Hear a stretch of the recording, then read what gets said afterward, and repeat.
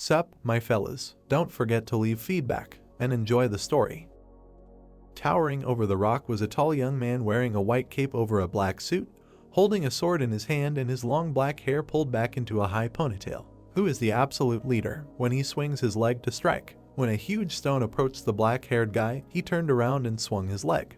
Everything turns into rubble. The guy roundhouse kicked the stone, and it flashed with a huge blue flash and shattered into small pieces. A moment later, the pieces of stone flew back and, burning with a bright light, began to gather into one large boulder. A huge human hand hit the stone, and it crumbled again. The giant man pointed his fist towards the black-haired boy. When he jumps, pushing off from the rock, the guy jumped up sharply, flies to the very sky. Soaring in the air, the guy quickly flew towards the giant's head. The giant's face glowed with white light. Turning to the guy, he directed a light beam from his face at him. When he swings his sword, the guy dodged the flash and swung his sword, directing the airflow towards the giant. A strong wind is blowing. Small stones flew at the guy, and he grinned, putting one hand forward and the other pulled his sword back. There was a bright flash that lit up the entire space around it with different colors. The guy using meteor speed approached the giant's head, raising his sword for a powerful blow. With one blow, he cut off his head from the rest of his body. The guy began to rapidly descend, cutting parallel to the giant's body lengthwise. His power is God's will. With an emotionless expression on his face, he flew through space, and behind him, the severed head of a giant floated in the distance. He suddenly stopped, and debris flew around him. The guy noted that he had not fought like this for a long time. He glanced sideways when the giant's head appeared next to him. The guy said that this needs to be finished as soon as possible. The head turned to face him and began to float in front of him. The giant said that if he killed him, he would be trapped outside this place and asked if he really decided to die with him. The young man grinned and raised his sword, pointing its tip towards his head. He replied that he had not thought about it yet, and then said that the giant would die first anyway. The big head, without expressing any emotion, looked towards the guy. The giant asked if he really wanted to defeat him. One of his eyes glowed, and the guy, pointing the sword towards the giant, squeezed it tightly. There was a crash. The guy plunged his sword straight into the giant's forehead.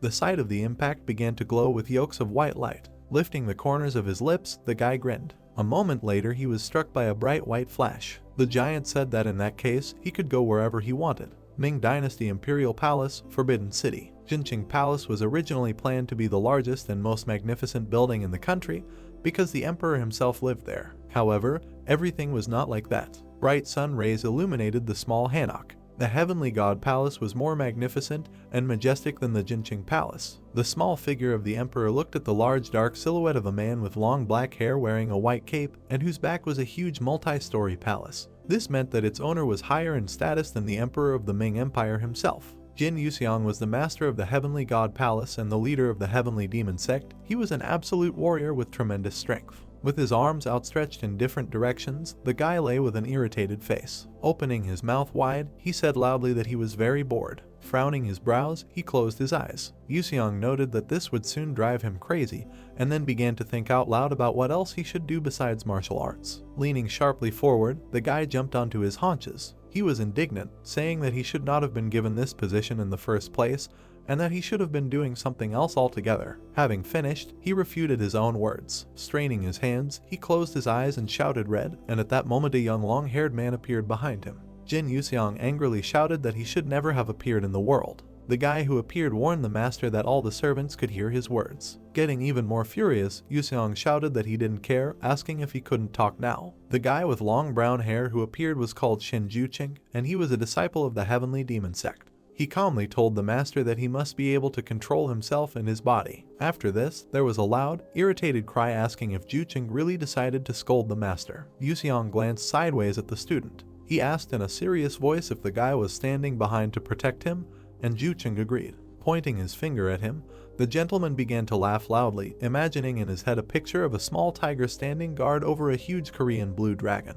Dying with laughter, he asked where it was seen that a tiger protected a dragon. Pushing off the floor and throwing his arm behind his head, Jin Yuxiang began to float around Juqing, who stood calmly with his palms folded into his sleeves. The black-haired guy asked the student if he could fly, immediately noting that he could.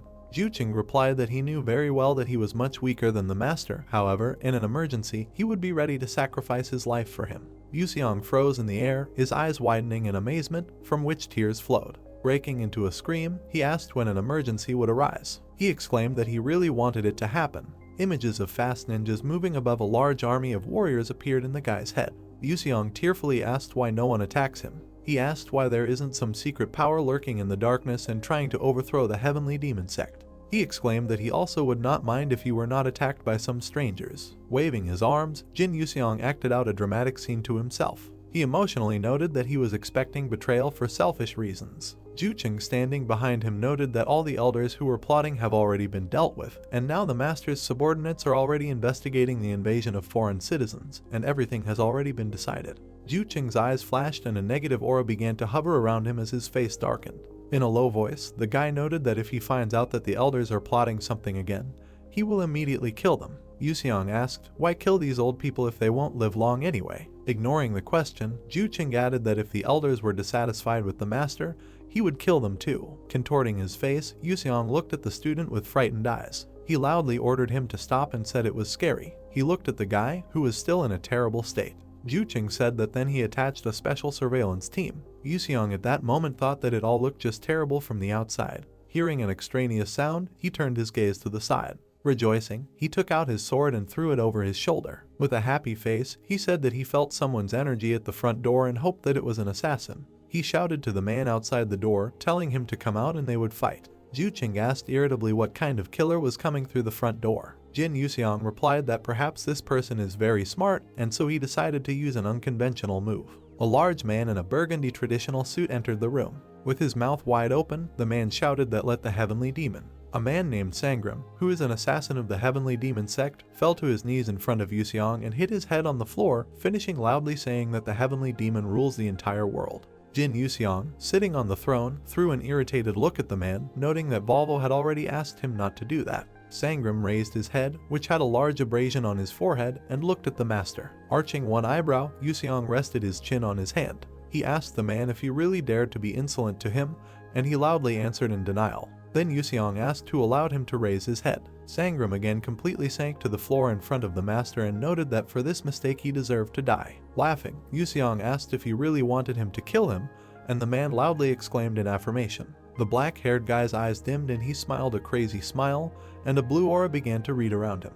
He noted loudly that in this case they should not hesitate, and then asked if the man was mocking him. Sangram exclaimed that he was not mocking his master. After a moment, Yuseong's magical aura began to calm down, and he gave the man an ambiguous look, and then asked how were the people in the western region. He said that he had heard that firearms had been invented in the West, and they were superior to those in the Ming dynasty. He noted that while martial arts are practiced in the Central Plains, in the West there are people who call themselves magicians who practice magical arts. An image of mysterious people in capes with hoods appeared in his head, who, gathered in a circle, cast a magic spell. Yuseong noted that he was more interested in their strength. A dark aura began to hover around the guy, his eyes shone with a bright light, and a predatory smile spread across his face. In a creepy voice he asked what happens if they are a threat. He should think about protecting his people. He asked if there would be war if they refused more, and then asked if he would have to fight. Sangram sat down on his knees and began to mumble uncertainly, which irritated Yuseong.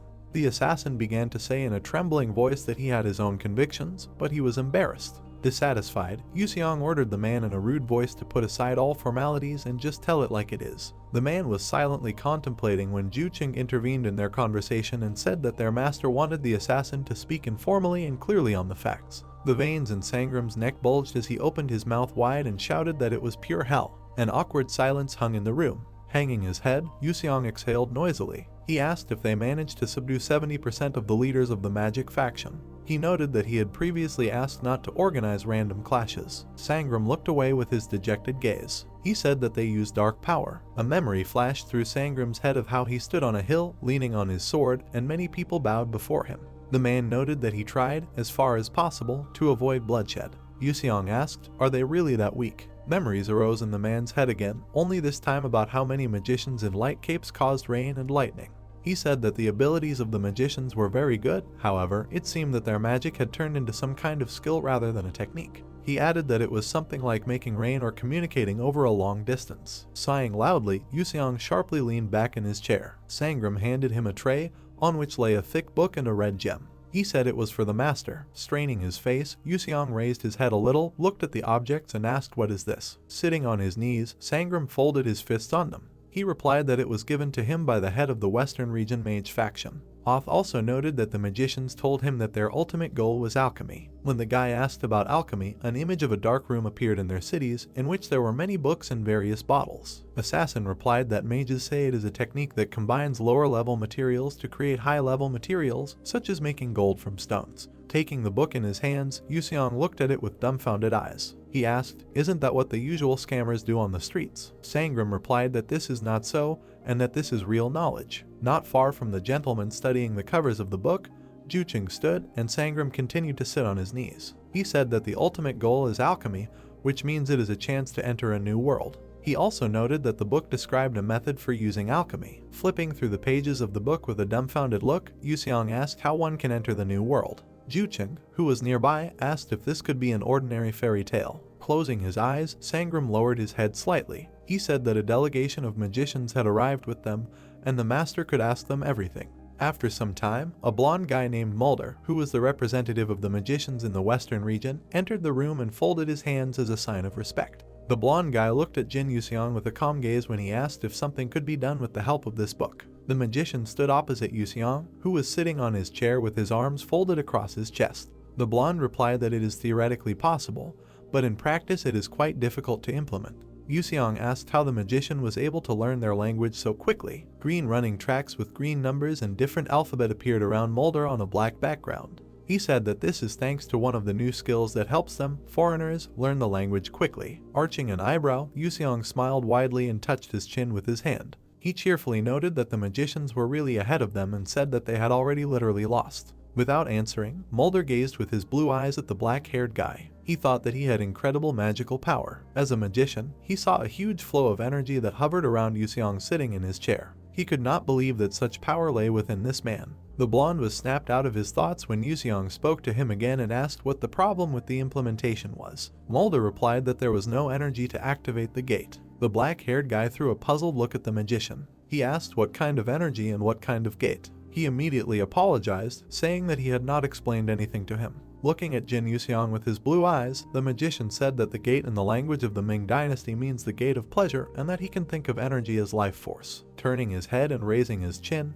Yuseong looked at the magician with a smug look. She asked that if there is still energy for the gate, then it turns out there won't be any problems. Jucheng perked up when Yuseong asked him if he remembered that woman. "I visualize my words in my head." He noted that he means the woman who seduces men and takes away their life energy. The black-haired guy's face turned red and he grabbed his cheeks, while Jucheng grimaced and gave him a displeased look. He asked if he could go there too, to eat and take a bath together. In an irritated voice, the student asked the teacher to focus on the task. Yuseong coughed into his hand, clenching it into a fist, and quietly noted that this had already become a habit and asked the magician a little loudly if he needed energy. He answered the question in the affirmative. Yuseong looked at the blonde young man who continued to stand in front of him. He asked why they insisted on inheriting a technique that could not be performed, and then wondered if it was something valuable to them. Mulder slightly hung his head and glanced at Yuseong from under his brows. He said that there was something else and began to tell that according to records from more than 100 years ago. He began his story by saying that one day 3 people tried to open the gate, and they say that they combined their magical energy, thanks to which they were able to open the gate halfway. The 3 hooded robes waved their hands and a bright energy appeared in front of them. The magician continued, saying that the total amount of energy required for the opening can be given when several magicians with the same energy come together. Looking at Yuseong, who was sitting with an interested expression, Mulder was actively waving his arms. He said the problem is that the nature of power is different for everyone.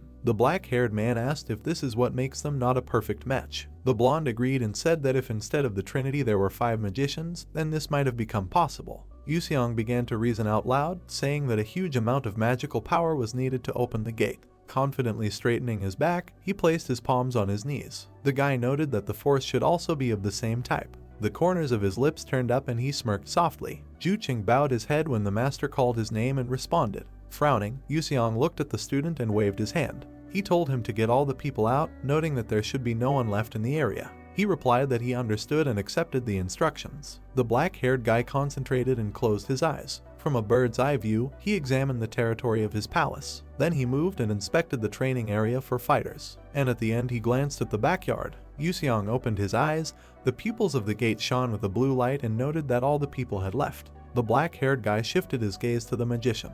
He said that now there are only the two of them in the whole palace. Mulder wondered if Jin Yuseong had now believed everything within a 330-yard radius to be human. A small, confident smile spread across Yuseong's face. He asked if they could start now. The blonde's eyes widened in surprise. He wondered if Jin Yuseong was joking and agreed. The black-haired guy asked the magician to look carefully and said that this is all the energy he has. Mulder was shocked when the black-haired guy was suddenly enveloped by an insane flow of energy. When the light enveloped the entire room, the magician jumped back, and his mouth and eyes opened wide in surprise. Mixed with the blue light, his eyes reflected uncontrollable horror. He thought about how one person could have so much magical power. He thought that an ordinary person's body would have fallen apart by now. From such a flow, Yuseong's hair rose into the air, and he told the magician that some time ago he felt uncomfortable with such power, but later got used to it. He said that what's more, his energy does not naturally evaporate, and this is due to the binding force. Having fallen to the floor, Mulder began to crawl back. Yuseong said that that's why he had to compress the power and hide it in his body, otherwise. He rose from his chair,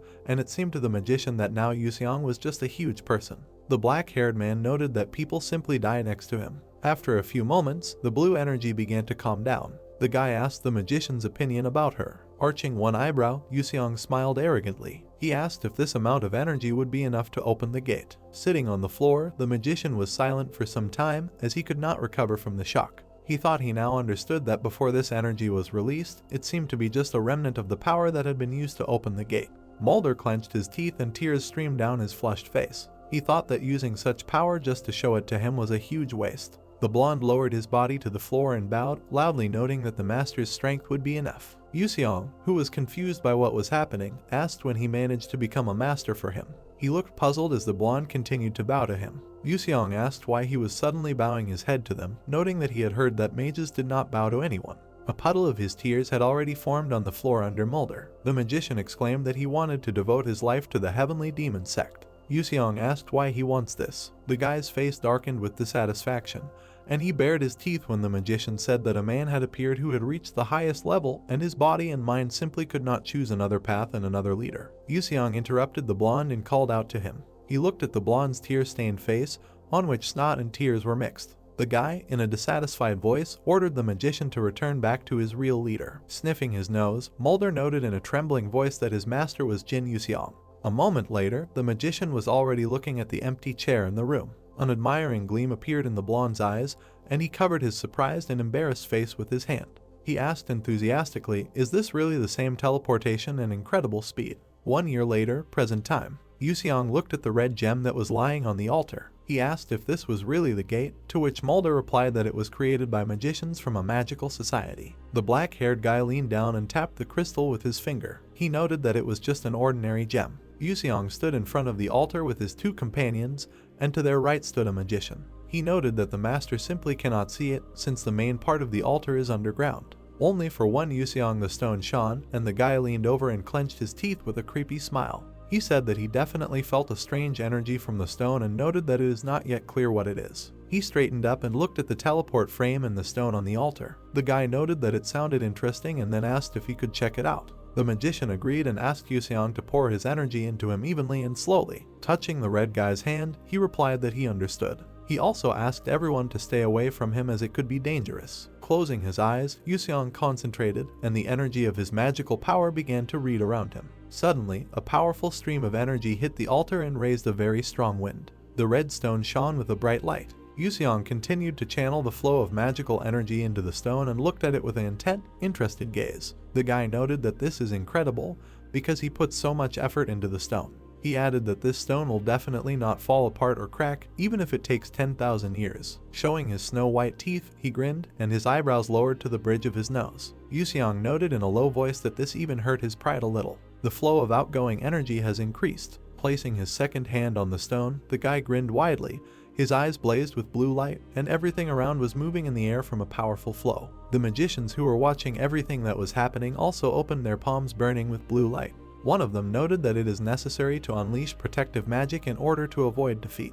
At this moment, Mulder couldn't believe what was happening and thought that the supreme being of the Central Plains was like a legendary dragon. The red stone slowly began to become covered with small cracks, from which a bright white light shone. the cracks grew, and the light became brighter. After a couple of moments, the gem shattered into small pieces. A huge column of red and blue energy shot into the sky from the altar. Then she began to fly away in different directions of the palace. The area where everything happened was covered with thick clouds of dust. When the magicians came out of it, they froze in place and shock appeared on their faces. Yuseong stood near the gate, the activated portal in which shimmered with blue colors. The magicians began to shout enthusiastically that their master had succeeded. Yuseong smiled softly and turned his gaze to them, listening to how joyfully they cried out that the master had opened the gates of a new world. The dawn sun illuminated the heavenly god. A loud voice rang out, indignantly asking whether he was coming or not. With a beaming smile on his face, Sangram walked out in front, with a bag of provisions tied behind his back. He happily noted that he would go first. Yuseong, Juqing and Sangram stood alone near the portal. The student asked why it was he who was going there, to which the man asked in response whether they were the ones who insisted that there must be another civilization inside the portal. Yuseong looked at his comrade with worried eyes. He said that it could still be dangerous outside the gates, and then suggested that they hire someone else. Sangram scratched his head and laughed loudly. He said it had been a long time since he was last in the West and he was bored now. Yuseong and Juqing asked if it was only because of this. Sangram bowed and folded his hands in respect. He said that he would go first and find out about that world. Straightening up, the man smiled contentedly. He noted that if something wrong suddenly happens, the master will save him, just as it always has been. Closing his eyes, Yuseong exhaled noisily and said that this is exactly what will happen if something happens. He recalled that since Sangram did not abuse his power, the members of the Heavenly God's palace respected him, and he was also one of the 3 members of the Heavenly Demon sect who belonged to the survival camp together with Yuseong. He watched as the large man began to enter the portal. Yuseong recalled that his comrade entered the gate without any hesitation, and when he saw his back, he thought that he would return home safely. However, Sangram finally disappeared into the shining portal. Yuseong recalled that even after 10 years, Sangram did not return home. The palace members tried to go after him, but Yuseong forbade it. Trees grew around the portal behind the portal, and butterflies flew in the air. He forbade looking for a comrade because if it was really dangerous there, then people of lower strength would definitely not be able to cope, and it would all be pointless. Picking up the sucking bottle with alcohol, Yuseong began to greedily swallow its contents, and light drops flowed down his chin. He recalled that after Sangram left, the black-haired guy was sitting in the lotus position with a bottle in his hands in front of a large stone tombstone. He turned to Sangram and asked if he remembered the times when they fought, laughed, and cried together. Another 80 years have passed in vain. There were also many gravestones behind it. He asked why there was such a rush, noting that everyone had long since left him and gone. He picked up the vessel again and began to drink its contents. Yuseong noted that now he was completely alone, and this made me feel very lonely. He said that you can be immortal and return to a young body thanks to the complication technique, but there will be no joy from living alone. He threw the vessel to the side, and it rolled on the ground with a loud sound. Yuseong said the number of tombstones will no longer be increased. With his hands folded behind his back, he walked up to the portal and looked at it. The guy said it was time to create his own tombstone. He walked closer to the portal, examining its shine. Yuseong noted that the tombstone will definitely not disappear, and that legends will probably circulate about it. The black-haired guy slowly began to enter the portal. His eye was cold, and the portal glowed in different shades. Not a few moments later, Yuseong finally disappeared. On this day, the Heavenly God Palace lost its owner. A plane flew through the night sky with a loud sound over Seoul Station in South Korea. The loud cough coming from Yuseong attracted the attention of ordinary villagers. As they passed by, they noticed his clothes, which were unusual for that time. Looking around, the black-haired guy noted that this world was quite interesting. Scrunching his face with dissatisfaction, he covered his nose with his palm and shouted loudly, asking why the air is so terrible here. Frowning his brows, he covered his nose with his large sleeve. Yuseong asked out loud if it was possible to relax somewhere here, and then said that it was worth going to a place where there was a large concentration of people's energy. He reached the entrance to the station building. Going inside, he saw a spacious room in light colors, with small bush flowers arranged in a chaotic manner. Yuseong enthusiastically noted that the guest house is truly magnificent and spacious. Turning his gaze to the side, he saw people sleeping above the mats, covered with newspapers. He laudably noted that apparently these were some high-quality beddings. The men living at the station, with frowning and irritated faces at the guy who made them objects for observation. One of them asked a friend who he was. A bead of sweat ran down Yuseong's face as a faint blush covered his cheeks and he closed his eyes. He thought that a lot of time had passed, and instead of receiving admiration from the masses, he was receiving wary glances. He thought that he had experienced the same feeling before he became the leader of the Heavenly Demon sect. A group of men in dirty and poor clothes approached Yuseong, and one of them squatted down and called out to the guy. As the man bared his teeth, one front tooth became noticeably missing, his face darkened, and the man arched one eyebrow. After that, he asked the guy a question in a language unknown to him. Jin Yuseong frowned and rested his hand on his cheek and looked back with displeasure. He didn't understand what this sloppy guy was telling him. Jin Yuseong's face looked like a squeezed lemon as he tried to find a way to get along with the stranger, think Mulder. With a confident look, his eyes glowed green and it was as if he was in a matrix. Jin Yuseong was going to use a language acquisition trick that Mulder taught him. Suddenly, he directed his green energy at the stranger, who also found himself in this matrix and looked with a confused and puzzled face. The stranger seemed to see the light, finding himself in his native place with a surprised face, his eyes wide. Jin Yuseong noticed that now the stranger could say something. However, the stranger remained slightly silent, and Jin Yuseong, pointing his finger at the stranger, looked furious and furrowed his eyebrows. Jin Yuseong didn't like the fact that the stranger was silent and ignored him. In a sweat, the stranger knitted his eyebrows and scratched the back of his head in amazement. The stranger noticed that he now understood Jin Yuseong and his dialect, so he asked him about his place of residence. Closing his eyes and scratching his ear with his little finger, Jin Yuseong reluctantly answered that he lives in Korea. The stranger asked about Korea, saying that this name should belong to the state, and also asked about what happened to him. Jin Yuseong replied that he needed a place to stay for the night. The joyful and satisfied stranger hugged Jin Yuseong, whose gaze looked indifferent. The stranger noticed that he and Jin Yuseong were very similar, and the stranger also introduced himself, saying that his name was Kwon Kyung-yi, but it would have been better to call him Kwon Hyung. Jin Yuseong said that he came to this place through the gate to check out the new world.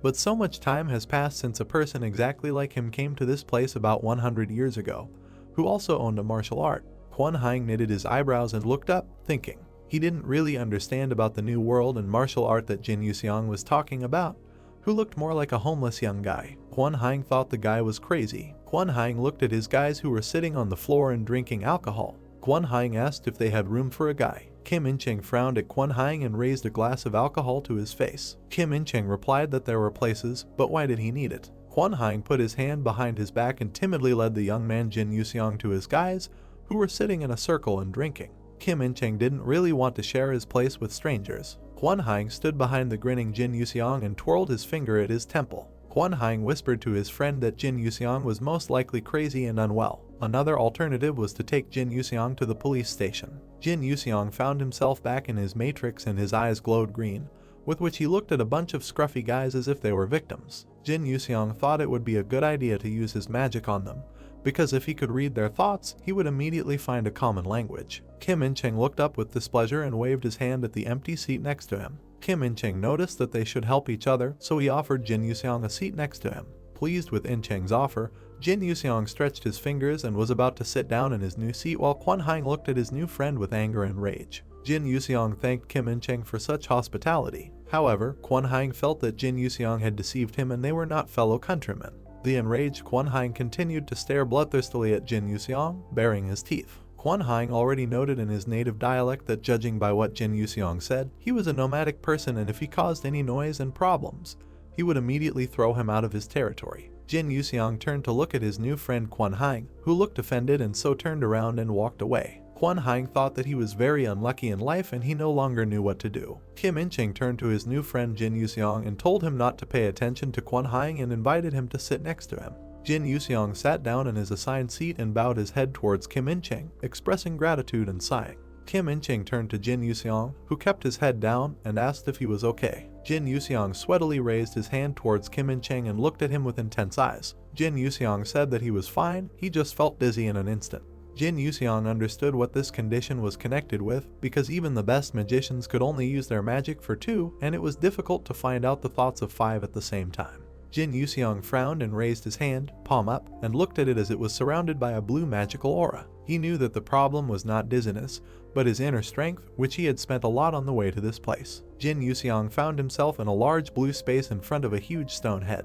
He was going to see if he could close the door. Jin Yuseong remembered this moment with pain and sadness when he met this unknown head at the gate, which was disgusting. Kim In-cheng turned towards Jin Yuseong, who seemed to be in a good mood, and introduced himself by his name, asking for Jin Yuseong's name in return. Jin Yuseong called himself Jin. However, with a malicious grin, he realized that he was in an unfamiliar place, so it would be worth maintaining confidentiality and calling himself by a different name. He said his name was Wang Gu. Kim In-cheng knitted his eyebrows and raised a glass of alcohol to his mouth, peeking from under his brows towards Jin Yuseong. Kim In-cheng noticed that Wang Kai's name was similar to Chinese and asked him about his age. Jin Yuseong said that he hasn't counted his age since he turned 100 years old. Kim In-cheng found this figure difficult to believe. Jin Yuseong said that it might sound stupid, but it was true. The guys drank alcohol in their glasses with great pleasure. Kim In-cheng thought that Jin Yuseong looked like a good guy, but they felt sorry for him. The guys asked Jin Yuseong if he drinks alcohol. Jin Yuseong said that he hasn't drunk it for a long time. Jin Yuseong raised his glass of alcohol with a quick wave of his hand and drank it in one gulp. His face was twisted in the moment from the alcohol. Jin Yuseong raised his hands to his chest with a look of amazement on his face and complete happiness. Jin Yuseong felt like this was his first time drinking something so incredible. The guys sitting next to him did not understand why Jin Yuseong had such a strange face. Jin Yuseong continued to hold the glass in his hand, surrounded by his new friendly friends. Jin Yuseong was burning with curiosity about whether there was even a drink better than the one he just drank. One of the guys who was sitting next to him made fun of this drink, having said that this was the cheapest option of all possible because this alcohol is drunk by poor people like them. Jin Yuseong looked at the empty glass he had just emptied with admiration. Jin Yuseong understood that if he had money, he would be able to afford even better alcohol. So he wondered how he could earn this money. A guy with glasses and stubble came up to Jin Yuseong and said that they themselves don't know where to get the money from. The guy with a shaved head looked at Jin Yuseong with a slight smile, raised his hand, raising one finger up. Another guy with black hair looked towards the shaven head, his eyebrows slightly lowered. Jin Yuseong looked in their direction. Skinhead said that if you need to earn money easily, then the best way is to get into the gate and awaken.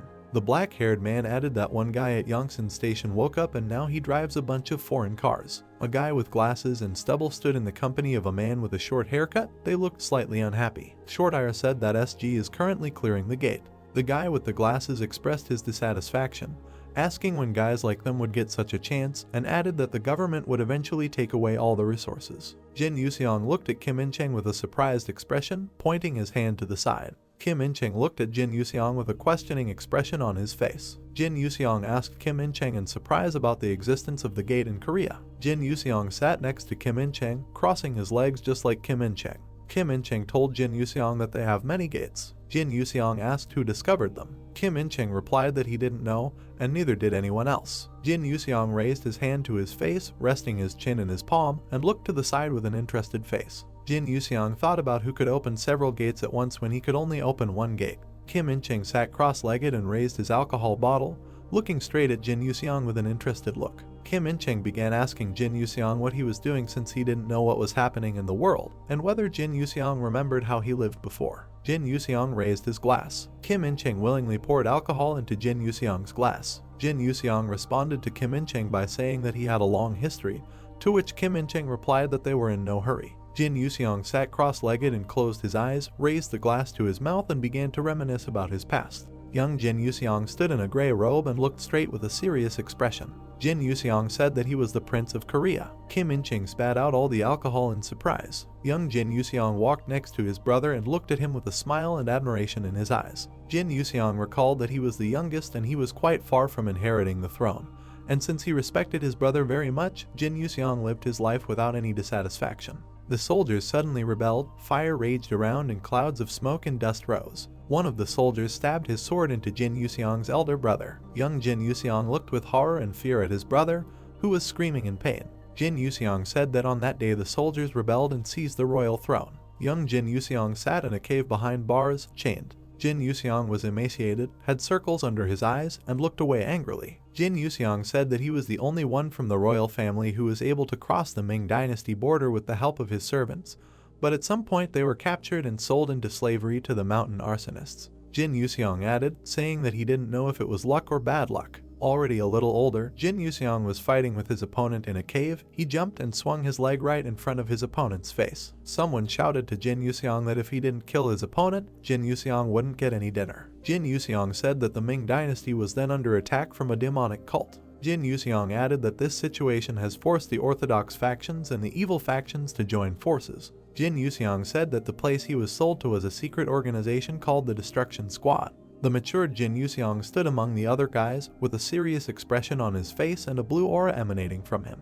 Jin Yuseong said that he was trained as a killing weapon to put an end to the demonic cult, and that he became the strongest warrior among them all. Jin Yuseong added that the real problem arose several years later when the demonic cult disintegrated after its leader suddenly died. A man with gray hair gathered into a bun and a gray beard was holding a scroll in his hands. The gray-haired man looked at him in horror, his mouth slightly open. Jin Yuseong added that then the absurd ending came, because there was no more demon cult. The gray-haired man looked sideways in horror, his eyebrows furrowed. Jin Yuseong said that the weapons that were created to destroy them should be destroyed. The white-haired man looked sideways at Jin Yuseong behind him with fear. Jin Yuseong stood behind the white-haired man and looked straight at him. Jin Yuseong exuded a terrifying aura and a huge shadow that evoked fear. The matured Jin Yuseong stood in bewilderment, leaning back slightly, raising his hand when someone pulled out his sword. The matured Jin Yuseong did not understand what was happening. Jin Yuseong said that they decided to get rid of them then to avoid a sudden riot. The matured Jin Yuseong began to run away in the dead of night, under the full moon, from his pursuers, holding his sword in his hand, turning back.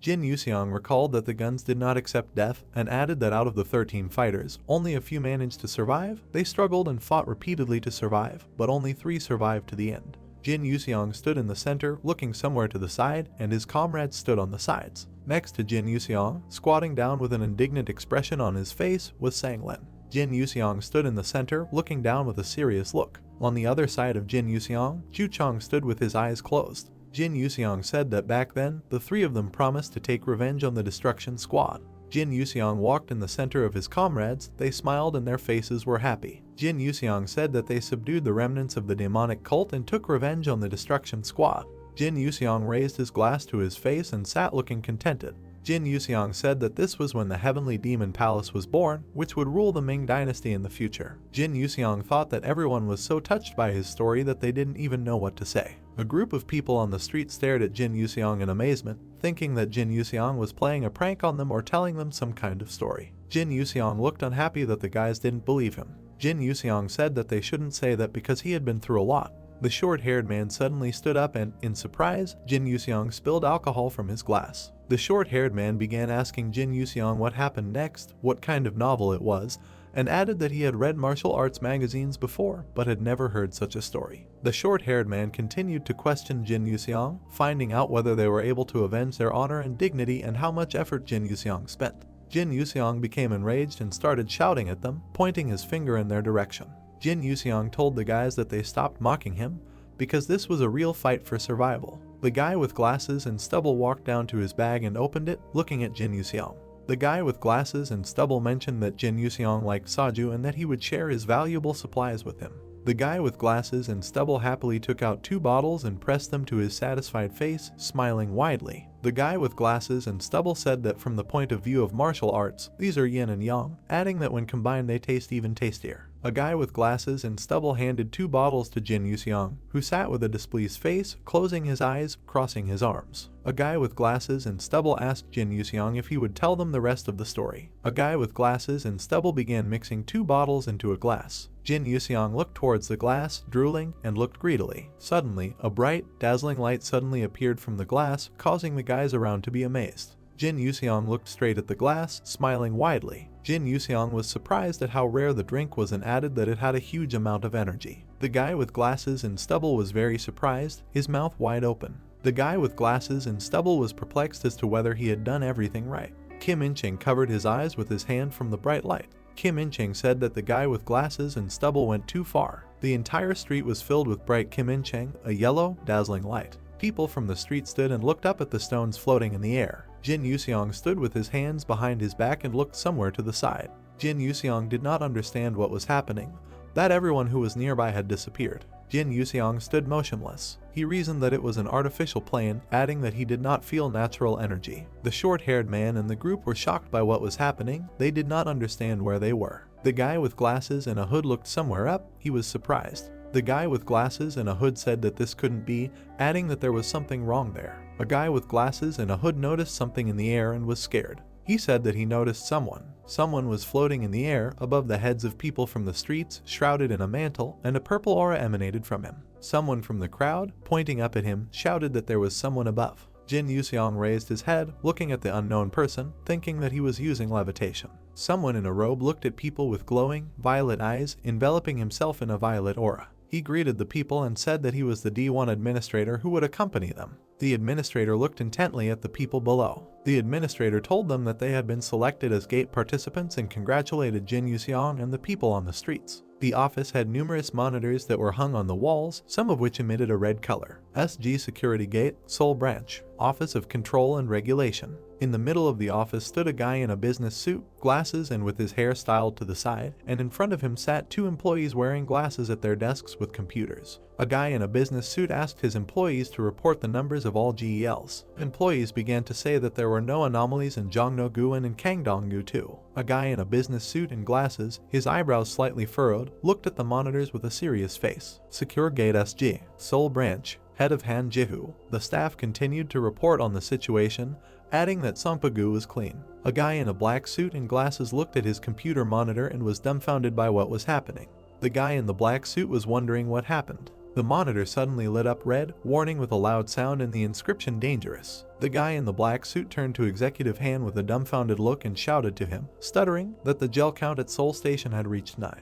Executive Han was at a loss as to what had happened. Head Han was angry and waved his hands. The Han leader said that this meant that the gate would appear soon, and displeasedly asked what they had been doing all this time. A guy in a black suit and glasses turned to his monitor and looked at it worriedly. The guy in the black suit and glasses said that everything was fine until the program recorded them. The Han manager stood behind his employees with his hand raised. The employees were slightly perplexed. Chief Han told them to turn on the cameras at the Seoul Station and asked which of the awakened ones were nearby. The monitor showed a man with short hair and black hair who was nearby. The employee said that in a level awakened, Sun Chang-soo resides nearby. Manager Han stood with a serious expression on his face, his hands behind his back, and looked towards the curly-haired employee. The curly-haired employee was worried. Chief Han told him to contact the awakened Sun and ask what the level of the gate was. An employee with curly hair said that this gate was at least level E, or maybe even D. The head of Han, adjusting his glasses, thought that if the gate was not clear, the release of energy would lead to an explosion,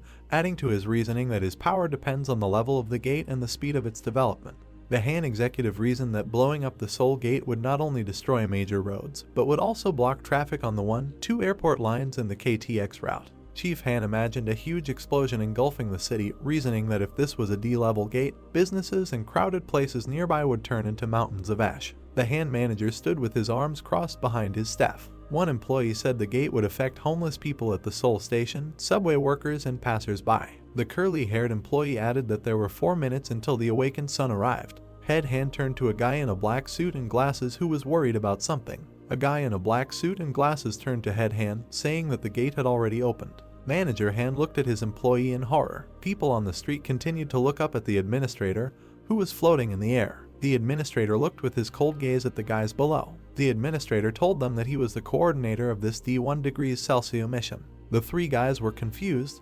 They raised their heads and looked at the administrator. The administrator told the people that they had been selected as gate participants and congratulated them, adding that the number of participants currently stood at 214. People from the streets were terrified, some grabbed their heads, others ran in panic. A guy in a shirt with a short hairstyle shouted displeasedly about being let out of there, adding that he was refusing to participate, swearing at SG, and said what they were even doing there. A blue magic ball surrounded by a purple aura appeared above the administrator's head.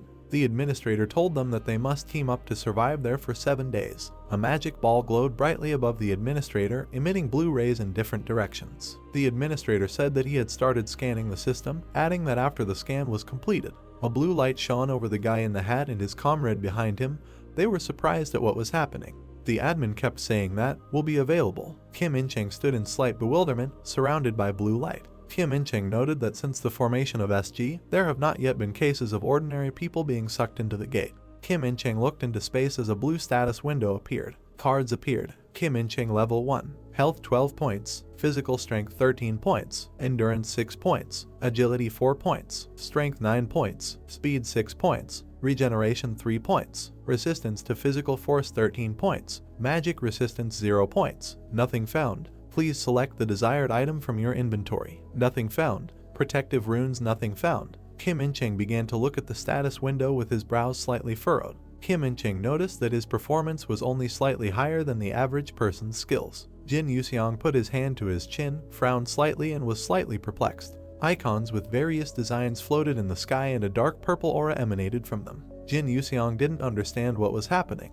Jin Yuseong stood in front of the frightened people from the streets and raised his head to look at the administrator who was floating in the air. Jin Yuseong turned to the administrator. A crowd of kids from the street opened their mouths and, with their eyes wide, stared at Jin Yuseong, whom they did not expect to see there. Jin Yuseong said that he had a question for the administrator. Jin Yuseong, without having time to say a word, stood surrounded by people from the streets who tried to stop him and shut him up. The angry guys, baring their teeth and frowning eyebrows, held the hands of the sad Jin Yuseong. They told him not to anger the administrator, otherwise things would be bad for everyone. One of the guys also noted that you need to know such basic things for your safety. Jin Yuseong looked at the administrator with dissatisfaction, and with his mouth wide open, shouted in his direction. There was panic on the faces of the guys who were holding Jin Yuseong. An enraged Jin Yuseong called the administrator a scoundrel and told him to get down. The boys screamed in horror at Jin Yuseong to shut up. The administrator looked at the group of people from the streets with confusion. The administrator, floating in the air, gradually began to dissolve into the purple sky and a purple aura emanated from him. The administrator told them that they had 10 minutes to select the desired item from the inventory since the attack would begin in 30 minutes. The administrator disappeared into the purple sky, leaving behind purple ash. Finally, the administrator added that Jin Yuseong and the people on the streets should pray that God would grant them a chance to survive in the gate. The people breathed a sigh of relief when the administrator left, but Jin Yuseong stood there slightly saddened. People from the streets began to open their inventory. Jin Yuseong turned to the guy with short hair. Jin Yuseong didn't understand what kind of equipment it was. Jin Yuseong looked straight at the inventory that appeared right in front of him with confusion, raising one eyebrow. A notification has popped up. Choose the weapon you will use in battle. If you don't do this within 10 minutes, you won't get anything. Jin Yuseong waved his hand at the inventory with indifference and said that he did not need it. Behind Jin Yuseong stood two guys who had received their weapons. A notification has appeared. You have given up your weapon choice. Jin Yuseong turned towards Kim In-cheng, who was very serious. Kim In-cheng walked up to Jin Yuseong with the guys. Kim approached Jin Yuseong, asking why he treated the administrator this way, adding that if he didn't follow the rules, he would die. Jin Yuseong threw his malicious grin towards Kim, who looked displeased. Jin Yuseong noted that he just wanted to ask something. With irony, Kim noticed that Wangu was crazy. In-cheng grabbed Jin Yuseong by his exquisite hand in a beautiful outfit.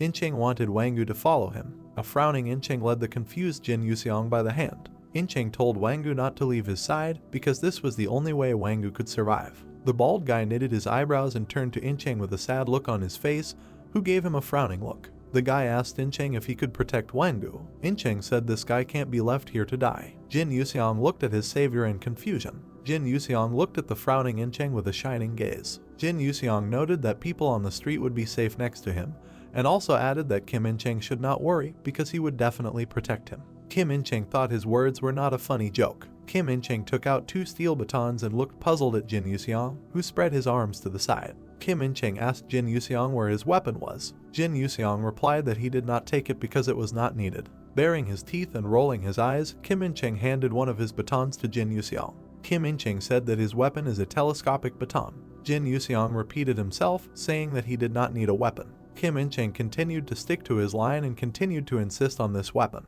The first battle will begin soon. Jin Yuseong turned to the side in surprise as the enraged Kim In-cheng continued to thrust his baton at him as a weapon. An angry Kim In-cheng told him to quickly take the baton. Jin Yuseong looked into a deep and distant field with a bright blue light piercing in the distance. Jin Yuseong felt that there were about 500 people there. These were not people, but huge and evil monsters, looking like a cross between a gorilla and a wolf, who flew forward at breakneck speed. These were creatures weighing more than 120 kilograms, of which there were a lot, and they were very fast. The ferocious monster with its mouth open flew forward fiercely to attack, because these monsters are superior to humans. People on the street looked at what was happening in horror, and some of them ran away in different directions while Kim In-cheng prepared his baton. Kim In-cheng thought that these monsters looked like chimpanzees when his friend, wearing a Panama hat and glasses, was surprised by the size of these monsters, which seemed to be 3 or 4 meters tall. The remaining brave street people readied their sharp blades and prepared to take the blow from the monsters. They tried to reassure themselves that ordinary monkeys were approaching them and that they could easily cope with them. Jin Yuseong, with a cold and indifferent mind, closed his eyes and lowered his head, throwing the baton over his shoulder. The guys standing behind Jin Yuseong prepared their blades and frantically raised them into the air. They were going to group up to take the blow all together. Jin Yuseong continued to think about the upcoming fight and realized that the monster's muscles were much superior to human ones and therefore was looking for a way to deal with it. Kim In-cheng looked at Wangu puzzled and addressed him while holding his baton. With fear and horror in their eyes, the guys from the street grabbed Kim In-cheng and did not want to let him go from the protective circle. Kim In-cheng bared his teeth and asked Wangu in horror where he had gone. The guys advised that no one should leave the protective circle as it was dangerous. The enraged Kim In-cheng continued to watch in fear as Wangu calmly and confidently walked straight into the battlefield where a whole horde of monsters was approaching. Kim In-cheng asked Wangu to go back. Jin Yuseong held his hands behind his back, surrounding himself with a blue magical aura, and watched as a whole squad of angry monsters flew towards him. Suddenly, Jin Yuseong transformed into his other magical form and his eyes glowed blue. He wanted to teach these rude Sky Palace monsters a lesson. He engaged in a duel and a bunch of monsters flew into the air along with a cloud of dust that also rose into the air. Frightened guys from the street looked at what was happening in horror. A bunch of monsters looked around, trying to find their enemy Jin Yuseong in the pile of dust. Their facial expressions changed dramatically and they looked puzzled. In bewilderment, they approached a crater that had formed in the ground, around which the entire earth looked destroyed. With his foot, Jin Yuseong stepped on the head of one of the monsters and felt that this was the first teaching of the Heavenly Monster Palace. Jin Yuseong confidently stood exactly on the monster's head, with his hands behind his back as his brothers looked at him. Jin Yuseong said that this was the worship of a heavenly god. With a deft movement of his body, he jumped from the monster's head and thereby knocked him to the ground. Jin Yuseong noted with irony that he had roughly assessed their physical abilities. Jin Yuseong glanced back with a frown and his eyes glowed red. He said it was time to test the monster's endurance with whip punishment. Jin Yuseong with a deft movement took out his whip and cut it through the air with a bright blue flame. All the monsters around received significant damage and it was clear from their faces that it was painful. An incredibly powerful beam of blue color split the earth into two parts, on each of which stood monsters. One of the monkeys was completely torn in half by Jin Yuseong's blow. At the same moment, system signs appeared, which said that the level had been increased and that the protection system for the awakened one who had raised the level for the first time was turned on. The ferocious monkeys froze in place and could not move. Another system tablet stated that from the next level up, time stopping to protect the awakened would no longer function.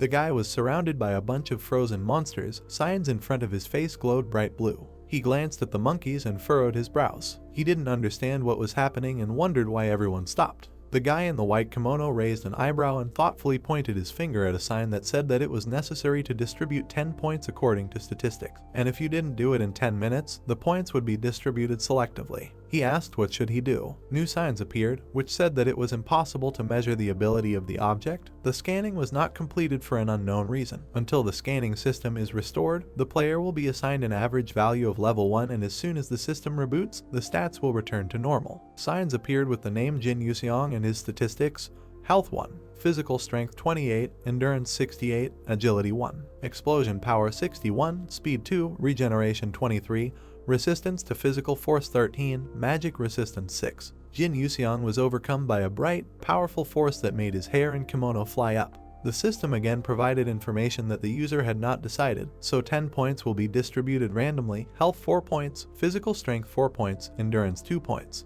Jin Yuseong looked at his hand, which glowed with blue light.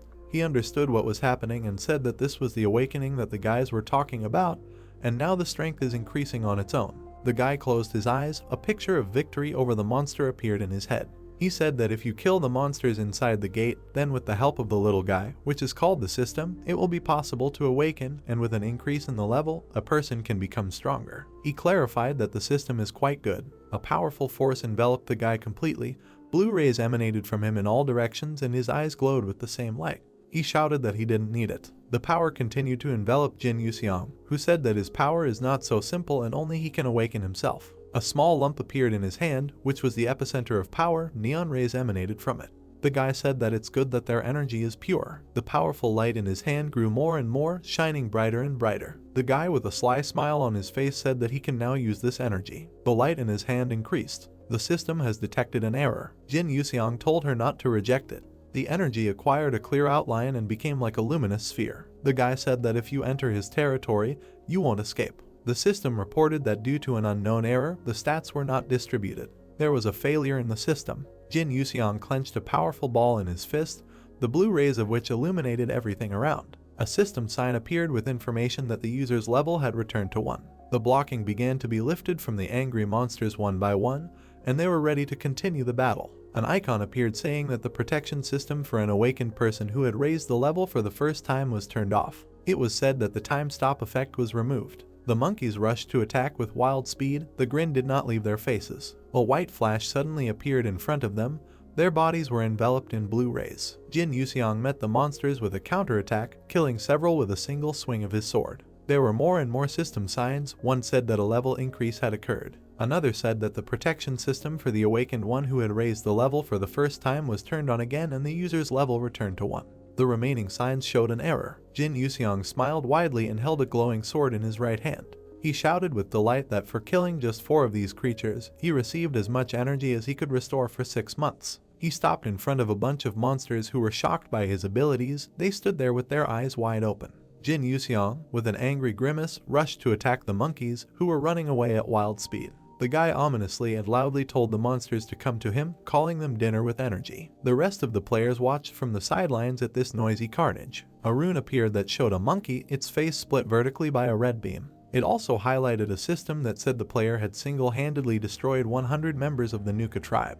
Another sign indicated that the rune for the player is Protection of the Nightmare of the Nuka tribe, which depicts a hunter of the tribe, in a battle with whom the player's stats will be increased by 30% and these achievements will be awarded to only one player. The system clarified that protective runes can be installed in duplicates of up to 10 pieces, and the player must decide for himself whether to use them or not. The system asked if the player would accept hand protection, yes or no. Jin Yuseong carefully read the system sign and, without looking away, simultaneously struck the monkey on the head with his hand. He refused to protect the runes. The signs flashed one after another, squeezing the guy's face. In rage, he began to wave his arms in all directions, driving away the blue icons. Jin Yuseong shouted furiously that he said that he would not agree and did not understand why he had so many achievements. More signs popped up in front of his face, where the system said that the player had shown incredible modesty and she was amazed by such care, and that thanks to Jin Yuseong's actions, the survival rate of humanity had increased, and now because of his modesty, the rune of the first achievement was transferred to the player automatically. The guy said that he simply didn't need it and speed had nothing to do with it. Suddenly, another hexagonal rune appeared, with no one depicted on it.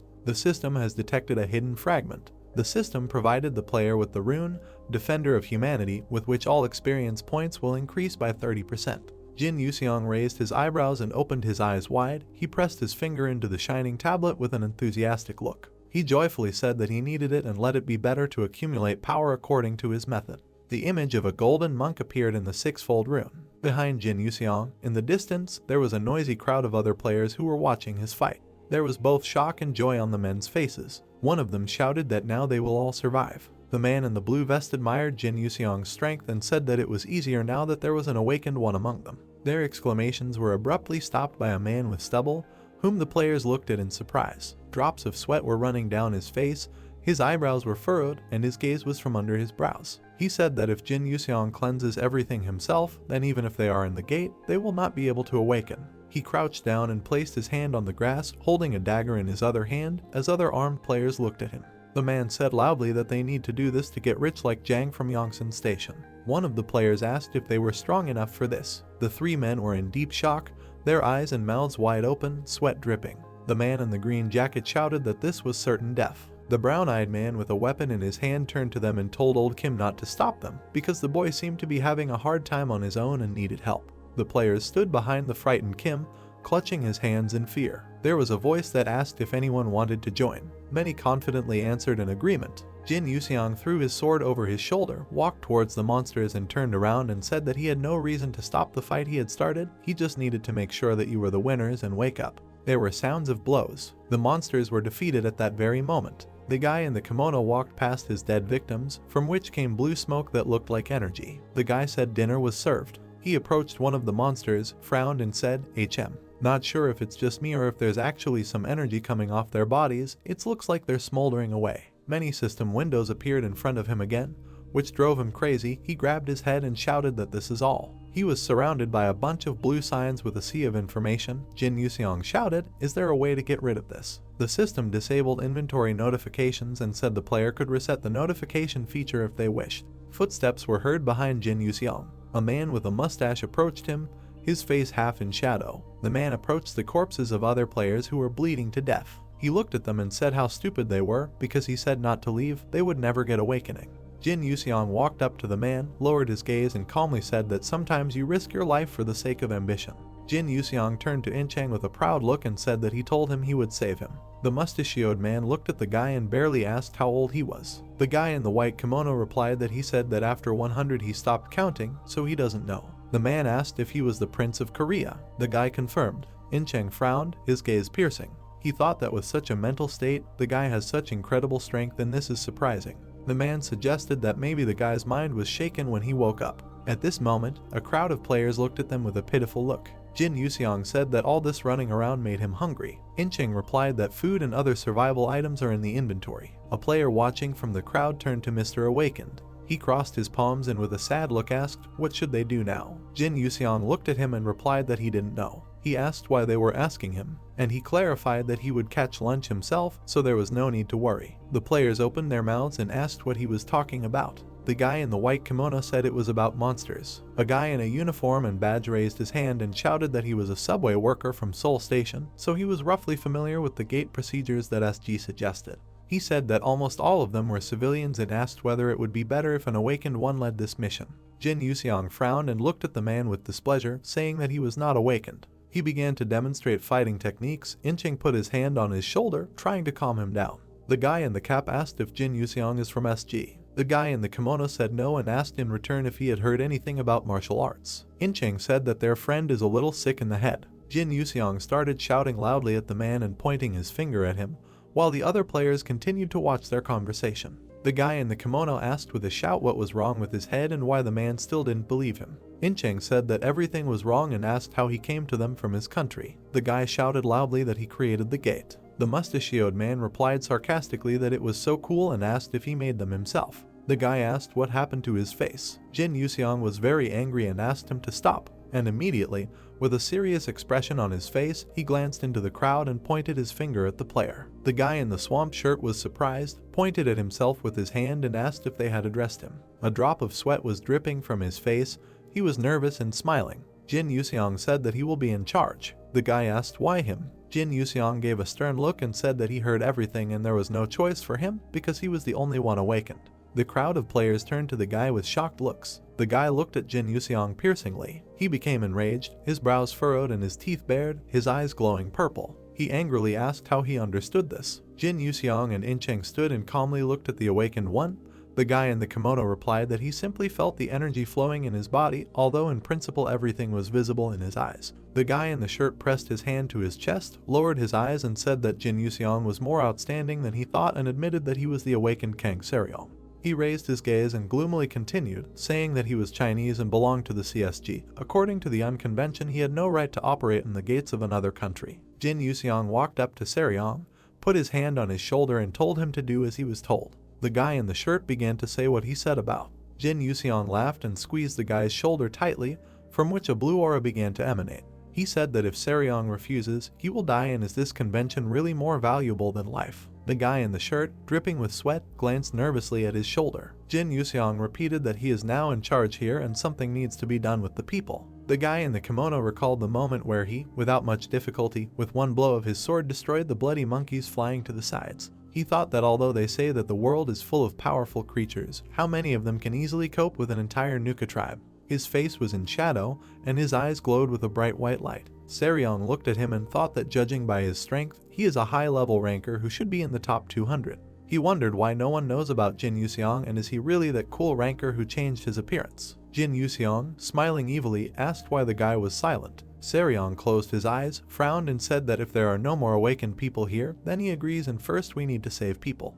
The guy in the white kimono turned away, waved his hand up and said that he would still fight himself, and Seryong needed to take care of others. The guy in the shirt agreed. Jin Yuseong turned back and listened carefully to the words of the guy who said that at the E-level gate on the second day, monsters begin to attack everyone indiscriminately. He asked what does this mean? Seryong raised one eyebrow and asked if he really doesn't know. He began to talk about how the local coordinator called himself D1 degrees Celsius.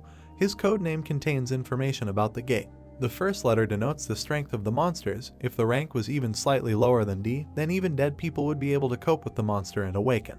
The middle number indicates the type of mission, guard, attack, raid, in their case 1 guard. The last letter indicates the complexity of the gate. Determined by the number of participants, the fewer there are, the higher the level. If it is C, then the difficulty level is uniform for the number of participants. A guy with short hair asked a yawning Jin Yuseong if he understood everything. The guy in the kimono replied that in general, yes. Seryong's face sweated even more, his pupils shrank even more, he was in shock, thinking about whether he really doesn't know or is he just pretending. He pointed his hand at Jin Yuseong and asked what his name was. Wangu introduced himself. The guy angrily continued to say that today was the first day, so the monsters attacked only the first attacker, but tomorrow anyone could become a target. The participants nervously talked among themselves. Seryong finished his sentence by saying that then no one would be able to escape the battle. Jin Yuseong stood and listened to the explanation with a calm face. The awakened one said that he would take command and try to hold out, and Wangu would have to deal with the monsters as quickly as possible. The guy in the kimono replied that he understood and did not see a more suitable option. The man in the jacket crossed his arms and said that Seryong explains well. Jin Yuseong asked about the level. Does it rise with the killing of 3-4 personnel monsters? Seryong said that it depends on the monster, and as the level increases, the experience points also change exponentially. Jin Yuseong looked down thoughtfully and raised his fist to his chin. Seryong looked closely at him and tried to understand why he kept asking about this. Does he really know nothing or is there another reason? He was approached by one of the players who was scared. The man in the jacket asked how difficult level D is. Seryong replied that very much. He cast his powerful gaze to the side and thought that clearing out 2 awakened ones was impossible, even if he showed incredible strength and killed everyone. Jin Yuseong and Incheng were sorting out the system food tablet. Seryong looked at them from the side and finished his thought by saying most citizens will die. The news showed a glowing subway station.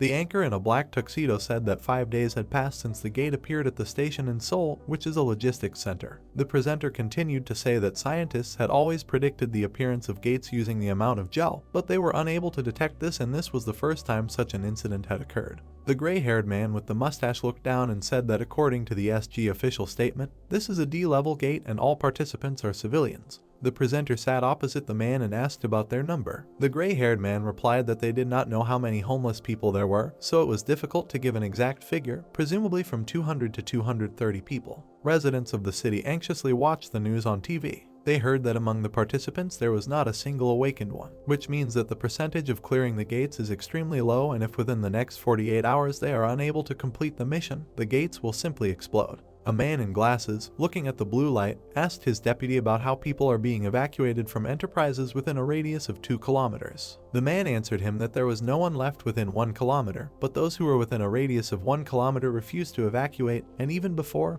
the explosion from the gate rarely went beyond 1 kilometer. Han Jihu adjusted his glasses with his hand and said that you could go crazy. He clenched his fist, furrowed his brows and bared his teeth, and angrily wondered why they were worried about business when their lives were at stake. He said that managers will not come to work, unlike ordinary workers. The man with glasses turned to the deputy and told him to write that they insisted on evacuation, and that in 2 hours reporters would come, who could be shown faxes, mail and calls. Then they would write about how the enterprises did not care about the safety of workers. The deputy said he understood him. Han Jihu asked if he found out the identity of the homeless man. Did he confirm that it was 2nd Lieutenant Kim In-cheng? The man told him that it was him, a 43-year-old graduate of the police academy. The man continued to talk about a junior lieutenant who was from the same army background as him. Because of his high sense of justice, he was ingloriously discharged, although his comrades respected him. Han Jihu said that it would be good if In-cheng took over the leadership and could clear the gate. The man standing behind him said that there was no information about the guy in strange clothes who was standing next to In-cheng. The man in the suit scratched the back of his head and said that they thought that the search would not be difficult because of his strange clothes, but they could not find anything. He seemed to appear there out of nowhere, and there was not even false information, and the fact that his face is not visible on the camera, it arouses suspicion. The man with glasses raised his head, continuing to look at the bright blue light, and said that all the people who were nearby fell into the gate, so they won't be able to find out anything and they can only wait for the gate to open, which will happen in 2 days, and perhaps they are all already dead. After a while, the news showed footage of a subway shrouded in blue light. The presenter said that there were 2 hours left before the gates closed. For safety reasons, reporters had been evacuated, so they would broadcast from cameras installed inside the station. He asked all residents to pray. The news was even shown to schoolchildren sitting in class. There was a live broadcast from the Seoul Gate on the MCA channel, and residents were actively discussing the situation under the broadcast. 5 minutes until the gate closes. The presenter with the microphone nervously began counting down 4, 3, 2. He brought the microphone closer and said 1. Nothing happened to the gate. The man with glasses watched what was happening. He was shocked, a bead of sweat ran down his face. He asked, "Has the gate exploded yet? Have they really cleared the D-rank gate?" A powerful white flash appeared in the sky. It shone brightly from the sky to the ground, resembling a hurricane. Suddenly, desperate participants appeared, a guy in a shirt carrying a man on his back. In the live chat, people couldn't believe what they were seeing. They wrote that it was incredible that they enlisted and survived. Seryong proudly carried the man and looked into the distance like a brave hero. He thought that he had almost single-handedly dealt with so many monsters, and then, while leaving the gate, he disappeared. He stepped into the blue light and wondered if he was dreaming. A noisy helicopter was flying in the clear sunny sky. Jin Yuseong looked at him with delight and a smile. He asked loudly, "How did they come up with this?" He stopped and said that Seryong compared clearing the gate to a miracle, so he left immediately so as not to cause a commotion. But what should he do now? He continued to walk and look at the sky with his hands behind his back. He said that he would come up with something. He could earn some money and buy that flying thing.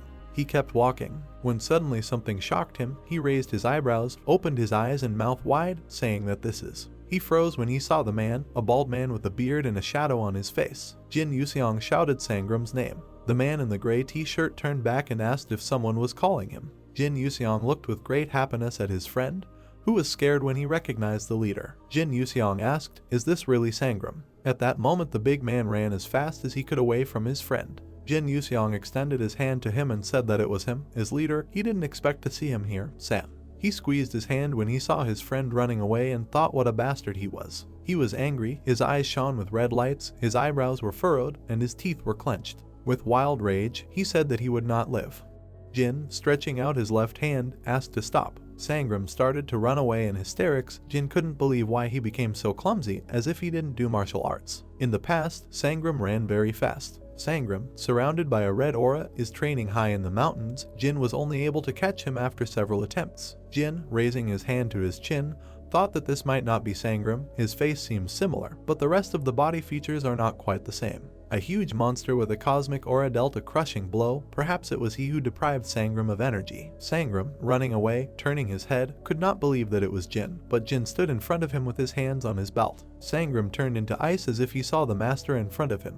Jin, standing motionless, realized that Sangram had been caught. Out of fear, Sangram extended his hand towards Jin, who was enveloped in blue mana. Sangram couldn't believe that Jin hadn't lost his inner energy. Jin looked at Sangram with crazy red eyes and couldn't believe that Sangram tried to run away after he recognized him. Shaking in horror and in a cold sweat, Sangram thought about what to answer Jin. Falling sharply to his knees and hitting his head on the floor in front of the master, Sangram greeted him. Sangram continued to kneel in front of Jin, and people passing by thought they were filming a video. Blushing and with a bump on his forehead, Sangram did not think that at that age he would have to fall to his knees in the middle of the street. Starting to get up slowly, Sangram heard a strange sound. Strong blue mana slammed him into the ground. Jin stood in front of him, shrouded in an ominous aura, and Sangram could not believe that the master's strength remained as enormous, and in order to stand up he would need the accumulated energy of 60 years. Closing his eyes and clenching his teeth tightly, Sangram begged the master to go talk privately to another place. Sangram and Jin sat at the cafe table in absolute silence. Sangram closed his eyes and was covered in sweat, thinking that he had been here for 22 years already,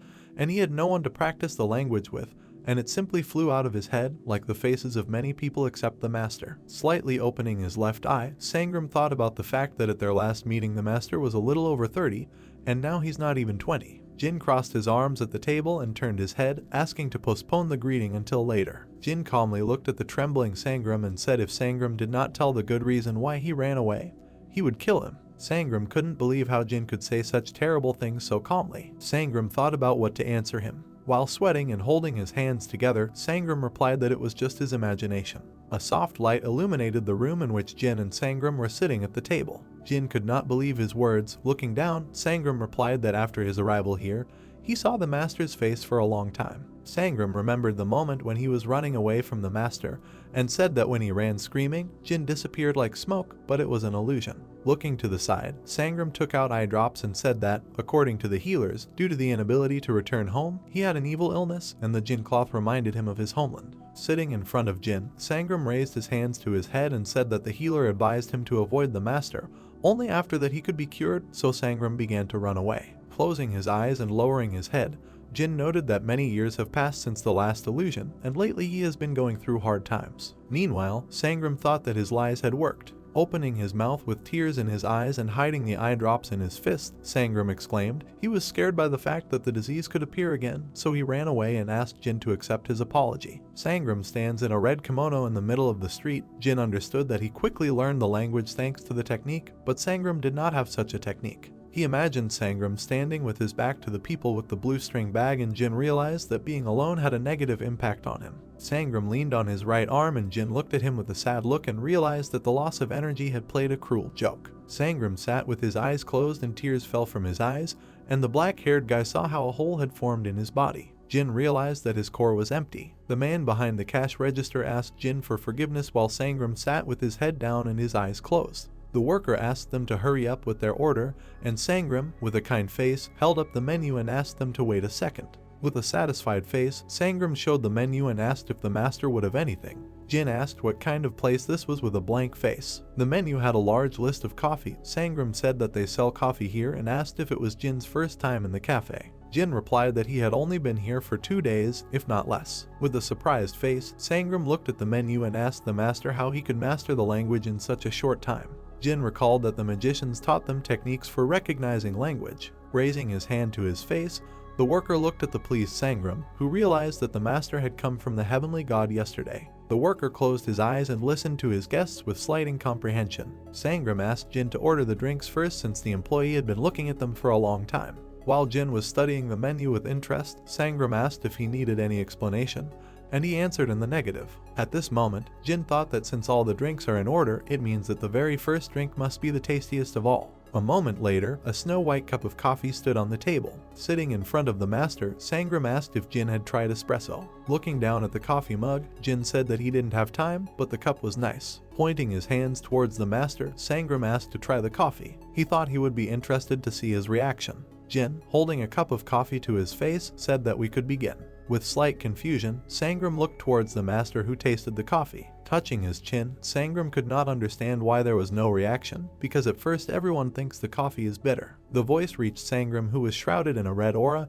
Jin asked not to speak, just listen. Sangram thought it might be telepathy. Red lines emanated from Jin's eyes and purple stones began to form around him. Jin said it was poison and someone added it to the drink. A drop of sweat rolled off Sangram's face out of misunderstanding. He couldn't even utter a word when Jin said that he had arrived here only recently and could not make enemies yet, which means their goal was Sangram. Shrouded in a blue aura, Jin pointed his index finger at the drink and said that he saw no signs of adding poison. Perhaps it was the work of professionals. He ordered Sangram to bring the drink to his lips, but under no circumstances not to drink it. A drop of coffee appeared on Jin's index finger. Shrouded in a blue line, Jin pointed his finger towards the drink and said if the man was poisoned, then he needs to blink twice. Sangram could not believe these words. With his eyes widening towards Sangram, Jin told him not to open his mouth. Sangram said that it is not poison, and this drink always tastes like that. Without taking his eyes off his index finger, from which coffee was dripping, Jin felt his heart beat faster. Sangram replied that this is the effect of caffeine. A drop of coffee fell on the table, and Jin said that the poison dissolved it. Continuing to sit at the table, Sangram confirmed the master's words and asked why the master didn't use telepathy, because what if the killer was now watching them? A wary look appeared on Jin's face. He said he thought the killer had already escaped. Turning his sweaty face away from Jin and looking to the side, Sangram was confused by the master's actions. He thought that there would be more such situations in the future, so there was no point in focusing on it. A sudden thought pierced Sangram's head. Sangram raised his palms to his sweaty face and asked if Jin had a place to stay. Pointing his index finger, Jin responded positively. Sangram asked where is this place. Extending his index finger even more, Jin pointed it at Sangram. Horrified, Sangram pointed his finger at himself and asked if the master was talking about him, and Jin confirmed. Jumping up sharply and slamming his hands on the table, Sangram replied that he couldn't stay with him, and that it would be better for him to find a home for the master himself. With a devilish grin, Jin began to wave his hand and asked how he could leave his subordinate alone. Kneeling before the master, Sangram begged him not to come to him. Jin did not understand why, and asked him to think carefully again. Putting his hand on the crying man's shoulder, Jin asked with a smile what would happen if he chased me home, but Sangram couldn't stop me. Slapping Sangram on the shoulder, Jin asked him to sing it better himself. Sangram realized that he was missing. It was as if pieces of the body began to fly away from Sangram. Jin hugged Sangram and the silhouettes of Sangram's wife and daughter stood above them. Sangram could not understand what they would answer him when he came to the house with the master, and Jin was very glad that they met again, and Sangram answered in return through force. The bright sun illuminates the educational building. A beautiful girl with brown hair looks out the window. Holding her hand to her cheek, she did not stop looking out the window. In the background, the admiration of their classmates could be heard. They could not believe that they had cleared the level D gate without a single awakened person. Two guys were sitting behind the girl. The boy with black hair showed his friend the news on his phone and was surprised that there was an unknown high-rank awakened there. The boy with brown hair replied that there were only about 40 victims there. Everyone was interested in what the high-rank awakened one had received. Perhaps it was an unusual rune or skill. Looking down from the window, the girl with brown hair became curious about the awakened high rank. The man hit the table with all his strength with his white-gloved hand and did not understand what was happening. A man with a mustache in a business suit, awakening management department minister, was shocked and wondered if the unconvention does not state that those who awakened in Korea belong to this country. The man did not understand why they were still hiding the data of the awakened one. Did SG really want to appropriate it for themselves? Looking towards the man with glasses who was sitting leaning on his hands, the man with a mustache asked the hand manager to tell him something. The man in the hat spread his arms and talked about a strange guy who single-handedly destroyed thousands of monsters. The man in the brown coat standing next to the bald man claimed that there was another awakened one from China, but he did not participate in the battle. Recalling the battle with large monkeys with blue eyes, the man said that on the 6th day, there were so many monsters that everyone had to fight. Suddenly, a powerful blue blast fell on the monkeys. It was Yuseong who cut off the monkey's head with a powerful swing. Chief Han, closing his fingers, could not believe that some guy alone dealt with everyone, and only 22 people were able to awaken. He was thinking that 178 people had come out of the D-level gate, but 156 of them were still ordinary civilians. Looking towards the man with the mustache who raised his white-gloved hand, Han dared to assume that this fact was beyond the bounds of reason. If we talk about this, they will be criticized by the international community, and everyone will think that SG is up to something, so they pass off the awakened ones as ordinary civilians. In the distance, a blue screen was burning. Continuing to sit at the table, Han could not believe in the existence of Wangu, and even the awakened one from China also left in time. Kim is in the hospital, and Han will only be able to get answers to his questions after he wakes up. A cool drink with ice cubes is on the table. Sangram did not understand what could happen to the great empire if the master had to go through the gate. Extending his arms to the sides, looking towards Sangram, Yuseong replied that it was nothing. People there can cope without him. Sangram was surprised that Yuseong didn't tell them anything.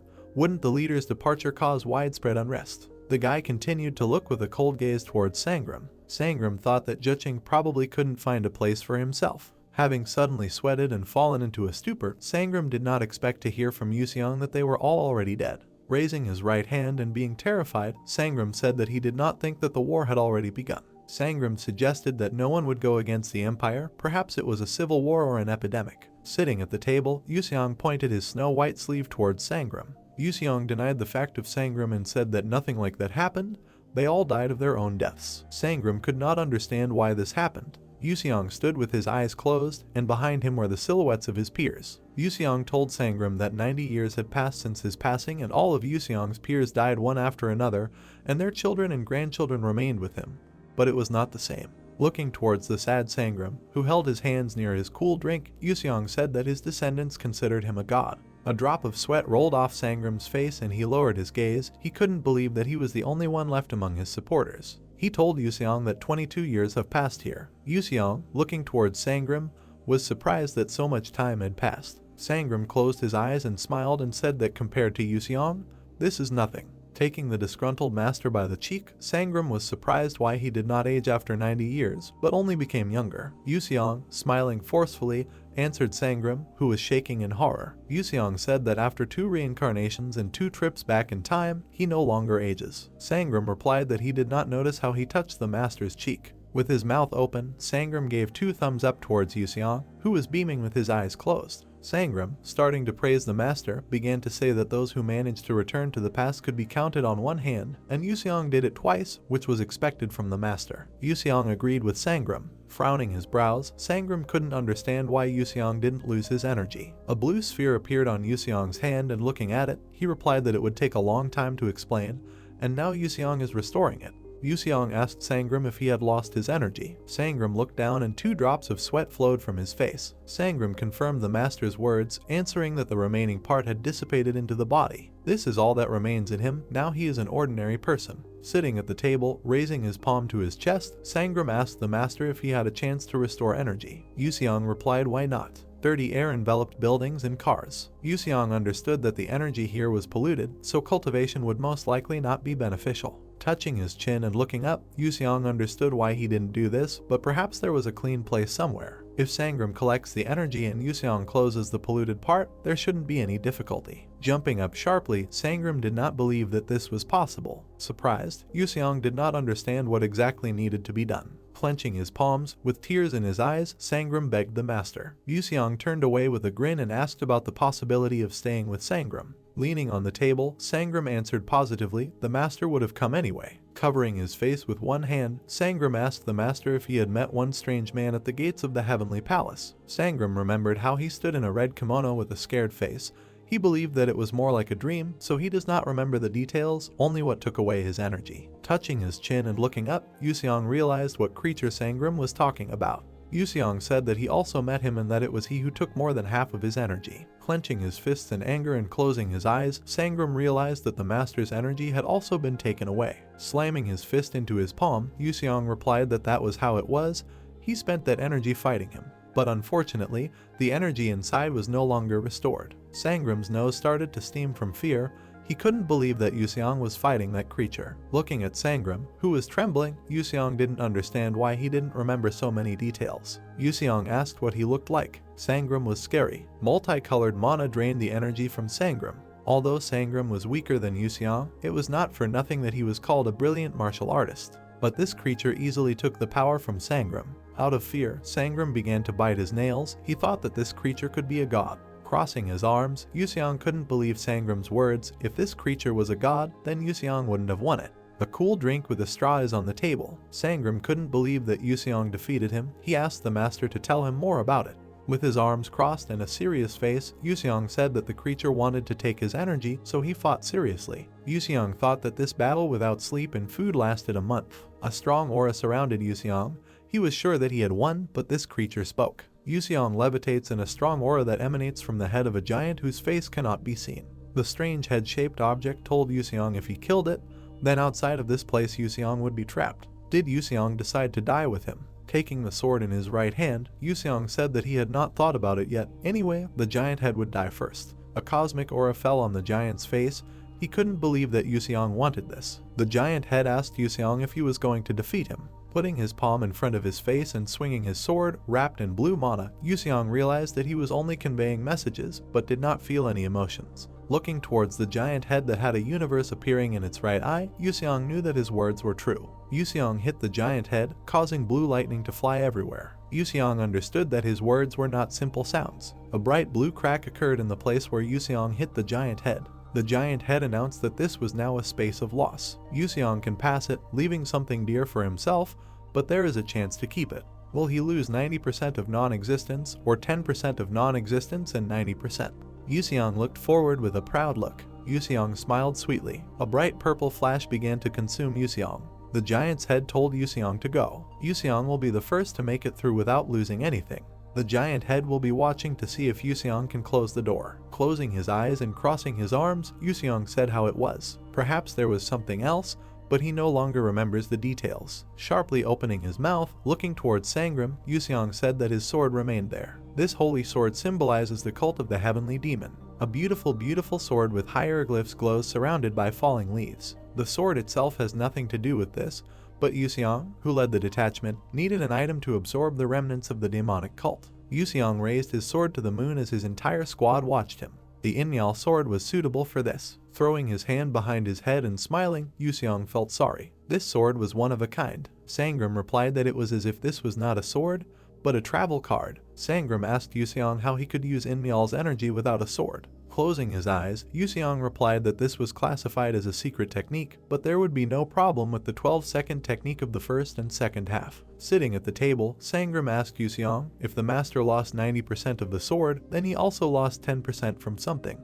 Yuseong replied that this was possible, and he realized that his core was almost empty, but the energy was not spent because of the battle. Sangram asked what about 10%? With his hand on the table, Yuseong replied that he didn't know about it. Sangram asked Yuseong if it were like this, then Yuseong would choose energy. Maybe it wasn't a trivial decision. Bowing his head and crossing his arms, Yuseong said that it was possible, but he did not understand that he had protected by sacrificing energy. A bright shine came from Sangram's forehead. He thought about the thickness of his hair. A bald spot was visible on Sangram's head. Sangram asked, "If I restore energy, my hair can grow back." With a surprised look, Yuseong began to examine Sangram's head. Sangram asked Yuseong how he restored his. Yuseong defeated all the monsters with one swing. Yuseong said that he killed all the monsters in the gate at the Seoul station. With a surprised face, Sangram turned to the master. He was surprised that Yuseong cleared them out. Yuseong said that it was true, his energy was restored with every level up, so he had to work hard. Opening his mouth and turning sharply to Yuseong, Sangram said that they don't have time, they need to go shopping first. Resting his fingers, Yuseong's mind began to download. He asked Sangram, "Is shopping, is it a purchase? But why am I suddenly starting to walk towards the exit?" Sangram told Yuseong that his clothes were too conspicuous and asked if he told them his name. Yuseong replied that he told them they weren't real, he used what was in the martial world. Walking towards the door, Sangram was glad that Yuseong used the name Wango. A switched-off camera hangs on the ceiling. Sangram told Yuseong that he should not attract the attention of SG or the government. Suddenly the camera turned on. A group of people with magical powers. An awakened one is a person who surpasses ordinary people in physical strength and has unusual skills. A man with glasses and an expensive suit stands leaning against the car. Awakened are very valuable to the state, so the government and companies provide them with many privileges and a comfortable life. The only thing awakened people have to do is follow the rules of the government and SG. Yuseong is generally a good person, but that doesn't mean he's compliant. Yuseong pointed at himself and asked Sangram why he needed to join SG if he wasn't interested. If it was not possible to come to an agreement with the awakened one, SG will use force. Yuseong, surrounded by security guards, shouts at them that they don't even know what the word battle is. What would happen if Yuseong, who never follows the rules, and SG, who rules everyone, meet? Of course SG will be engulfed in fire. We see Yuseong, having dealt with the guards, walking calmly with his hands behind his back. If the use of force does not work, they will decide to put pressure on one of the relatives. A red eye was visible from under Walseong's glasses, so who can handle the pressure? While sweating, Sangram pointed at himself and replied that it must be him. Turning away, holding the package, Sangram knew he needed to protect his leader and his family. Yuseong said that he got dressed. Turning around, Sangram was surprised and said that it was better this way. Yuseong stood in a nice suit with an orange sweater. Yuseong said that the clothes here are made of interesting material. Sangram is holding a beautiful package. Yuseong thought it was for him too. However, Sangram replied that there were some things here that his daughter asked for. With a surprised look, Yuseong looked at Sangram and asked what her name was. Sangram replied, "Sang Soyun." Yuseong thought she was really cute since she looked like Sangram. In Yuseong's imagination, we see the female form of Sangram in a red kimono. Sangram smiled and replied that she was not only cute, but also very beautiful. Many people tell her to become an idol or compete for the title of Miss Korea. Paying with the card, Sangram turned towards Yuseong. Sangram didn't understand why Yuseong became so cute since it wasn't his style. Yuseong replied that he was proud of Sangram, because he had lost all his powers and was left in a world where no one could understand him. He was able to start a family and live a decent life. Opening his mouth, Sangram called the master. Yuseong asked if he has a job. Putting his hands on his belt and smiling, Sangram replied that of course there is. He is the president of a construction company. It cost him a lot of work. Yuseong was surprised that he was the president. Then he asked Sangram if he had money. Showing his bank card, with a smile on his face, Sangram said that he personally has enough for everything. And he asked the master if he wanted anything. Touching his chin, Yuseong asked Sangram about the computer that Sangram melted. Can Sangram buy one? Recently in a cafe, the sun's rays fell on the coffee shop. The director, shielding his face with both hands, furiously asked the employee what was wrong with the computer. With a surprised face, the employee replied that it seemed like smoke was coming out of him. The director said that he sees it too. Smoke was coming from the laptop keyboard. The director wondered how the computer could melt. Maybe someone poured lava on him or something. Turning to the director, who turned red with anger, the employee said that there were also marks on the other table. The director responded furiously that it was all because of Seoul Station. The employee asked if this was true, but the director said in a rage that he didn't know. With an unlucky face, Sangram remembered the computer. He told Yuseong that if you were going to film, it would be better to buy a smartphone. Sangram asked the master if anything else was needed. Fireworks appeared behind Yuseong, and with loving eyes, he asked Sangram for the price. Yuseong really wanted to try it. With a surprised look, Sangram looked at the master, who began to drool. Opening his mouth wide and starting to laugh, Sangram told Yuseong that he would buy as much as his master wanted. Showing his index finger, Yuseong wanted to ask for another purchase. Still laughing, Sangram replied that he would buy it. Yuseong asked in surprise, "Really? After all, it looks expensive." Hitting himself in the gut, Sangram replied, "Of course. After all, he is Sangram." A large black helicopter flies in the sky. Pointing his finger upward, Yuseong said that he wanted a helicopter. A deadpan face appeared on Sangram. Pointing his finger to the side, Sangram thought that Yuseong wanted that toy over there, which is on the 3rd floor. But Yuseong, turning his head, said no, the one you can ride inside. After sweating and turning to Yuseong, Sangram said that the price of a real helicopter is a little high. The red lines of their eyes came from Yuseong's anger. He asked Sangram what he said. Placing his hand from where the blue mana was coming out on Sangram's shoulder, Yuseong asked if he wanted to take back his words. And what about his promise? Shaking, Sangram did not understand why exactly at such moments the master uses force. Darkening his face, Sangram told Yuseong that his shoulder was about to fall off. Then he agreed and said that he would buy it later. Crossing his arms and looking towards Sangram, who is holding his shoulder, Yuseong told Sangram to remember because he promised. Sangram cursed the leader in every possible way. Soft rays of the sun fall on the inhabitants of the city. Sangram said that we need to go home first. Yuseong was shocked, why so suddenly? But he still doesn't know anything about his life. A soft ray of light falls on the master's face. Sangram said that he would tell everything on the way. But first we need to come to an agreement. To bring Yuseong to his home, Sangram needs a reason, right? A black car drove up to the building. Sangram started tapping his fingers on the steering wheel. Tightening his face, Sangram began to think about how to come up with a story for the master. And will everything be fine? Yuseong, looking through the car window, asked Sangram if that was his house. Sangram answered yes. Seeing the beautiful architectural house, Yuseong became thoughtful. Turning his head towards the house, Yuseong said that it looks like Sangram's salary is low since the house is so small. From these words, Sangram hit his head on the steering wheel. Remembering the beautiful palace, Sangram turned to Yuseong in anger and asked, "Are you now comparing my home to a heavenly palace? Actually, in Gangnam such a mansion is considered very large." With his lips stretched out, Yuseong said that he understood everything and asked why he should get angry right away. Burning in fire and shaking with anger, Sangram listened to the master. Yuseong says a small house is nothing to be embarrassed about. You just need to put in more effort to move to the big one. Exhaling air, Sangram turned to Yuseong and told them to go inside. As Sangram already said, Yuseong is now his nephew. He is not allowed to dictate anything to him or his wife. Ninjas in suits carry out a mission. Yuseong said to Sangram with a serious face against a gray background. When they were in the extermination group, they were taught espionage and etiquette. Yuseong asked Sangram if it was possible to reveal it so easily. Smiling slyly against the gray background, Sangram thought that of course the master was good at this. He became famous not only in martial arts, but also in other matters. That's why he was revered. Now Sangram is calm. Turning to Yuseong, Sangram said, "Then let's go inside." Yuseong repeated the roles once again. Smiling, Sangram recognized the master. He told Yuseong to go inside. Walking along the lawn, Yuseong surveyed the area while Sangram walked with a sly smile. Looking at the fountain, Yuseong thought that although the courtyard was quite small, it looked nice. The woman appeared in front of Sangram and was surprised that he had returned. A woman with a beautiful bob, holding hands, was surprised that they had guests. This woman's name is Yu Hai-yeon. She is Sangram's wife. Smiling, Sangram looked towards Yuseong, who had closed his eyes. Sangram said that this is his nephew, and he asked the master to say hello. Yuseong suddenly opened his violet eyes. Falling to his knees, Yuseong said that he was his mother's brother's nephew.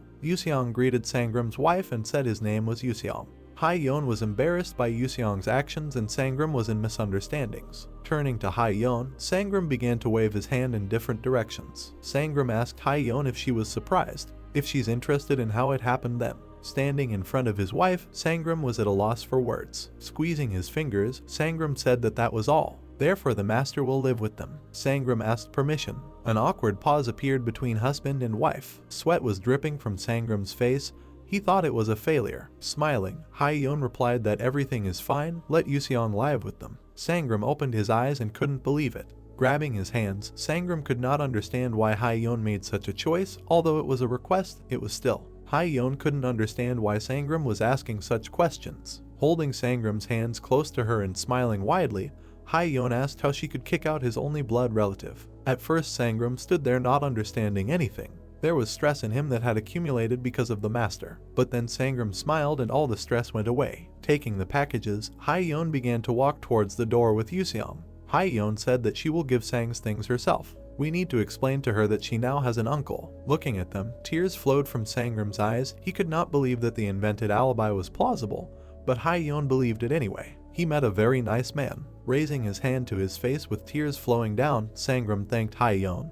He will try to quickly regain his strength in order to become a better husband for her, and with thick hair that she will definitely like. Looking back at Sangram crying with hysterics, Hyeon thought to herself that he was so naive, but very sweet. After taking some bags, Hyeon went into the house and Sangram and Jin walked behind her. The woman asked her husband how old his nephew was, and the black-haired guy, with his mouth slightly open, began to say that he was 100. Sangram quickly interrupted him and looked at his wife with a nervous smile on his face, saying that he was the same age as their daughter and he was also 18. The woman noted that it was very cute. Sangram perked up and his face darkened when his wife asked if that meant he went to the same school as Soyun. They walked into a luxurious white living room, which also had a staircase leading to the second floor. The woman told him his name, but noted that it would be better if he just called her aunt. Bowing his head, Yuseong knelt down on one knee, and a guilty smile appeared on Hyeon's face. The guy said that he understood his aunt's request, and the woman exclaimed that he didn't have to bow. When Yuseong got up from the floor, Sangram patted him on the back. His wife noted that Soyun would be home soon, and sweat began to run down the man's tense face. The guy and the man watched silently as Hyeon began to climb the stairs to the second floor. With his eyes bulging, Sangram fixed his gaze on Yuseong. He indignantly asked the leader why he was speaking so formally, noting that they could be discovered. Yuseong asked what was wrong with his words if she was his aunt. He hung his head and answered in the affirmative when Sangram asked him if young one really talked like that. Sangram, looking at the gentleman, spread his hands while the guy held them behind his back. He said that in any case, the leader should stop using archaic words and communicate just like now. Hyeon's face as she walked up the stairs darkened. She thought that her husband had said that all his relatives had died in the accident. She cast a suspicious glance to the side and wondered where he got his nephew from in this case. An image of her husband appeared in her head with a wide smile on his face and a sledgehammer behind his back. She began to remember that although Sangram is now the president of the company, at the beginning of their relationship he was an ordinary laborer. She noted that then absolutely everything about him confused her. She recalled a situation when she brought a thermos of coffee to a construction site, and the man, having tasted it, spat it all back, asking what kind of black water it was. She recalled that she felt as if he was not from this world at all, and he was not even familiar with the culture of Korea. The woman recalled a situation where one day, 3 low-ranking awakenings who were at odds with SG suddenly invaded a construction site and captured the workers. Sangram saw how it all happened, and, blazing with anger, grabbed a wooden stick. And with only one wooden stick he was able to defeat 3 awakened ones. She recalled how, while watching the trio being taken away in handcuffs, she asked Sangram how he dealt with them. Looking at the worried girl who folded her arms over her chest, the man smiled. He noted that she couldn't even use her own power. Then suspicions about him began to arise in Hyeon's head. She recalled that it was after this incident that she began to closely monitor him, as a result of which she was able to find out. Standing on the second floor and grabbing the railing, the woman looked down.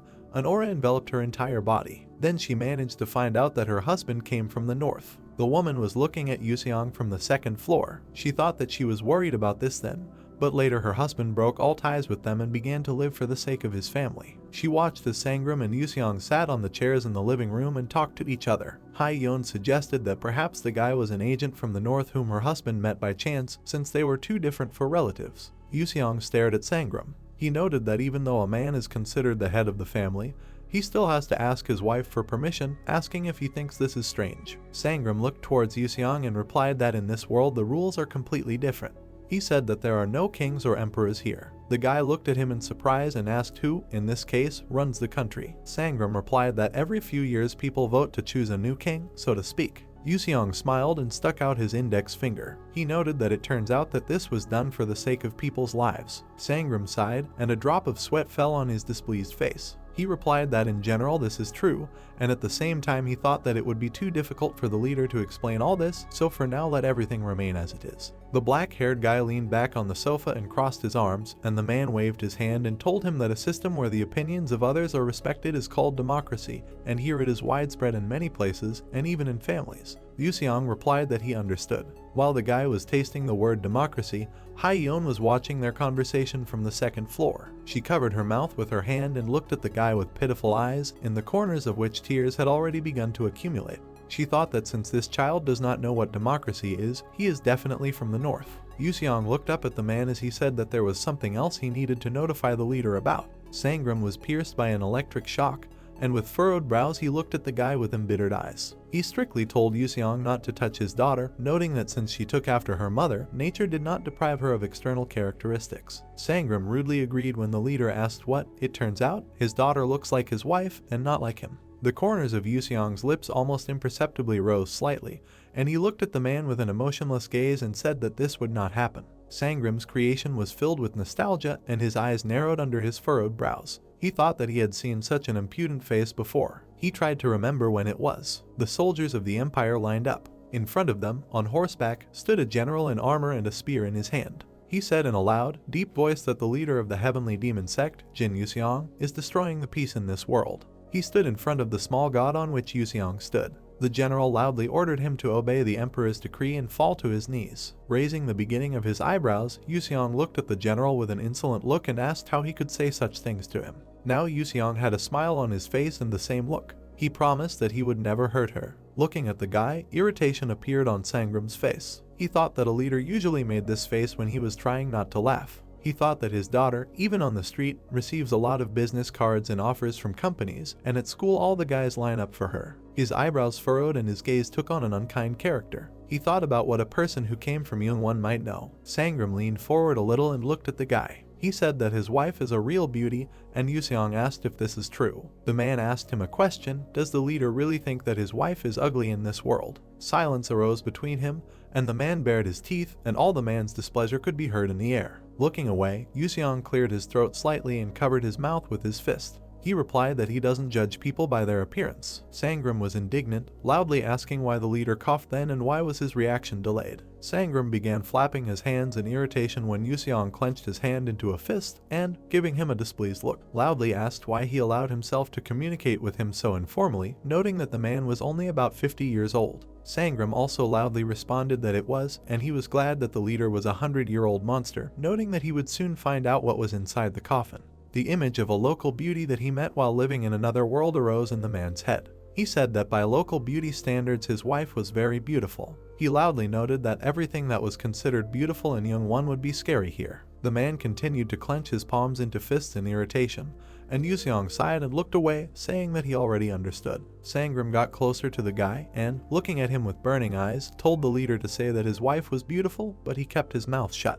The light suddenly came on in the dark room. Their showdown was more like a police procedural, with Sangram as the investigator and Yuseong as the prisoner. The man waved his hand as Yuseong began to say that his wife. Sangram slammed his fist on the table as the prisoner apologized and said that his wife was very scary. The investigator shouted that if this was the case, then Yuseong should immediately get out of his house. Looking at him with a guilty look, Yuseong waved his hand. He asked Sangram to think about it again, noting that it was very good. The man's face showed surprise when the leader said that if his wife was ugly to him, it meant that he would not be interested in her. The Sangram mansion was illuminated by the white light of the full moon, and the man noted that he agreed with the leader here. King Daolu King Airport. The man in black sat behind his chair. A man in a black suit approached him and folded his hands on his back. He apologized for asking Mr. Walseong to wait. The man in black turned to him and asked him to sit down. Opening his mouth, he noted that the person opposite was called Kang Seryong.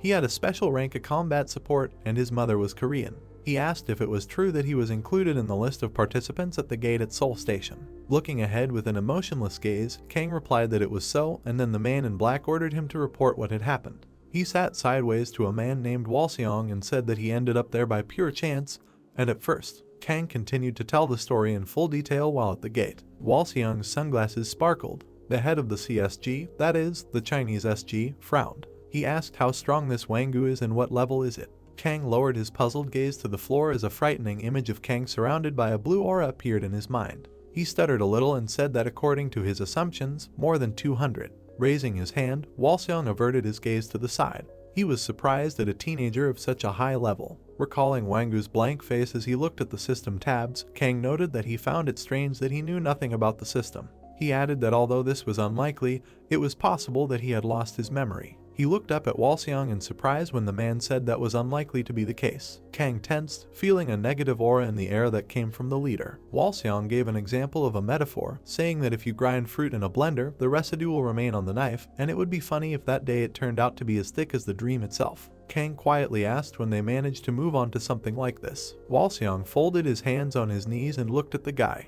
He said that from today onwards, Kang Seryong will work in the 5th Citizen Security Department.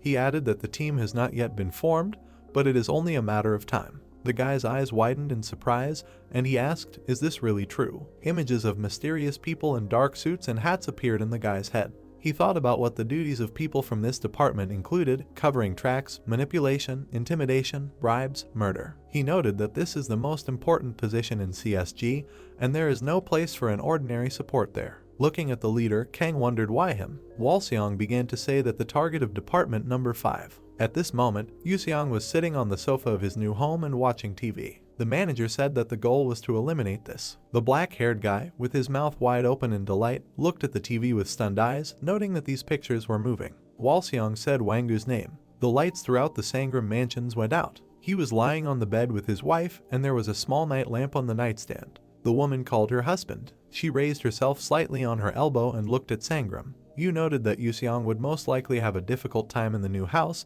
and then suggested that her husband go and sleep with him. Sangram asked if she really thought it was worth doing. He turned his head to the woman and gave his wife a soft look. Noting that it would probably really be better this way, Sangram thought that he had the kindest wife in the world. Yawning loudly and holding a pillow under his arm, Sangram slowly walked up the stairs. Approaching Yuseong's door, he raised his hand to knock. Before he even had time to touch it, the door opened and Yuseong stood in front of him in home clothes. Following him into the room, the man asked if he had really heard his conversation with his wife and knew that he would come. Yuseong turned around and looked at the man. He asked if he thought he was being insensitive, noting that he opened the door when he sensed his presence. Sangram looked intently at his leader, and thoughts swirled in his head that he could recognize all sounds within a radius of 500 meters. Whether it's a whisper or the steps of insects. Recalling the image of sitting on a large rock at Yuseong Falls, Sangram noted that in order not to go crazy from so many sounds, the leader trained to control the flow of information. He looked at Yuseong, who sat down on his new bed with a blue blanket. He thought that it was a little unpleasant for him to know that the master could hear everything if he wanted, and then asked if he liked the room. Yuseong turned to the man and shifted slightly on the bed. He noted that this sleeping device is very soft. Sangram replied that it was all because of the springs that were inside. He thought about the technology that he had become acquainted with during this time and noted that this world was truly amazing. He said that there are many things in it that make human life much easier. Sangram came closer to the guy sitting on the bed under the fan. He said that instead of martial arts, people developed in science. Hearing this, Yuseong said that this is what interests him the most. Crossing his arms over his chest, he looked away and asked why there were no martial arts here and had the knowledge about them been lost. Sangram replied that most likely they were not here from the very beginning, and then asked if the leader would recognize this place. The man arched an eyebrow in displeasure when Yuseong replied that this was his house. He said he meant about the place on the map. There was a dot marked on the old brown map of the country. Yuseong said that this is the southern capital of Goryeo. Sangram looked at the guy and stuck out his index finger. He said that in 1392 the country of Joseon was formed in its place. He said that this is how the Korean Empire and the Republic of Korea came into being in 1910. Yuseong closed his eyes when Sangram said that they were now in the Republic of Korea and the year was 2022. Yuseong asked what, it turns out, are they now in the future? Despite the fact that he spent little time in this world, he was already able to note its positive aspects. The city of the future, convenient means of transportation, Sangram and the helicopter that he promised to buy, high-tech cars and wizards with Saju. Then the guy noted that this place was still too different from their home. Also during this time, he managed to note the negative sides of the world. Sangram's small house, coffee and home, gates, Sangram's wife, fine dust, arrogant bald Sangram, annoying SG. An image of an elderly man appeared in Sangram's mind and he asked if the leader remembered the first emperor of the Ming dynasty. He said that the founder of this country is Ming Juwanjang. Hearing this, the black-haired guy crossed his arms over his chest. He asked how is it Ming Juanjiang if the first emperor was Zhu Yuanjiang. Sangram replied that among the principals, the name Jin Yuxiang was not mentioned, even in the royal family of the Jin clan. A picture of two planets adjacent to each other appeared in the man's head. He said that he had a theory that their worlds were created as twins, however. His face suddenly darkened, and a bead of sweat ran down his nose. He said that in one of them, for some reason, the energy disappeared. With a big smile on his face, Yuxiang noted that this was a very cool theory, after which Sangram laughed and asked if he really thought so. Yuxiang asked what about the gates, saying that they give something similar to internal energy for increasing the level. Some time ago, Jin Yuxiang gave the gate 5 stars and wrote a comment that even though it was his first time there, he liked it and the internal energy was pleasant and illuminating, and in general he recommends the gate to everyone. Sangram replied that they say that the reason for the appearance of the gate is unknown to anyone. The man waved his hand as Yuxiang leaned back on the bed a little and asked if he had ever been there. Sangram responded as SG usually does this. He asked again whether increasing the level gives internal energy. Smiling widely, Yuxiang pointed out the number 2 with his fingers and joyfully noted that this is possible if you have 2 captcha worth of internal energy. That is, accumulated over 120 years. After these words, Sangram's eyes bulged and through his teeth he asked loudly, "How much energy?" Standing in front of Yuxiang, the man hung his head. He said in a sad voice that he didn't have that much energy. The guy asked if he tried to practice here. Scrunching his dissatisfied face, Sangram turned away from the guy. He said that he didn't try it, because the thought that all sorts of impurities would be in his blood made him tremble, so he didn't cultivate. Yuxiang said that when he breathes, he blocks these particles with energy. The guy walked with his palm on his bed. He suggested starting with the process of removing impurities and stagnation from the body using internal energy. He asked the man to lie down in order to open blocked meridians using tapping and acupressure. Opening his mouth in surprise, the man froze, clenching his hand into a fist. He asked in fear if he was really going to do this to him. Yuxiang replied that first we need to warm up the blood a little. The man's face darkened and became covered with sweat. He clenched his teeth tightly. He thought of a technique that could get rid of blood clots by directly affecting the blood vessels. He was thinking that this technique would make you feel like you had been beaten badly. Yuxiang rushed with Sangram and quickly began to press his fingers on points on his back and neck, while the man gathered his strength and said that he needed to prepare for this. At this moment, experiencing complete relaxation, the man seemed to leave his own body and fell exhausted onto the bed. He lay drooling on the bed, unable to move, and at that moment Yuxiang loomed over him, kneading his hands and smiling with a crazy smile, and a malicious aura hovered around him. The predatory smile did not leave the guy's face, and he extended his finger to the man, at the tip of which energy shone.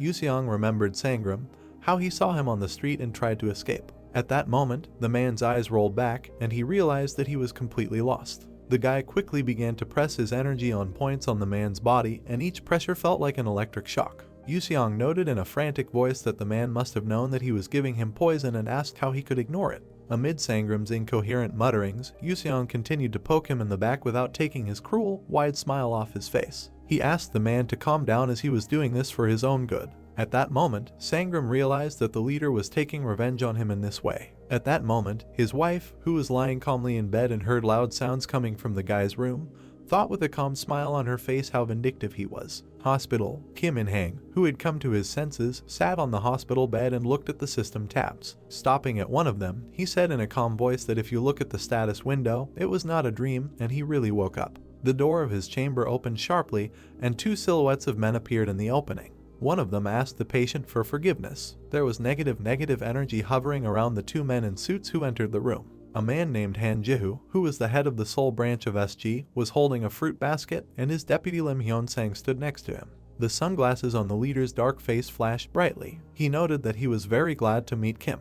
He gave his name, adding that he was in the 62nd graduating class of the police academy. Kim looked at the 2 men with an incomprehensible expression on his face and thought about why the room had suddenly become dark, assuming that one of the light bulbs had burned out. The dark man quickly approached the patient and handed him a basket of fruit, and he, in turn, began to push him away with indignation on his face. Han said that he is currently the head of SG in Seoul and noted that he understands that Kim is not in his time right now, but he needs to ask a couple of questions. Kim shouted that he agreed and loudly asked the man to step back. A little while later, 2 men left the room and stopped. The deputy said he thought that was true. He frowned at his leader. The man added that it was true that teenager named Wangu cleared the gate, and Han agreed with this. Han, whose face was almost invisible due to his hat and glasses, rubbed his chin with his hand. He said that if you add up all the information they have with Kim's story, it all adds up. Lim turned his head and looked at the thoughtful man. He asked if the manager really knew something. Continuing to rub his chin, Han glanced sideways at the deputy and flashed his eyes. He asked if Lim hadn't understood yet. He asked him in a low voice what could be hidden behind the disappearance of an awakened person of such a high rank, and a hero at that. A picture appeared in his head of Wangu, holding a flag marked anti-SG, destroying their building with a sword, and everything around him was blazing with fire. Han says there is only one answer to the question, and that is a teenager from the anti-SG group. The deputy clenched his hands into fists as realization hit his head. He noted in a hoarse voice that this definitely looked like the truth. The image of a black-haired guy covered in black shadows appeared in front of the leader's face. His eyes sparkled, and his lips stretched into a crazy smile. Han asked what if Wangu is an awakened one from the anti-SG group and he is their trump card. A nurse passing by looked warily at the two menacing men and felt a negative aura emanating from them. The deputy confidently said that then it becomes clear why there is almost no information about him. Han stuck out his index finger and said that everything was falling into place, noting that all the guy's actions, lack of basic knowledge about the world, strange clothes, manner of speaking, name, age, appearance. At that moment, Yuseong was sitting at breakfast with his mouth full and scratched his ear with his finger. The leader confidently said that it was all a lie. Patients passing by also began to feel uncomfortable at the sight of the two men. Han added that they need to consider another criterion, such as his absolute strength, and noted that they should call the guy a target since the name understands imagination and logic. Clenching his hands into fists, Lim smiled and jerked his hands in a victory gesture. He happily noted that he did not expect anything else from his leader. Han provoked and asked him not to relax ahead of time. The deputy's eyes widened in shock as another realization entered his mind. Freezing, he exclaimed that it was now clear why he had saved the civilians. Hanging his head and flashing his glasses, Han grinned. He told the deputy that he had hit the bullseye, noting that in order to change the system, he needed to gain the support of citizens. He added that the fact that SG could not cope with the guy was good advertising for him. The dark, angry silhouettes of Wangu and his civilian comrades with bright, glowing eyes appeared above the two SG employees. Han said this may be just the beginning in the war against anti-SG. However, everything was actually not like that. The deputy wrapped his arms around himself and trembled with fear. In the same trembling voice, he said that he was afraid that the SG system that unites the awakened could be disrupted. The men stopped abruptly when the deputy's phone rang in his pocket. He asked who could be calling at this hour. Picking up the phone and listening to the caller, he loudly shouted to the leader that they had received information that their target was using the Jeolla provincial dialect. Waving his hand, Han noted that this was very unusual. Clenching their hands into fists, they took off and ran furiously along the hospital corridor. The manager shouted that they needed to be returned to staff as soon as possible, and the deputy accepted the order. Office of the construction company LF. The guy and the girl looked enthusiastically at the president of the company. The young man noted that the president has been looking very good lately and asked what vitamins he takes. With a smile on his face, Sangram turned to his employees and said that last time manager Kim said that he had become taller. The guy laughed, and the girl cheerfully noted that their president had just been shining lately. Sangram, with a radiant aura sparkling around him, cast a satisfied glance at the employees and asked if this was true. The man looked at the hair on his head with a joyful look. He suggested that this was all an effect of practicing with Yuseong and noted that it seemed to him that there was a little more hair. The man noted that 10 days had already passed since the leader moved into his house, and at the moment, Yuseong was sitting in a dark room on a computer chair. Sangram said that the guy sold his soul to the TV and computer. Yuseong, sitting at the monitor wearing large headphones, clicked his mouse and stared intently at the screen. A video about lions was playing on the monitor. Sangram said that the leader spent most of his time watching documentaries from National Geographic. With a smile on his face, the man approached the guy, who was also smiling, and, taking off his headphones, looked at the screen with enthusiastic eyes. Sangram asked the leader, "Isn't this amazing?" Yuseong happily said that he now knows what an earthquake is, and that ritual from the video looks useless. Sangram said that what surprised him most in this world was that the earth was round. He recalled how he was once walking with Yu, and they had an argument about it, as he claimed that the earth was in the shape of a cube, and the girl said that it was in the shape of a ball. The man said that when he first heard about it, he thought the whole world had gone crazy. Throwing his hands behind his head, Yuseong leaned back in his chair and said that he knew about it. Sangram, looking at him with a puzzled face, asked the leader not to lie and said that he was bluffing.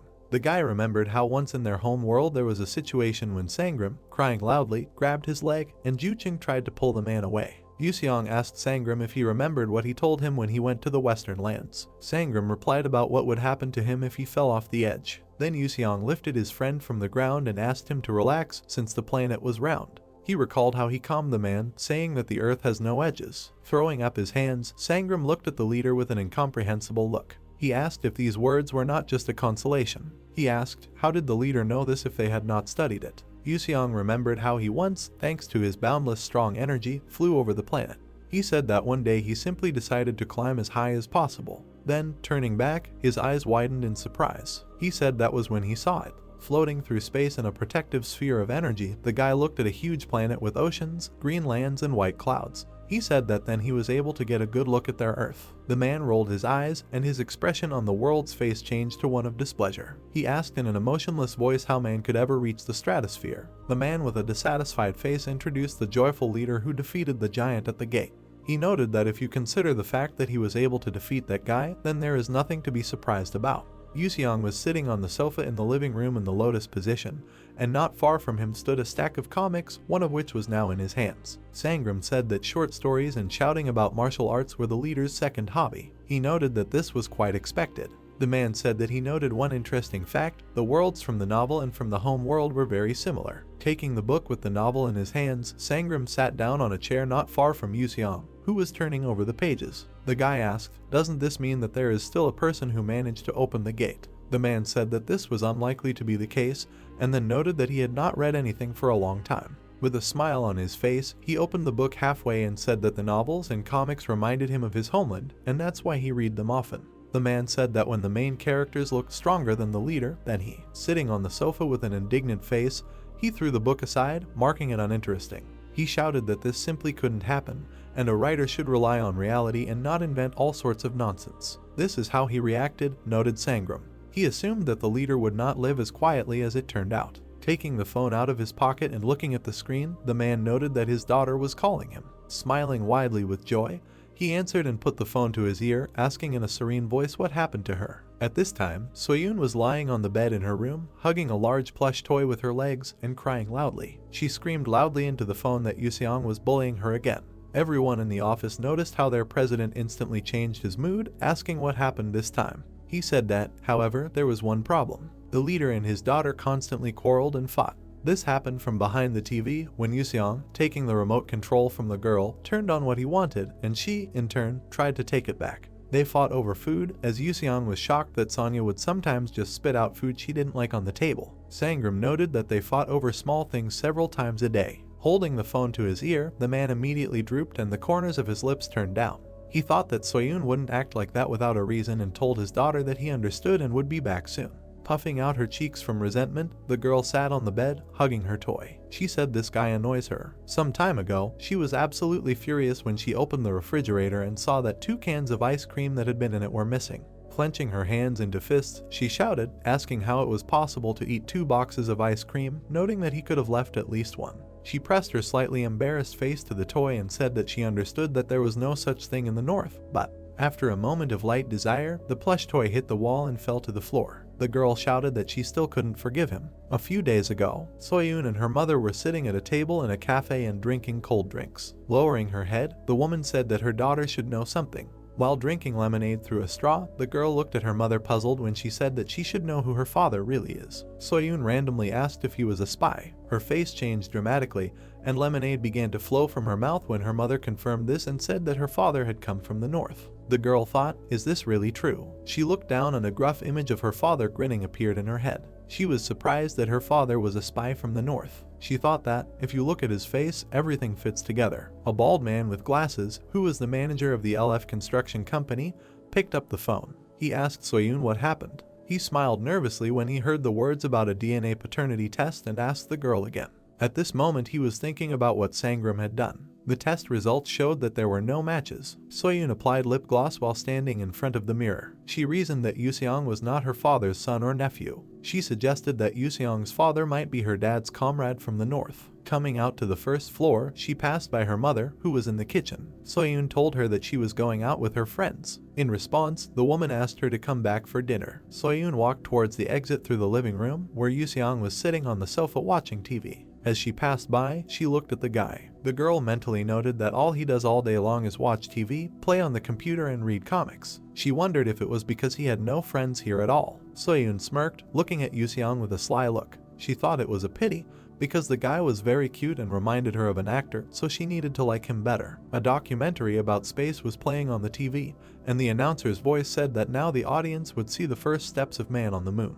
Opening his eyes in surprise, the guy looked at the screen with a fascinated gaze. The girl, who blocked the TV, appeared in front of the guy's face and smiled widely. He moved aside with a scowl on his face, asking what happened and noting that they were about to show an important scene. Soyun's cheeks turned slightly pink, and, looking away, she touched her chin with her hand. She thought it was very cute that Yuseong couldn't even look her in the eyes. She asked in a sweet voice if she should buy him something on the way back. Without reacting in any way to her excessive attention, the guy continued to look at the screen and indifferently replied that he did not need anything. Soyun literally beamed, looking with a satisfied face at the guy who showed complete indifference to her. Smiling in her head, she thought about the fact that she had previously received more than 100 confessions from guys and offers from companies. She mentally asked if Yuseong really thought that he was the first one to pretend that he was not interested in her. Brushing her hair off her shoulder, Soyun smiled and began. She calmly asked how he liked her outfit, noting that she was going out with friends. Looking at Soyun, the guy grimaced with disgust and said a word unknown to her. Rubbing her chin, the girl gave him a puzzled look. She asked what this word meant, noting that it was the first time she had heard such a compliment.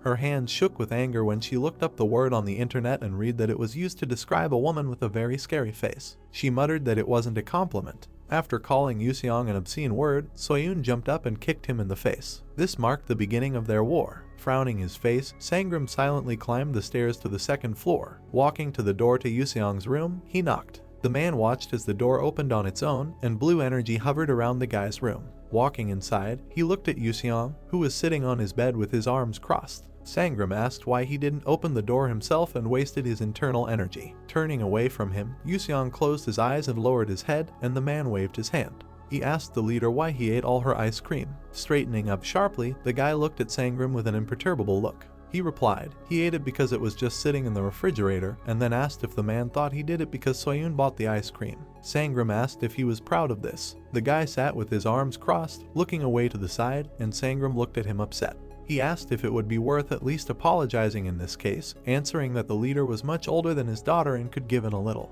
Yuseong looked at his comrade and asked what he was talking about.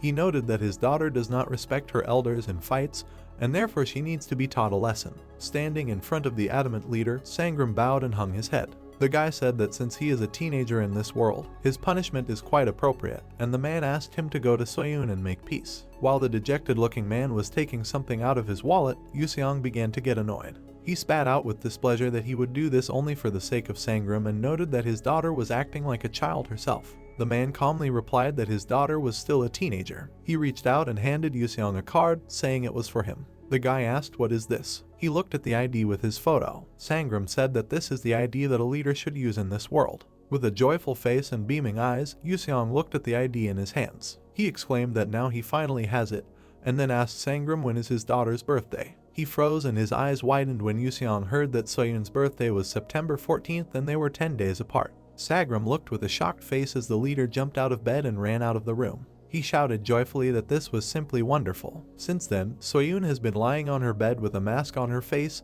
checking her phone. She was surprised when the door to her room suddenly burst open, revealing Yuseong with a sly face. He shouted to Soyun that she had to see something. With a stupid and smug smile on his face, he handed the girl his ID. He shouted enthusiastically that he was now legally older than her, so she should be polite to him.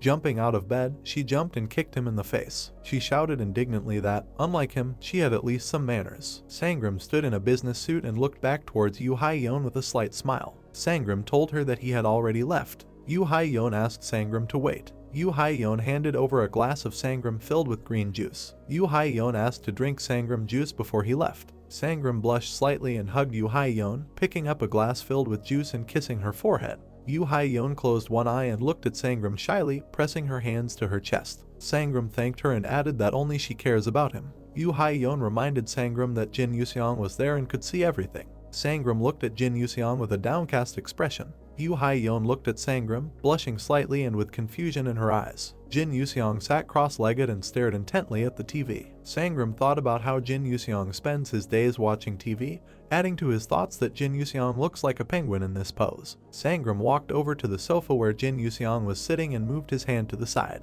Jin Yuseong noticed Sangram, who had just arrived. Sangram approached Jin Yuseong and suggested that he go for a walk somewhere instead of sitting at home all day. Jin Yuseong thought about Sangram's offer to leave the house with a serious face. Sangram looked at Jin Yuseong with concern and lowered his eyebrows slightly. Sangram suggested that Jin Yuseong go shopping and asked him what he wanted to do. Jin Yuseong, in his penguin form, shook his head from side to side. Sangram closed his eyes and sighed tiredly, taking money out of his wallet. Sangram told Jin Yuseong to avoid the station since it was still dangerous for Jin Yuseong to show his face. Jin Yuseong looked at Sangram with a serious look. Sangram warned Jin Yuseong to use language learning techniques if he met a foreigner. Jin Yuseong didn't understand why he needed to do this. A map of the earth and continents appeared, with red lines showing the route Jin Yuseong followed. Sangram explained to Jin Yuseong that if he went to high school, Jin Yuseong would need proof that he lived abroad. Jin Yuseong looked at Sangram with confusion and scratched his head. Jin Yuseong asked Sangram if it was necessary to go to high school and added that looking at his Sangsoyun,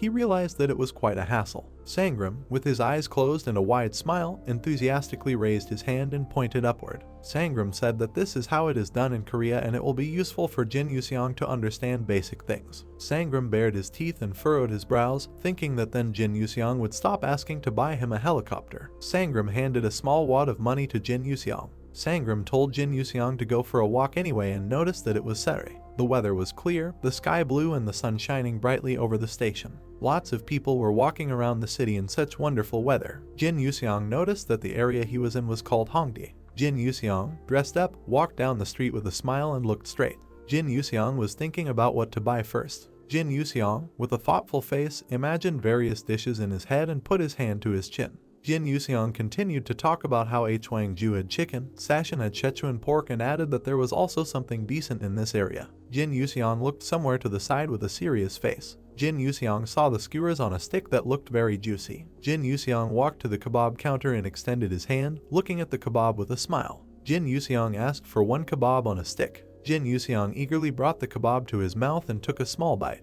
Jin Yuseong widened his eyes and was dumbfounded by the taste. People passing by turned their attention to Jin Yuseong, who shouted and asked what it was. Jin Yuseong stood and widened his eyes. He was shocked by the taste. Jin Yuseong noted that it was a tasty and sweet chicken with a soft texture. The man behind the counter looked at Jin Yuseong, who was greedily eating the kebab. Jin Yuseong said that the skewers with saju would be even better. The man behind the counter asked Jin Yuseong if it was really that tasty. Two men in business suits turned their attention to Jin Yuseong, who was standing at the counter waving his arms. Jin Yuseong asked the seller to give him 20 skewers. The men in suits thought that they should also try that kebab since it seemed to be very tasty. The man behind the counter was very happy to see the line lining up for his kebab. Later, the place became so popular that it was featured in the news. Jin Yuseong walked with a small bag that was full of kebab and ate it as he went. Jin Yuseong noticed that there was a place in Hongdae that sold an incredible dish. Jin Yuseong was eating a kebab and turned his attention somewhere to the side. There stood two short-haired guys with a serious expression on their faces. One of the guys said it was his turn now. A short-haired guy with thick eyebrows took a fighting pose and raised his fist. The short-haired guy bared his teeth and the veins in his neck bulged, and he punched with all his might. In front of them stood a machine that measured the force of impact and gave a prize for 950 points. The guys reasoned that it was much more difficult to score more than 950 points. One of the guys added that they give a prize starting from 950 points, but for 900 they don't give anything. Three pumped-up guys stood in front of this car. The guy in the brown t-shirt said that even if they, graduates of the sports university, couldn't, then who could? The guy in the black t-shirt said it was just a scam. Jin Yuseong looked towards the guys and wiped the remains of the kebab from his cheek. Jin Yuseong thought that this machine measures the force of a fist and displays it on the screen in the form of numbers.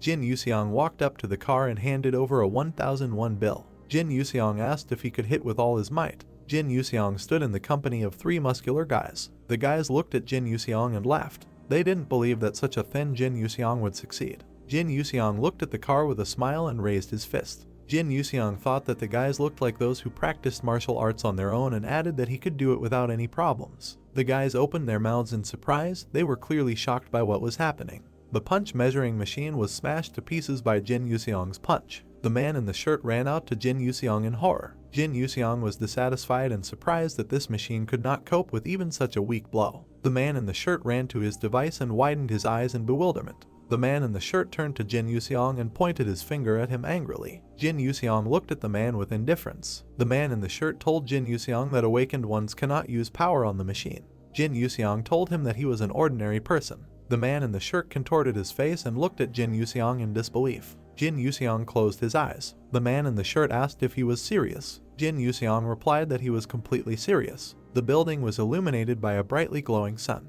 The man in the shirt noticed that the device was broken and it was strange, adding that he would check with the cameras and asked to leave him Jin Yuseong's contacts just in case. Jin Yuseong walked further down the street dissatisfied. Jin Yuseong talked about how the current guys were so weak and thought that everything would be okay since those guys looked strong and hit with all their might. On Jin Yuseong's way, he met a man in a bear costume, and he was holding a sign in one hand that said "Escape the room." The man in the bear costume shouted to Jin Yuseong that he was inviting him to the most difficult room escape quest in Korea. Jin Yuseong stared at the man in the bear suit. The man in the bear suit said that if you escaped the difficult level room in 30 minutes, you could get a prize of 1 million won and added that the participation fee was 20,000 won per person. Jin Yuseong looked at the man in the bear costume seriously, his eyes lit up. Jin Yuseong thought that even in the squad he was the best in escaping and deactivating various mechanisms. Jin Yuseong walked up to the man in the bear costume and moved his hand to the side. Jin Yuseong asked him if there was any way to get out. The man in the bear suit confirmed his words and added that Jin Yuseong must find the clues in 30 minutes and exit through the main door. The man in the bear costume spread his arms to the side and noted that it was forbidden to break the door, laughing.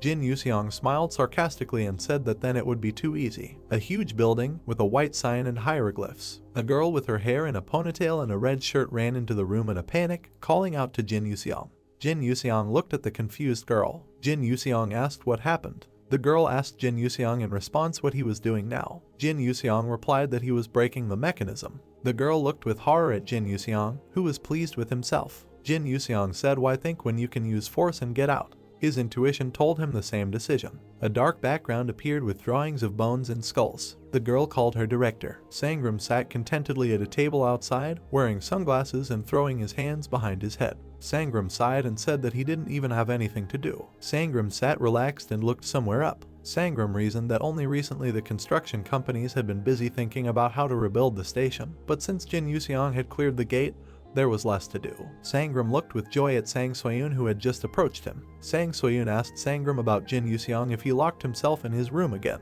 Sangram looked at Sang Soyun and said that Jin Yuseong was going to go for a walk. Pink flowers fluttered around Sang Soyun. Sang Soyun was surprised that Jin Yuseong left the house. Sang Soyun thought about showing him how she put on her makeup. Sangram closed his eyes, took off his glasses and asked Sang Soyun with a satisfied smile if Jin Yuseong pisses her off too. Sang Soyun opened her mouth in surprise and glanced at Sangram. Sangram added that in Sang Soyun's eyes, he probably seems narrow-minded. Sangram widened his eyes angrily and bared his teeth, raising his fist. Sangram spoke enthusiastically about Jin Yuseong, how he had no principles, was very rude, had a terrible character and was arrogant, adding that sometimes he himself wanted to hit him. Sangram, who had calmed down more or less, closed his eyes and raised his head towards Sang Soyun. Sang Soyun was confused by Sangram's behavior. Sangram noticed that Sang Soyun is kind and should be patient a little longer. An unknown number called on Sangram's phone. Sangram raised the phone to his ear with an indifferent face. From the phone it was heard that it was a cafe escape from the room in a Honda. Sangram was horrified by what he heard.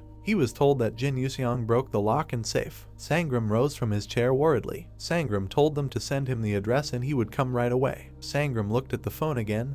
Where an unfamiliar number was visible, he was worried about what was happening. Sangram received calls from unfamiliar numbers. He was perplexed. The employees of those places complained about what Jin Yuseong had done when he visited them. Sangram's gaze was full of rage and he did not understand what was happening. All the callers asked Sangram to come to them. Sangram imagined a picture of Jin Yuseong joyfully running from a duck in a helmet and red round glasses. But Jin Yuseong didn't have a phone, so Sangram couldn't do anything. A huge building with a white sign and hieroglyphs. Someone was cursing and discussing why the Awakened suddenly began to interfere with business. The girl in the red shirt looked at the man in the brown jacket, who was clearly very angry. The man in the brown jacket said that he would go to SG if he was not compensated in full. The girl in the red shirt said that this should have been discussed with Jin Yuseong personally. The man in the brown sweater looked angrily at the girl in the red shirt and shouted at her that Jin Yuseong was very scary. The girl in the red shirt turned towards the door, which opened. The girl in the red shirt apologized and said that they were closed for today and asked people to come next time.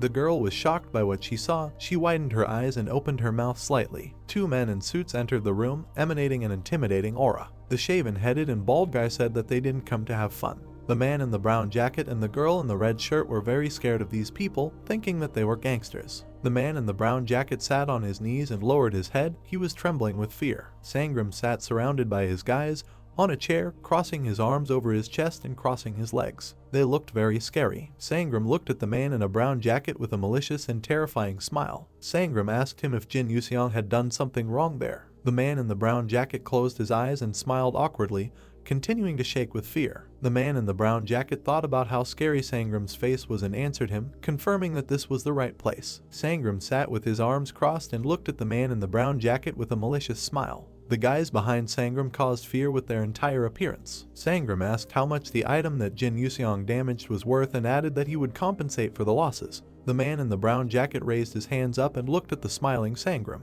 The man in the brown jacket said that everything was fine and they still had a lot of keys and safes in the warehouse. Sangram noticed that they were both business people, so he suggested resolving this issue. Sangram looked intently in his direction and smiled. Sangram said that he works for a construction company. A man in a brown sweater presented a picture of two gangsters beating a man who was holding a sign, "We are against the demolition of the building." Sangram moved his hand to the side and said that he still has a butcher shop. A shaven-headed and bald guy looked at Sangram, emitting an ominous aura. Next to the skinhead, a guy with a short haircut stood and looked at Sangram, who also emitted an ominous aura. The skinhead asked Sangram how long they had been running a butcher shop. The guy with the short hair quipped, saying, "Isn't meat considered meat?" The skinhead and the guy with the short hair stood frowning and emitted a frightening black and red aura. The skinhead smiled from ear to ear. The man in the brown jacket was shaking with fear and did not understand what kind of meat he was talking about. Sangram turned to the plump man and looked at him. The plump man told Sangram that he would sort everything out there himself. Sangram closed his eyes and brought his hand to the inside of his jacket.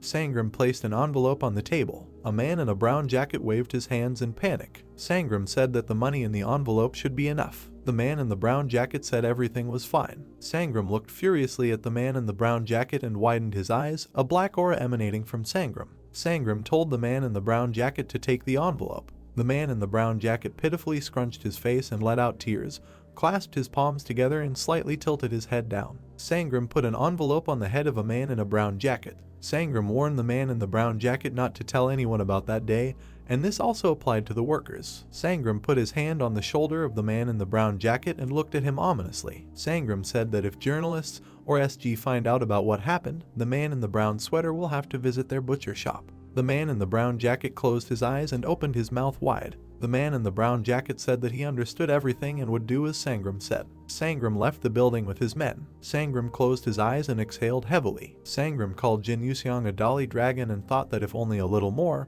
others would recognize that he is the hero of Seoul Station Gate. Sangram turned to his guys with a smile and moved one hand to the side. Sangram praised the guys and said that since they had visited all the shops, he suggested drinking soju and eating samgyeopsal. These were dangerous gangsters who looked very evil. Sangram said he would pay them for a full day's work. The dangerous gangsters turned out to be friendly HR managers and noticed that Sangram always meets them halfway and they shouldn't do that. Sangram stood in the circle of his people and laughed. Sangram said that he is doing this because he is sorry. The shaven-headed and bald guy said that Sangram had nothing to apologize for since they all had fun too. Another man joked that he was thinking about taking acting classes. The sky was orange and people were walking along the streets of Itaewon. Jin Yuseong didn't understand what kind of place this was. Jin Yuseong looked slightly confused. Jin Yuseong said that he was walking without any specific destination, but got too far away from the Han River. Jin Yuseong looked down and immediately remembered what Sangram told him to use the language learning technique at the right time. Jin Yuseong stood in the middle of the street and looked somewhere to the side. Jin Yuseong noted that this place was what was needed since there were a lot of non-locals there. Jin Yuseong noticed a blonde girl in a black suit. Jin Yuseong walked towards the blonde in a black suit and said that her look looked very friendly. Jin Yuseong stared at the blonde in a black suit. Jin Yuseong noted that she has a pure soul and pure speech, adding that he should choose her. The blonde in the black suit noticed Jin Yuseong and looked at him. Jin Yuseong looked at her and smiled. The blonde in a black suit smiled at Jin Yuseong and addressed him in a foreign language, asking what happened to him. Jin Yuseong looked at the blonde in a black suit with confusion. Jin Yuseong didn't understand what she was saying and mentioned that he heard it on TV. The blonde woman in the black suit continued to speak to him in a different language and said that she did not speak Korean.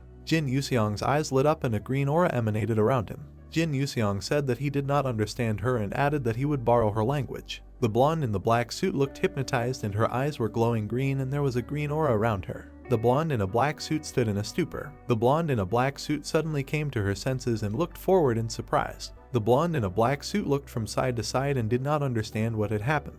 The blonde in a black suit wondered if she had fallen asleep standing up. The blonde in the black suit was confused and widened her eyes slightly. The blonde in the black suit said that she thought it was the way she was talking to Jin Yuseong.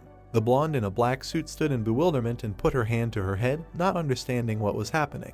The blonde in a black suit suddenly had an epiphany and she was seriously looking somewhere. The blonde in the black suit said that someone was digging into her mind using the control skill. Behind the glass doors a small courtyard was visible. A blonde in a black suit was in the room, on the bed, and pressed her hands to her head using her strength and a blue aura emanated from her. The blonde in the black suit was trying to understand what was done to her, going through the options, and she didn't know what it was: brain cleansing, suggestion, hypnosis, or a mental attack. The blonde in the black suit closed her eyes and a pale purple light emanated from her hand. The blonde in the black suit knew that Jin Yuseong had not harmed her. The blonde in the black suit checked everything very carefully and continued to hold her hands to her head. The blonde in the black suit noticed that there were traces of tongue duplication. A picture appeared with a blue padlock in a circle and multiple inscriptions in different languages. The blonde in a black suit argued that if you don't overcomplicate it, it's just a language, but also the foundation on which attitudes are built. The blonde in a black suit was perplexed and raised her hand to her mouth. The blonde in a black suit continued her reasoning. She thought that now he would be able to understand her method of encryption.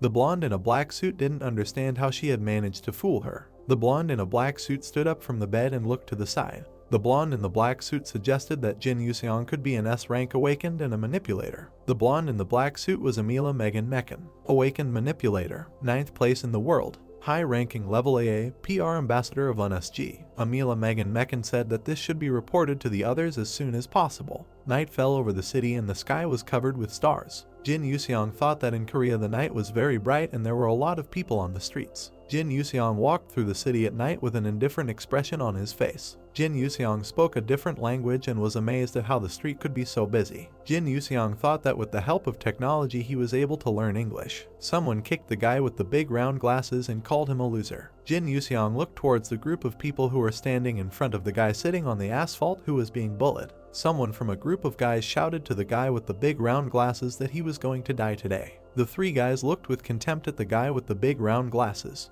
The shaven-headed guy kicked the guy in the big round glasses in the hand. The skinhead told the guy with the big round glasses that he was crazy for thinking that everything would be solved if he just reported everything to the teacher. The guy with the big round glasses apologized. Jin Yuseong looked displeasedly towards the group of guys. Jin Yuseong noted that it looked like a group of classmates were bullying an outcast. A guy with big round glasses was lying on the ground and being beaten by a group of guys. Jin Yuseong thought that even if the world has changed, bullying within the school walls has remained the same. Jin Yuseong approached a dark building. Jin Yuseong thought that maybe it was a little wrong, but if they didn't see his face, then everything would be fine. Jin Yuseong noticed a store that sold masks. As Jin Yuseong got closer, he realized that the store was already closed. Jin Yuseong stuck his hand through the glass of the store. Jin Yuseong pointed out that nothing can be done, but this mask will be used for a good cause. A group of hooligan guys continued to bully and kick the guy with the big round glasses. One of the guys said to hit him lightly, otherwise he could really die. A group of hooligan boys turned to the side in surprise. Jin Yuseong called the guys in English. A group of guys looked at Jin Yuseong who appeared. Jin Yuseong's eyes glowed with a bright blue light. Jin Yuseong spoke in English to a group of guys about how they dared to torture their friend. The guys looked at Jin Yuseong mockingly. A guy with thick, furrowed eyebrows said that Itaewon is full of foreigners. The blonde guy asked what was wrong with his face. Jin Yuseong was wearing an Iron Man mask. Jin Yuseong took one of his fighting poses. Jin Yuseong said about Dory's powers. One of the guys noticed that it was an Iron Man mask. Another guy noticed that he seemed to be proficient in martial arts. And the third guy said that the combination was terrible, but the clothes themselves fit. Jin Yuseong, wearing a black suit with yellow stripes, bowed to the ground with his sword and looked at the bloody swords. He recalled that he had not fought for others before. These bloody swords were held by three guys in the same suits. They said that Jin Yuseong had nowhere else to run. Jin Yuseong frowned with pain on his face and closed his eyes. He felt that now the end of his life could come. However, this was just irony, and with a sharp movement he attacked the unfriendly guys with sand and swung his fist. Jin Yuseong noticed that these guys would not hear the words that he was ready to surrender, and carried out a sand attack. The guys covered their eyes with their hand and closed their eyes to keep the sand from getting into their eyes, and they called him a coward for such a sneak attack. Enraged, Jin Yuseong bared his teeth and his eyes glowed with a bright red light, as if he had turned on a different furious state when he took out his blade. Jin Yuseong told the guys that instead of dying at their hands, he would rather become a heavenly demon. Jin Yuseong did everything he could to survive. However, now he entered the battle for the sake of justice, so while wearing his Iron Man mask, he stood in a certain fighting pose and prepared to attack the bullies. He looked incredibly cool. Jin Yuseong was impressed by his martial arts skills. The hooligans looked at what was happening with a puzzled and contemptuous expression on their faces. The short-haired guy thought that the masked guy who attacked them was filming some kind of prank on a hidden camera. The guy standing next to him threw his grin towards his friend and replied that if this guy was filming a blog, then most likely he should have had a video left and something had to be done about it. One of the hooligans walked towards Jin Yuseong with an even gait. The blonde guy was angry at such rudeness and tried to take away the camera that could have been in Jin Yuseong's possession. The bully turned to Jin Yuseong, who continued to maintain a fighting pose with his hands raised in the air. The bully called Jin Yuseong an Iron Man. With an enraged look, the bully reached out his hand and tried to remove the Iron Man's mask to see his face. The bully's hand practically touched Jin Yuseong's face, which glowed with a bright blue flame. Jin Yuseong threw the bully's hand upward with a magical aura, whose face suddenly changed into a lost one. Jin Yuseong replied that he did not want to show his face. The bully looked at his hand with an astonished expression on his face, on which all the fingers were twisted. Jin Yuseong was surrounded by a blue aura, and with a deft movement of his hand, he threw away the bully's body, which immediately flew to the ground. The hooligans watching on the sidelines were shocked by what was happening and horrified that their leader was thrown aside like a bug. Jin Yuseong looked at the hooligans with a cold gaze through his mask. Jin Yuseong ironically said that people at their age already start families and carry swords, and what hooligans do at this time is waste time, so he would not achieve anything with words. The two hooligans raised their hands in horror and fear, defending themselves from Jin Yuseong, who was about to deal with them. The bullies begged for mercy because they thought they had done nothing wrong. Jin Yuseong frowned at the hooligans. He asked to name the reason for the attack on their classmate, and if the reason was significant, then he would think about it. The hooligans continued to sweat and look at Jin Yuseong with fear and horror. Jin Yuseong understood that the hooligans would not say anything worthwhile, so he directed blue energy at the hooligans and their fingers suddenly twisted. Jin Yuseong turned away from the hooligans, who looked confused and examined their crooked fingers. Jin Yuseong understood everything. Throwing his evil glance back, Jin Yuseong noticed to the guys that, unlike them, he knows how to admit his guilt, so hooligans are incorrigible. All three hooligans were lying on the ground and writhing in pain as Jin Yuseong was about to leave the battlefield. He noted that since the hooligans did not have weapons with them, he limited himself to his hand, but in the future they will no longer be able to hit anyone with their hand. Jin Yuseong waved his hand towards the same guy who was being beaten by the bullies. The guy in glasses with fear in his eyes flew into the air thanks to the magical power of Jin Yuseong. The guy with glasses flew over Jin Yuseong's head and, while in the air, turned his fearful gaze towards Jin Yuseong, who was standing motionless. The guy with glasses thought that Jin Yuseong would come to him, so he also asked for mercy. However, Jin Yuseong told him not to be afraid. With his other hand, using magic, Jin Yuseong lifted the bodies of the bullies, who looked shabby. Jin Yuseong was taken aback by the frightened guy in order to prevent unforeseen circumstances. He was going to make the hooligans afraid of the guy with glasses. Suddenly, Jin Yuseong used a different kind of magic and the eyes of all the boys lit up with red eyes. Jin Yuseong said that now these hooligans won't even be able to look him in the eye. A frightened guy with glasses went down to the ground and, raising his hands in the air, he bent his knees. Jin Yuseong looked at the frightened guy with glasses through his Iron Man mask and put his hand on his shoulder. The bespectacled guy's face was covered in beads of sweat, and Jin Yuseong advised the guy to become stronger. Jin Yuseong turned around and went about his business, thinking that he looked too cool. The guy with fear in his eyes and tears said that he was too scared. We were transported to the Sangram house, night. Yu Hai-yeon stared at Jin Yuseong with a frown and put her hands on her waist. She was unhappy that Jin Yuseong returned home too late, and she was worried about him. Jin Yuseong stood timidly in the hallway and held an Iron Man mask under his arm. He knew that it was already late, so from now on he would be a little more tactful. Yu Hai-yeon continued to look at Jin Yuseong and asked him if everything was okay. Jin Yuseong looked at Yu Hai-yeon with a malicious grin and a shining gaze. He replied that everything was fine because it was light and safe at night. Googling her eyes at what she heard, Yu Hai-yeon thought that Jin Yuseong had mixed up something. Yu Hai-yeon covered her mouth with a pitiful and embarrassed look with tears in her eyes. She understood that Jin Yuseong came from the north. She rushed to hug Jin Yuseong, who frowned in surprise and cast his amazed glance at Yu Hai-yeon.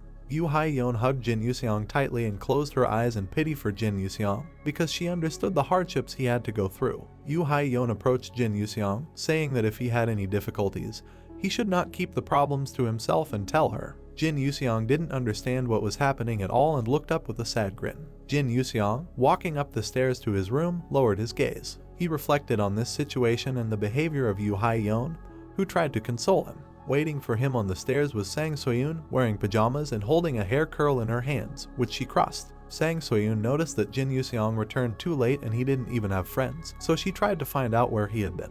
Jin Yuseong peeked out from under his long bangs and raised his head towards Sang Soyun. He told her that he was having fun at Hongdae. Sang Soyun felt that Jin Yuseong was lying to her. Sang Soyun looked at Jin Yuseong with a warm gaze. She turned to him, telling him that next time he should warn her about his departure so that she would see him off. She also asked him that he might not know places where you can really have good fun.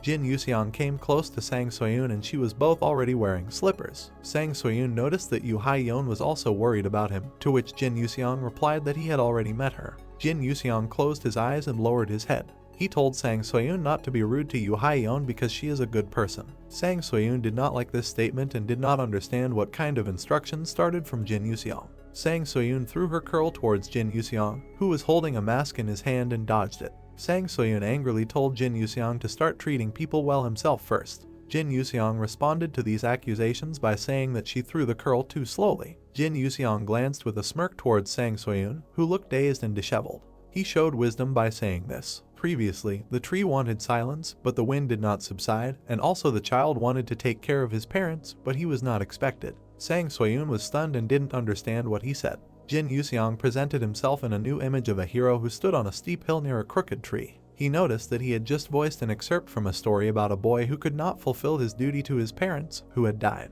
Jin Yuseong continued to look at Sang Soyun, who widened her eyes and raised her eyebrows. Jin Yuseong told Sang Soyun to remember that in this world nothing lasts forever. Sang Soyun was shocked by what she heard and covered her mouth with her hand. She turned away from Jin Yuseong, who stood with his back turned to her with a cold gaze. Sang Soyun wondered how Jin Yuseong could become so level-headed after the death of his parents. Sang Soyun grabbed her hair and lowered her head with an angry expression, closing her eyes. She was tormented by her conscience because she had not thought about what she said. Jin Yuseong cast his puzzled glance towards Sang Soyun, who was holding her hair with her hands. Jin Yuseong didn't understand what happened to Sang Soyun, although Sang Soyun understood that she had blurted out nonsense. Sang Soyun continued to torment her about the act she committed towards Jin Yuseong and therefore continued to hold her head. Jin Yuseong thought that his instructions and wisdom could have such an impact on Sang Soyun, who seemed grumpy from the outside but was still kind. Jin Yuseong sat down on his blue chair and turned on the computer, putting on headphones in advance. Sangram came into Jin Yuseong's room and greeted his leader, who managed to take off his headphones. Sangram looked embarrassed and his smirk looked ironic. Jin Yuseong asked Sangram if he had been drinking.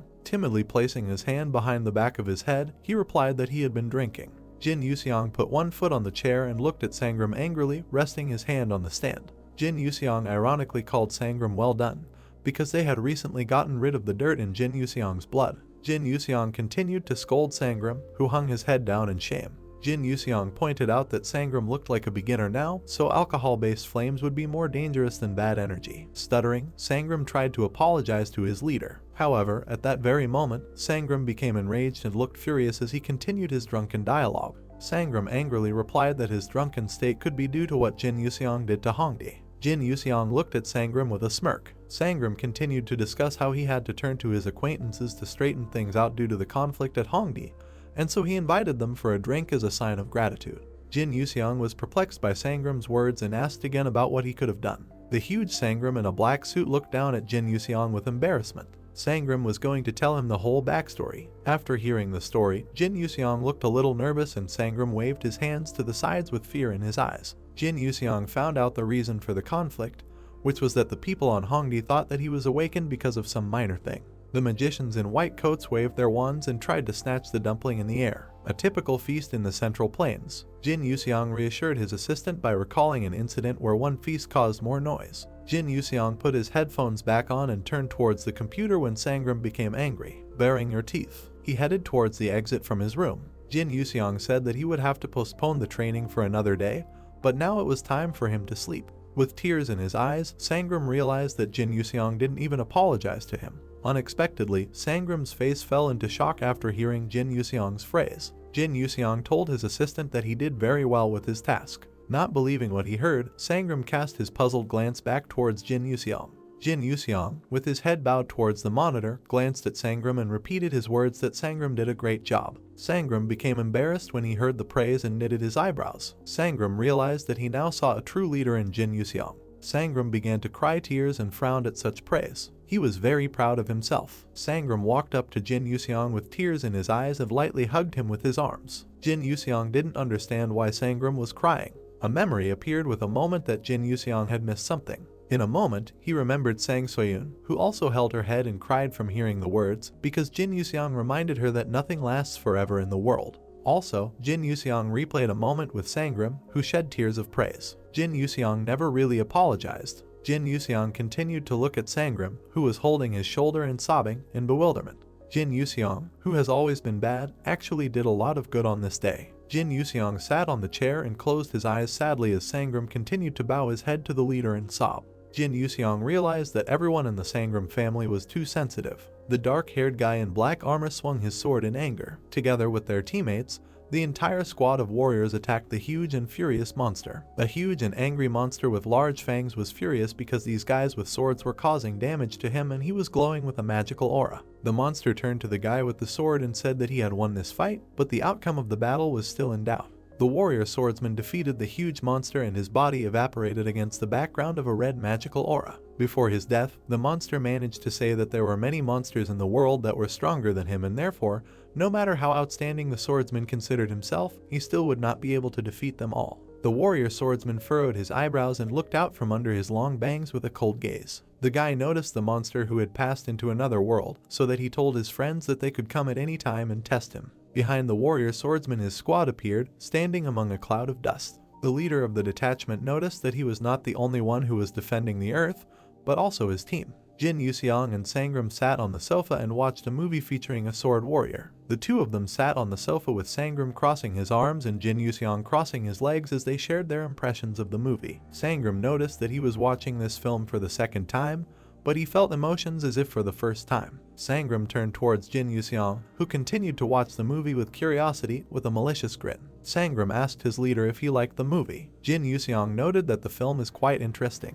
A guy in a black suit and a sword on his shoulder stood on the podium and was photographed. Jin Yuseong understood that they hadn't used CGI on filming lately, because they were casting awakened people in the lead roles, and the guy standing on the podium was holding a real sword, not a fake one. Jin Yuseong scratched his chin with a grin and said that the films being made now are much more interesting than he thought. Together with Sangram, Jin Yuseong sat on the sofa and looked thoughtfully at the TV. Sangram ironically noted that Jin Yuseong constantly sits in front of the TV and computer but has never watched a movie. Jin Yuseong replied that he watched films about the Ming Empire, but while watching them he constantly felt sleepy. Sangram, with furrowed brows, cast a cold glance towards Jin Yuseong sitting next to him. Sangram was interested to hear the name of the movie, but Jin Yuseong didn't remember it. Sangram thought it was some kind of second-rate film. Jin Yuseong continued to sit on the sofa and switch the TV with the remote control while the yawning Sangram wanted to leave. Tired Sangram noticed that Jin Yuseong could still watch a lot of interesting films, and he would go to bed. Jin Yuseong continued to switch movies on the remote control and said the following phrase, upon hearing which Sangram was puzzled and widened his eyes. Jin Yuseong thought about taking his first nap in a long time. Sangram turned towards Jin Yuseong sitting on the sofa and asked him how he usually sleeps. Jin Yuseong replied indifferently that he had only slept 4 hours in the past 10 days. Hearing such a statement, Sangram fell into a stupor and turned around in horror at Jin Yuseong. Jin Yuseong peeked out from under his long bangs and looked towards Sangram. Jin Yuseong said that with a certain technique he replaced sleep, so there was no need for it. Sweating, Sangram stared at Jin Yuseong, who was sitting on the sofa with his arms crossed and his eyes closed. Sangram asked about the reason why Jin Yuseong decided to take a nap. Jin Yuseong replied that he felt like he was mentally tired. Sangram raised his head with a satisfied face and held a glass of beer in his hand. Sangram compared Jin Yuseong's condition to the fact that it was like when you want to drink tea or another drink at a time when you are not thirsty. A cartoon appeared of a happy Jin Yuseong and Sangram raising their hands in the air because they had been watching movies all weekend. Jin Yuseong, as if zombified, stared at the monitor with a cold gaze. He watched movies non-stop for several more days. An image of a man appeared who was meditating against a black background and choosing a film genre. Martial arts, historical misinformation. Melodrama, you become very immersed. Blockbuster, exciting. Comedy, funny. Documentary, a longer version of everyday activities. Science fiction, interesting. Animation, pictures move. Horror, people are very afraid of ghosts. Sangram stood at the entrance to Jin Yuseong's dark room, who continued to watch movies every day. However, there was one more nuance, because of which Sangram got angry and bared his teeth. He looked at the computer screen and saw that Jin Yuseong was watching movies at 8 times the normal speed. Jin Yuseong was simultaneously watching movies on his phone. Sangram was perplexed that Jin Yuseong was watching movies on all platforms at the same time. A sleepy Sangram walked up behind Jin Yuseong, who was watching his movies with curiosity. Sangram joked that Jin Yuseong would hardly understand anything with this format of watching movies. Jin Yuseong stared at his screen and replied to Sangram that there is a certain technique called the line between life and death, where time slows down. Jin Yuseong found himself in his image of a magician in a white cloak opposite another magician, and everything around sparkled with a magical aura. Jin Yuseong described this technique in such a way that thanks to it, the view is increased, raindrops, brightness, muscles, ball movement, the opponent's emotions, and he saw all this in slow motion. Jin Yuseong continued to watch his movie on his phone while he still had the movie on his computer. Jin Yuseong asked Sangram for his guess as to why this was happening. Sangram suggested that this may be due to the brain's concentration limit. Jin Yuseong scratched his head without looking up from the screen. He replied that Sangram had practically guessed, but the difference was that the brain reaches its maximum concentration when life is on the verge of death. Jin Yuseong, in the form of a magician, swung his blade and looked at its movement with an evil gaze. Jin Yuseong knew that he instinctively used his cognitive abilities to the maximum. Sangram sweatily glanced down at Jin Yuseong. Sangram wondered why Jin Yuseong brought up this topic. Jin Yuseong sat in a chair, surrounding himself with a magical blue aura, and said that he was in this state right now, so it could be said that he was watching the movie at full capacity. The dumbfounded Sangram was afraid of what was happening to Jin Yuseong and looked at him with horror in his eyes. Sangram noticed that Jin Yuseong's speech had changed a lot since he started watching movies often, so he asked such a logical question about who could use such a powerful technique for such nonsense. The image of a fierce warrior in a black suit raged against the backdrop of bright fire. On the brink of life and death is a deep knowledge of martial arts that can only be achieved in the moment before death. Sangram looked at Jin Yuseong with a lost look and considered him addicted, because Jin Yuseong used such a powerful technique just to watch movies. Jin Yuseong, without looking back at Sangram, told him to have Sangram write a list of his favorite movies to him before leaving. Sangram handed Jin Yuseong a piece of paper with the names of his favorite movies. Jin Yuseong peered from the piece of paper and compared the names of the films with those that he had already watched, and was surprised. Jin Yuseong realized that he had already watched all his favorite Sangram films. Dissatisfied with the state of affairs, Jin Yuseong looked at the piece of paper with the films that Sangram was frantically holding in his hand. Sangram noted that among his favorite films were old ones. Saddened, Jin Yuseong lowered his head and said that he had watched all of Sangram's films. Sangram scratched the back of his head in confusion and looked down at Jin Yuseong. Sangram didn't understand how Jin Yuseong managed to watch all the films so quickly. With the sweat of his brow, Sangram did the math in his head and realized that with a viewing speed of 8 times faster than usual, plus 4 hours of sleep, plus 24 hours without food equals 128 movies. Sangram immediately everything became clear. Jin Yuseong was depressed and rolled his eyes. He was very bored and didn't know what to do. Sangram walked closer to Jin Yuseong and raised his hand towards him. Sangram asked Jin Yuseong about that. Does he know about the series? Jin Yuseong looked up at Sangram in amazement and asked about the TV series. On the monitor screen there was a platform with TV series and films. Sangram replied that TV series are multi-part films when the episodes are released once a week and were much more interesting in content. He also added that there are series that have more than 100 episodes. With a grin on his face, Sangram closed his eyes and laughed, saying that if he also watched foreign TV series, it would take much longer. Sangram realized that he shouldn't have said that. Sangram furrowed his eyebrows and grabbed his gift as he stood against the wall of posters. Sangram realized that its leader, who had almost lost interest in films, plunged headlong into TV series. Sang Soyun, wearing home clothes, walked into Jin Yuseong's room and held a phone in her hands. She said that she wanted to order food and asked Jin Yuseong if he would too. Jin Yuseong understood that if addiction were not taken into account, there were other side effects. Jin Yuseong put on the Iron Man mask with a deft movement of his hands and agreed to Sang Soyun's proposal. Sang Soyun widened her eyes and looked at Jin Yuseong in amazement, asking him again. Jin Yuseong peeked out from under his mask with a mischievous grin and imagined himself as the legendary fireman Shim Sang-yuan. Hysterically, Sang Soyun shook her head and became very angry. She called Jin Yuseong crazy. Sang Soyun watched in anger as Jin Yuseong parodied various movie scenes and tried to calm him down. Enraged by what was happening, Sang Soyun bothered her dad Sangram, who was already steaming from his ears from such a fuss. Sang Soyun really wanted Sangram to do something with Jin Yuseong, who already looked very dependent. With a cold look, Sangram sipped his tea when his ears began to bleed. Sangram remembered that Jin Yuseong recently repeated a scene from a movie using internal energy, which almost gave himself away. However, everything worked out. Therefore, Sangram realized that it was necessary to talk to Jin Yuseong. Sangram headed to Jin Yuseong's room and knocked on his door, asking out loud if the leader was in the room. Sangram fell into a stupor because he heard strange sounds from Jin Yuseong's room. Concerned, Sangram burst into Jin Yuseong's room and got scared. Jin Yuseong lay motionless on the floor, apparently having fallen from his chair. Stunned by what was happening, Sangram caught himself and lifted Jin Yuseong's immobilized body. Sangram assumed that this was a side effect of the very technique he had asked his leader not to use. Jin Yuseong showed signs of life and opened his eyes slightly. He realized that he had made a mistake by calling himself young and stupid. Weakened, Jin Yuseong looked at the ceiling with an indifferent and cold gaze. Unfortunately for him, he realized his mistake late. Frightened by Jin Yuseong's condition, Sangram was very worried. Sangram noted that Jin Yuseong should not waste his energy on talking now and rather restore his internal energy. Jin Yuseong looked at Sangram pitifully and a tear flowed from his eye. Jin Yuseong said that he watched all the movies and TV series with high praise.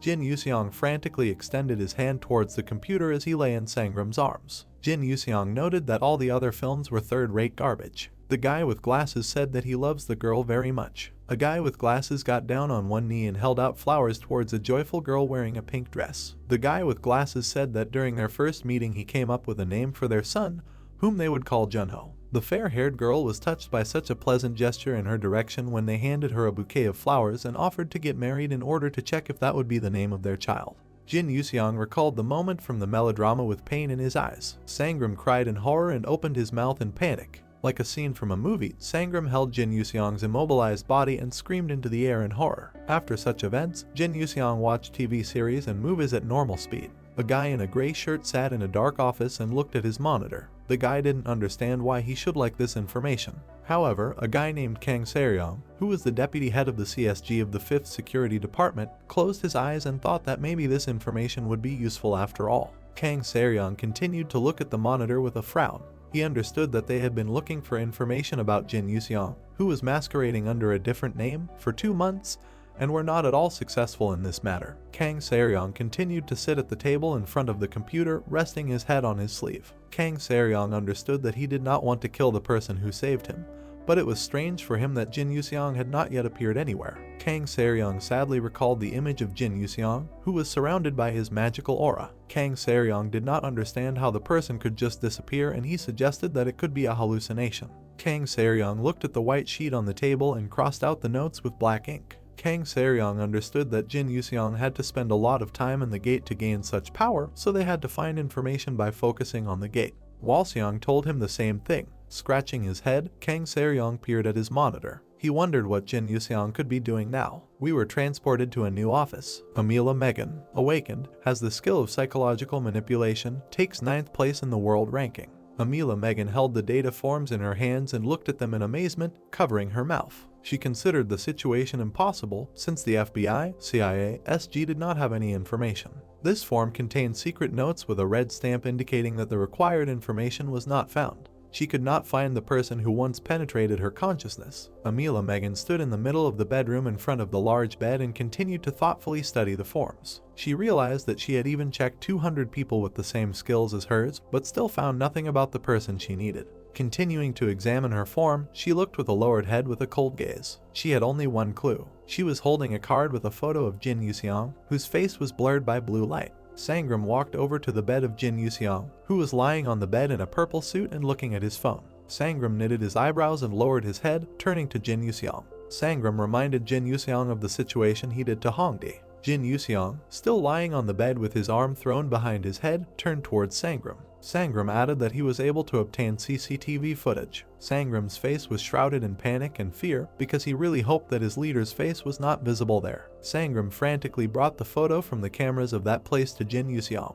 In the photo, Jin Yuseong's silhouette was visible and his face was obscured by blue light. Sangram noticed that it was a cafe with a quest, and it seemed to him that it was a noise, in some places similar to light. Jin Yuseong looked at the photo in amazement and pointed his finger at it. He said that this blurry noise was caused by dust. Jin Yuseong recalled the image of himself in a white cloak among purple magic in the background, where he covered his mouth with his hand. Jin Yuseong said that when he first came to Korea, there was a terrible situation with suspended particles, although he was told that people filtered the air using internal energy. Sangram took out his phone and, holding it in his hands with the camera towards Jin Yuseong, told him that Jin Yuseong wasn't using his technique right now because he wanted to check something. Sangram stared at his phone and frowned in surprise. There were two identical photos of Jin Yuseong smiling and raising his hands with his finger outstretched, but in one of them his face was blurred with blue light. On one of them, where the face was covered, the filtering of internal energy was turned on, and on the other it was turned off and his face was visible. Sangram noticed that it was still a matter of internal energy. Sangram turned to his leader, who closed his eyes and crossed his arms, telling him not to use his technique when it came to taking a photo, to which Jin Yuseong agreed. Sangram widened his eyes and stood in surprise at Jin Yuseong's agreement. Sangram recalled a similar situation from the past where Jin Yuseong would look up at him with his arrogant gaze and bare his teeth, asking why he needed to take pictures with strangers now. However, now he simply agreed. Jin Yuseong stood in a relaxed position and held his chin as Sangram addressed him. Sangram asked Jin Yuseong why a photo might be needed. However, Jin Yuseong didn't know either. Angry and lost, Sangram found himself in a dark space against which bright beams of light were emitted. Sangram thought that during his travels the leader was able to socialize. Sangram's face looked lost. At the same moment, Sangram relaxed and moved his lips to the side. Jin Yuseong thought that at such moments it was common to find out that one of the main characters was terminally ill. However, with a thoughtful look, he stared at his chin with his face and thought that he was not sick, so he should have captured his face. Jin Yuseong considered all possible events, casting his gaze to the side. He felt that there was a possibility that one of the heroes could be involved in crime. However, he understood that it was not about him, because in that case he would not have left traces. Jin Yuseong imagined himself in a black suit next to a blonde girl. He presented the most likely case in which he could be involved with the rich man's daughter, and then her father's secretary could photograph them. The man in the suit held out his hand, on which was a silver watch with an envelope that could contain money. Jin Yuseong imagined that at such moments they usually give an envelope with money, and he imagined how much money could be there. The man in the suit, holding out the envelope, said that he had done a good job and therefore added a small part of the amount. Sangram looked confused and his eyes seemed to be glassy. These were fictional images of Jin Yuseong, who well understood the image and mentality of Koreans from TV series and films. In the open sky they saw a helicopter flying past. Jin Yuseong pointed out to Sangram that a helicopter costs quite a lot these days. However, Sangram was taken aback by saying that he had known about this for a long time. Jin Yuseong turned to his leader and told him that Sangram may not buy him a helicopter, and at that moment Sangram's face experienced a whole range of emotions. Sangram immediately exhaled and looked relaxed, shedding a tear as he realized that the leader was able to change and he didn't care what the cost was. However, Jin Yuseong was taken aback by his rejoicing assistant Sangram and said that he wanted a horse instead of a helicopter, and immediately imagined the image of a horse on a green meadow. Sangram glanced upward and grinned, realizing that this desire sounded more realistic. Jin Yuseong sat on the bed in his purple suit, and in front of him, a confused Sangram spread his arms to the side. Sangram noted to his leader that he would not be able to ride a horse in most places. Jin Yuseong understood everything perfectly. Sangram closed his eyes and grinned maliciously, smiling slightly. He suggested that his leader go to the ranch this weekend, because he knew one such place. However, Jin Yuseong was taken aback by telling him that he had already looked at one horse and handed him the phone. He showed him a red sports car with a horse emblem that looked like a Ferrari. Jin Yuseong showed his fist towards Sangram and Sangram's entire face looked battered and bruised. Sangram approached Jin Yuseong, saying that by local standards he was not yet 18 years old and he could not yet drive a car. Jin Yuseong's face suddenly changed to a stunned one and he was among a black background with bright beams of light. With a beaten face and one black eye, Sangram told his leader that classes would begin soon. Jin Yuseong sat dissatisfied on his bed and looked with a grin at Sangram, who stood in front of him and waved his hand. Jin Yuseong was very reluctant to go to class, asking if he had to go there. Sangram tried to reassure his leader, saying that this was the best way to hide his identity. Jin Yuseong looked like a demon with his terrifying appearance and black energy. Sangram also added that going to classes will protect him from SG and no one will even think that a high school student cleared the gate alone. Jin Yuseong plopped down on the bed and closed his eyes, exhaling slightly. He said that then nothing could be done in such a situation. Sangram raised his eyebrows slightly and glanced at Jin Yuseong. Sangram did not understand why the leader wanted to hide his identity so much, since he could also be revered in this place, just like in the past. Jin Yuseong almost dozed off with his eyes closed. However, he also asked that Sangram could live in peace if he had nuclear weapons at home. Jin Yuseong recalled his condition in the previous world, where he was in a white cloak floating in the air among bloody swords. He imagined himself in this world on a par with God. After all, even maintaining neutrality between countries was difficult for him because one of his wrong moves could lead to a holy war. He had enormous influence over others, so he had to lock himself in the heavenly palace. Jin Yuxiang continued to doze with his mouth open. Jin Yuxiang was afraid that if this world found out about his powers, the situation would repeat itself and he would have to become a heavenly demon again. Sangram, hearing similar reasoning from Jin Yuxiang that he was tired of living like this, became slightly saddened. Sangram really wanted to help his leader and looked at Jin Yuxiang with interest, asking him what Jin Yuxiang wanted. Jin Yuxiang turned over on his side and Sangram continued to look at him. Jin Yuxiang was going to do something, and Sangram clarified what exactly. Sangram, sweating his brow, continued to dialogue with Jin Yuxiang, who was lying with his back to him. Jin Yuxiang didn't know what to do, and Sangram said that he couldn't put off the question of his future. Jin Yuxiang lay motionless and continued to discuss this topic. He noticed that if he didn't find something to do, he would start catching monsters in the gates. Sangram noted that Jin Yuxiang originally wanted to keep his identity a secret. Jin Yuxiang stood up sharply and angrily turned to his assistant, who was frightened by such an unexpected turn. Jin Yuxiang said that there is nothing more important in the world than sleep and food. Sangram agreed with him. Jin Yuxiang presented an image of a rich guy in a black suit standing next to an expensive car. He also noted that being awakened is a good job, because it comes with status and a lot of money. Sangram rolled his eyes and thought about it with a smirk. Sangram, who was in shock, realized that his leader had cleared the gate single-handedly, which could mean that he alone had received all the rewards. Curiously, Sangram spread his hands to the side and turned to his leader, who was lying on the bed. Sangram really wanted Jin Yuxiang to open the inventory for him. Jin Yuxiang rested his head on one hand and said that the equipment can be used outside, but a reason is needed. A blue icon with a briefcase appears. Jin Yuxiang quenched Sangram's curiosity and let him look at his inventory. With a thoughtful look, Sangram stood and flipped through the inventory icon. Sangram noticed that there were a lot of magic stones there. Sangram noticed something important and he suddenly went into shock and widened his eyes in amazement. It was already evening and they were at home. Sangram saw that Jin Yuxiang had 24 kilograms of magic stones in his inventory. Jin Yuxiang watched as Sangram suddenly became aroused and looked tense. Jin Yuxiang asked his assistant why he was so surprised. There was a blue crystal floating in a space similar to space. Sangram did the math in his head that on average one could get 10 to 14 grams of stone from an F-level gate when the starting price for 1 gram was 180,000 won. Sangram fell into a stupor from such calculations and was in shock, looking in amazement at Jin Yuxiang, because he realized that he needed to multiply the minimum cost of the stone by the weight of the stones. Jin Yuxiang was holding a glass of wine in his hands, and behind him were a bunch of golden scrolls floating in the air. Sangram counted 4.3 billion, which is 53 gold bars weighing 1 kilogram. Sangram bowed slightly in front of Jin Yuxiang, who was lying sideways on the sofa. Sangram reminded his leader that just recently he wanted to buy himself a helicopter and a car. Having counted such amounts in his head, Sangram's eyes lit up and he understood that now they could afford it all. Sangram, raising his hand, stood near Yuxiang's bed, on which the guy sat comfortably. He asked the man if magic stones were really that expensive. Sangram replied that since the leader is not registered,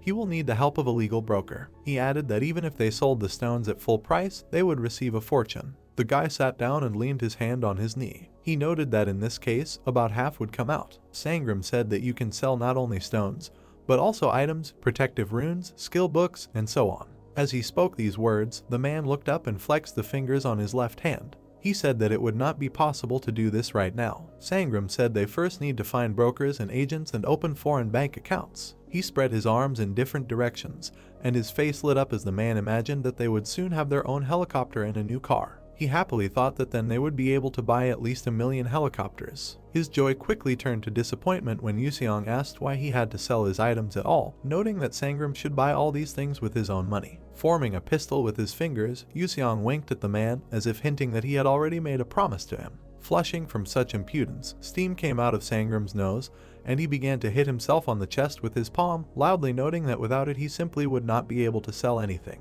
The man noted that this simply cannot be done. Looking away, Yuxiang took a deep breath, lazily waving his hand. He said that in this case he could offer the man a maximum of 15% of the profit, and he could do with the money whatever his heart desired. Covering his mouth with his hand, the guy yawned loudly, and the man looked at him with an irritated look and said that he wanted 20%.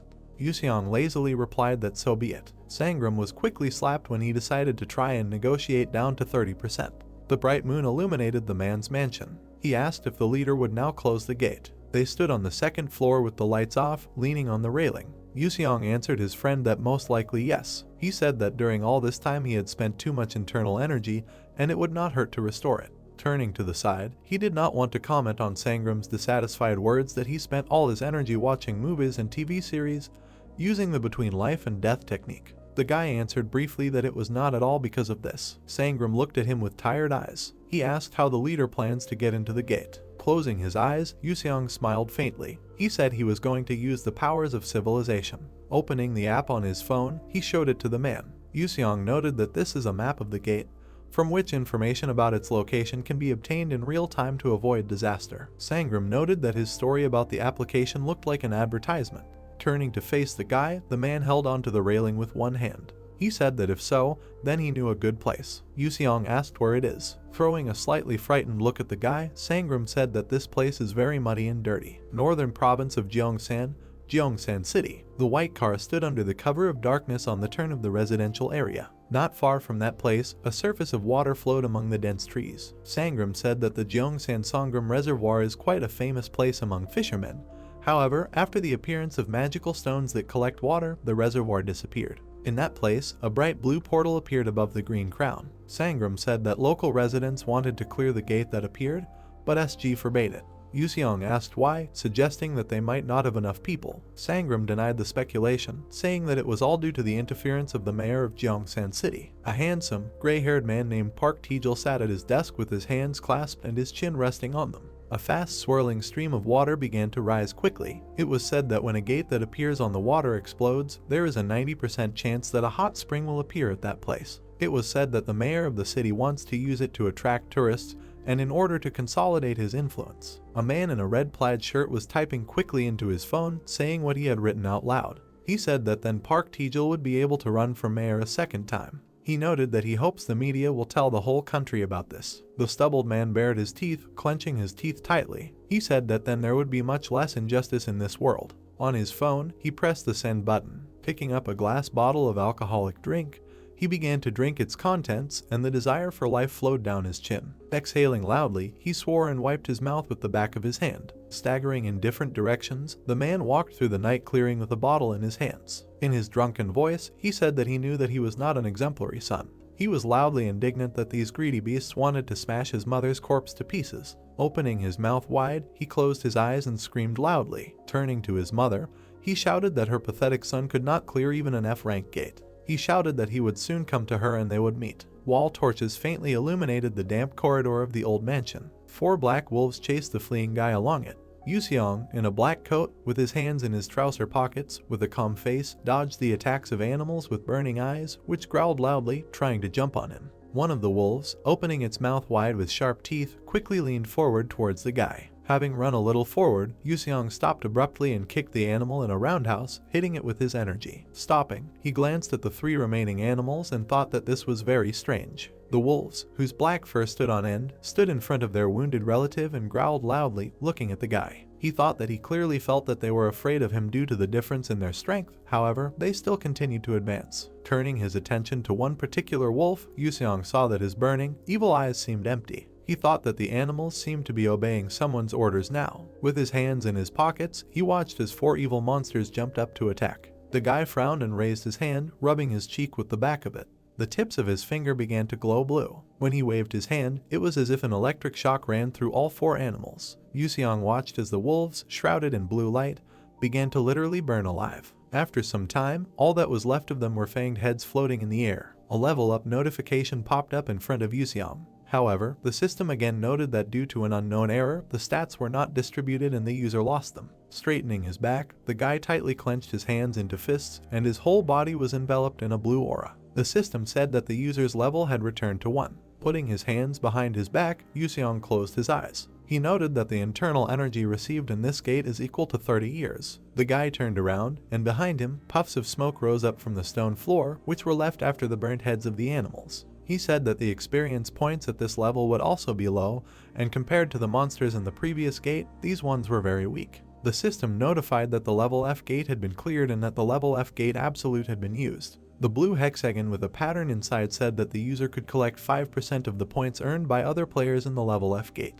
The system notified that there was a scanning error. The guy looked at the holographic screen in surprise and wondered. It contained a question asking whether the user wanted to apply a protective rune, and 2 answer options. Jip noted that previously, when receiving a protective rune, permission was not asked. He also said that they seemed to be reporting on his skill. By clicking on the screen, a list of received runes appeared in front of him, among the empty slots of which there was only one. The guy commented that he only had 1 rune. His face looked puzzled after he pressed it. Yuseong wondered if it worked this time, or would there be another mistake. He walked forward, and the white smoke at the battle site faintly illuminated the dark corridor. Yuseong received a notification that all the monsters inside had been destroyed, and congratulations on clearing the F-level gate. His contribution was 100%, and the system notified that all received magic stones would be automatically added to the inventory, and also that after a while the user will be moved from the gate.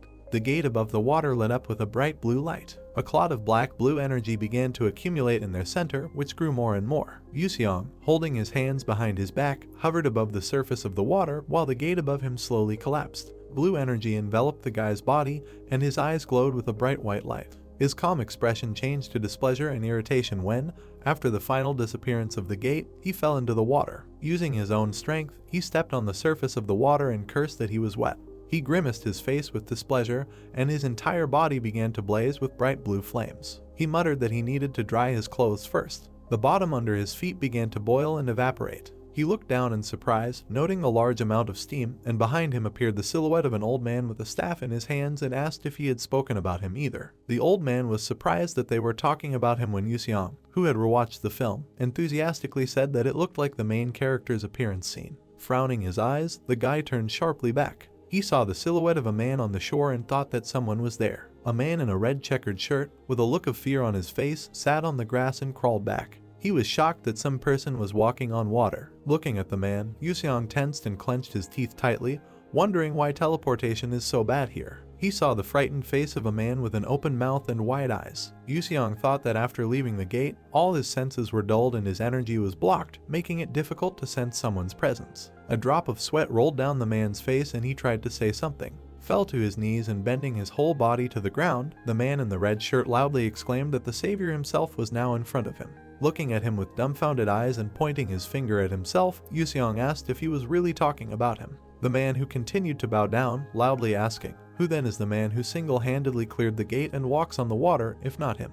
His face turned red and tears began to form in his eyes. He asked which guy is God, Jesus, or Buddha. Proudly straightening his back and clasping his hands behind it, Yuseong stood among the formed guy. He noted that he was in a very strange situation. The man in the red shirt raised his head and looked at the guy when he said that he was none of the above. With his mouth open, the man looked at the guy's silhouette with fascinated eyes. Yuseong told him that he came down here in order to get rid of the gates that were so annoying his people. The dark silhouette of a guy towered above the surface of the water, the bright sun was shining right behind his head, and his eyes glowed with blue light. He said he came here as a savior. The guy with shining eyes looked at the man. He asked what he was doing at the gate. Kneeling, a man in a red checkered shirt rested his hands on the ground, and a bottle lay not far from him. He said his name was Kim Uncheol and he came here to die. Gritting his teeth tightly, the man lowered his head when Yuseong asked him what made Uncheol do such a thing. An image of a thin woman in poor clothes, holding a small child in her arms, appeared in his head. Uncheol said that when he was 3 years old, his father died, so his mother raised him alone. A woman, whose body was bandaged with a cloth, inside of which a crying child was sitting behind her, was washing dishes in a basin in front of her face. Uncheol said that in her 26 years, his mother went through a lot of hardships to raise him. He said that he wanted to repay her, so he tried to find a good job. An adult Uncheol in a brown business suit and with an office briefcase in his hands entered the house. With a big smile on his face, he happily told his mom that he was finally able to get a job in Seoul. The young man froze, his eyes frozen in horror. On the chest of drawers, among the white-colored layers, is a portrait of a woman tied at the corners with faithful ribbons, and under it stood incense and a candle. Uncheol said that his mother died without having any good days. Uncheol, wearing his red plaid shirt, was squatting next to a gravestone. He said that after his mother's death, he gave up work in Seoul and decided to live at her grave. Still sitting on his knees, Uncheol tightly grasped the grass that was under his hands. He exclaimed that, however, the mayor of the city of Gyeongsan decided not to clear the gates, and his mother's grave was just within the blast radius, and he was not given permission to move her body. Some time ago, he wrote down his whole story in notes. The guy shouted that he wanted to tell his whole story and then die from the explosion of the gate. Tears began to stream down his angry face and the guy started screaming at Yuseong. He shouted that he ruined everything because it was the only thing he could do to repay his late mother. Yuseong's silhouette and eyes continued to glow as steam slowly floated around. Unchial asked what should he do now. The man froze and looked up at Yuseong with his sad and tear-stained gaze as he told him to live according to God's will. Jai extended his hand forward and everything around him began to glow with white light. He said that it was God who sent all mothers to earth. A tear fell on Unchial's palm and he handed over the grass with his hand. He said his mom always told him to be kind to other people. The man opened his mouth wide and from his lips came a loud cry that he couldn't do this. The image of the arrogant mayor of the city of Gyeongsan appeared in his head. Unchial asked, "What is the point of being kind in this world if bad people get everything so easily?" Yuseong watched as Unchial leaned toward the ground again and repeated his question in a choked voice. The man again raised his tear-stained face to the rescuer, who said that he was not the only one living such a life. Yuseong said that this is the path that people should take. Unchial remembered his mother's steps and how tenderly she called him by name. A woman with a wide smile on her face lifted her little son up. She told him that the boy should always be a kind person. Unchial looked at the rescuer with surprised eyes, and tears continued to flow down his cheeks. Yuseong asked what the man was talking about for so long now. He said that this is not what his mother wanted for him, and he understands this very well. The man looked up at the sky, which shimmered with a bright white light, when his rescuers said that the gate that gave him so much pain was no longer there. Yuseong closed his eyes, and the steam around him began to thicken more and more. He said that he was glad that he was able to save. With words about his mother's grave, Yuseong disappeared from Unchial's sight. Birds chirped loudly among the green stairs. Scrunching his face with dissatisfaction, the guy indignantly noted that he almost got caught. He walked along a small path among tall trees, clasping his hands behind his back. He exclaimed that Sangram told him that there would be no one here, and then he noted that he thought that he was still convincing because he used comprehensive voice transmission, a method in which the listener himself interprets the meaning of the word and levitation. Remembering how he previously soared in the air and influenced people's destinies, the guy smiled and noted how good it was that in his past life he often used these abilities. The guy froze, and his eyes widened when he heard a strange voice. The voice indignantly asked why the gate did not explode and asked to send someone here. Yuseong used his technique and a blue energy ring appeared in front of him. Another voice replied that perhaps the gate would explode later. Using his skills, the guy began to run his gaze throughout the forest. A rough male voice swore, asking his interlocutor if he knew how much money was invested. Yuseong saw the mayor of the city standing in the forest arguing with the workers. He shouted that if this gate did not explode, then his political life would be over, and then ordered the workers to go and check the gate. Yuseong, whose silhouette was surrounded by a blue aura, opened his blue eyes, which could be seen in disgust. He noted in a low voice that this mayor was not even necessary. He asked what kind of manners he has if he doesn't even respect the dead. The television showed a news report in which the city mayor was surrounded by reporters. The presenter said that the mayor of Gyeongsan City, Park Tae-jul, was accused of neglecting the gate at the Songram Reservoir, and after conducting an overnight investigation, he himself admitted his guilt. Sangram, watching the news in the living room. The presenter said that the mayor is also accused of using the gate to increase political power. Sangram sat on the sofa, and next to him stood Yuseong in light clothes and a white mug in his hands, also watching the episode. The guy noted that good deeds are praised, but bad deeds are punished. Sangram replied that he did not think that this situation would end there. He recalled that after clearing the gates, the leader gave him some documents. The man looked at the box of documents that Yuseong placed on his desk. The guy said this needs to be released to the world. Sangram asked where he got it, noting that he didn't think one could enter the gate like that. He said that at first he refused because he thought that these documents would not help in any way. The man exhaled as Yuseong ignored his question and continued to stand nearby, staring at the man. Sangram said that despite the evidence, politicians will not let people know about it. After examining the blue folder, he closed it and said that it would be impossible to do this. Looking up at the leader, he saw that the guy had his hands on his sides and was looking at him with an angry face, and a blue aura was blazing around him. In a rough voice, Yuseong ordered him to try anyway. Pouting his lips, Sangram opened the laptop and began typing, thinking that since the leader was asking him to do so. He said that in order to calm his conscience, he still sent the documents to the media. He said that, to his surprise, the mayor was actually accused. Sipping a drink from a white mug, Yuseong stood next to a shocked Sangram who was sitting on the couch watching the news. The man asked if it really worked. He said he thought the other politicians had simply abandoned the mayor. The TV showed a shot of the mayor walking with a dejected look in the company of two agents. Sangram noted that the leader was right in the end. Scratching his chin, the man began to think. He noted that if you think about it, this has already happened in the past. He recalled how he and Chan listened to the speeches of the leader, who, sticking out his index finger, was always trying to prove something to someone. Sangram said that the leader always stood his ground until the very end, even if everyone was against him.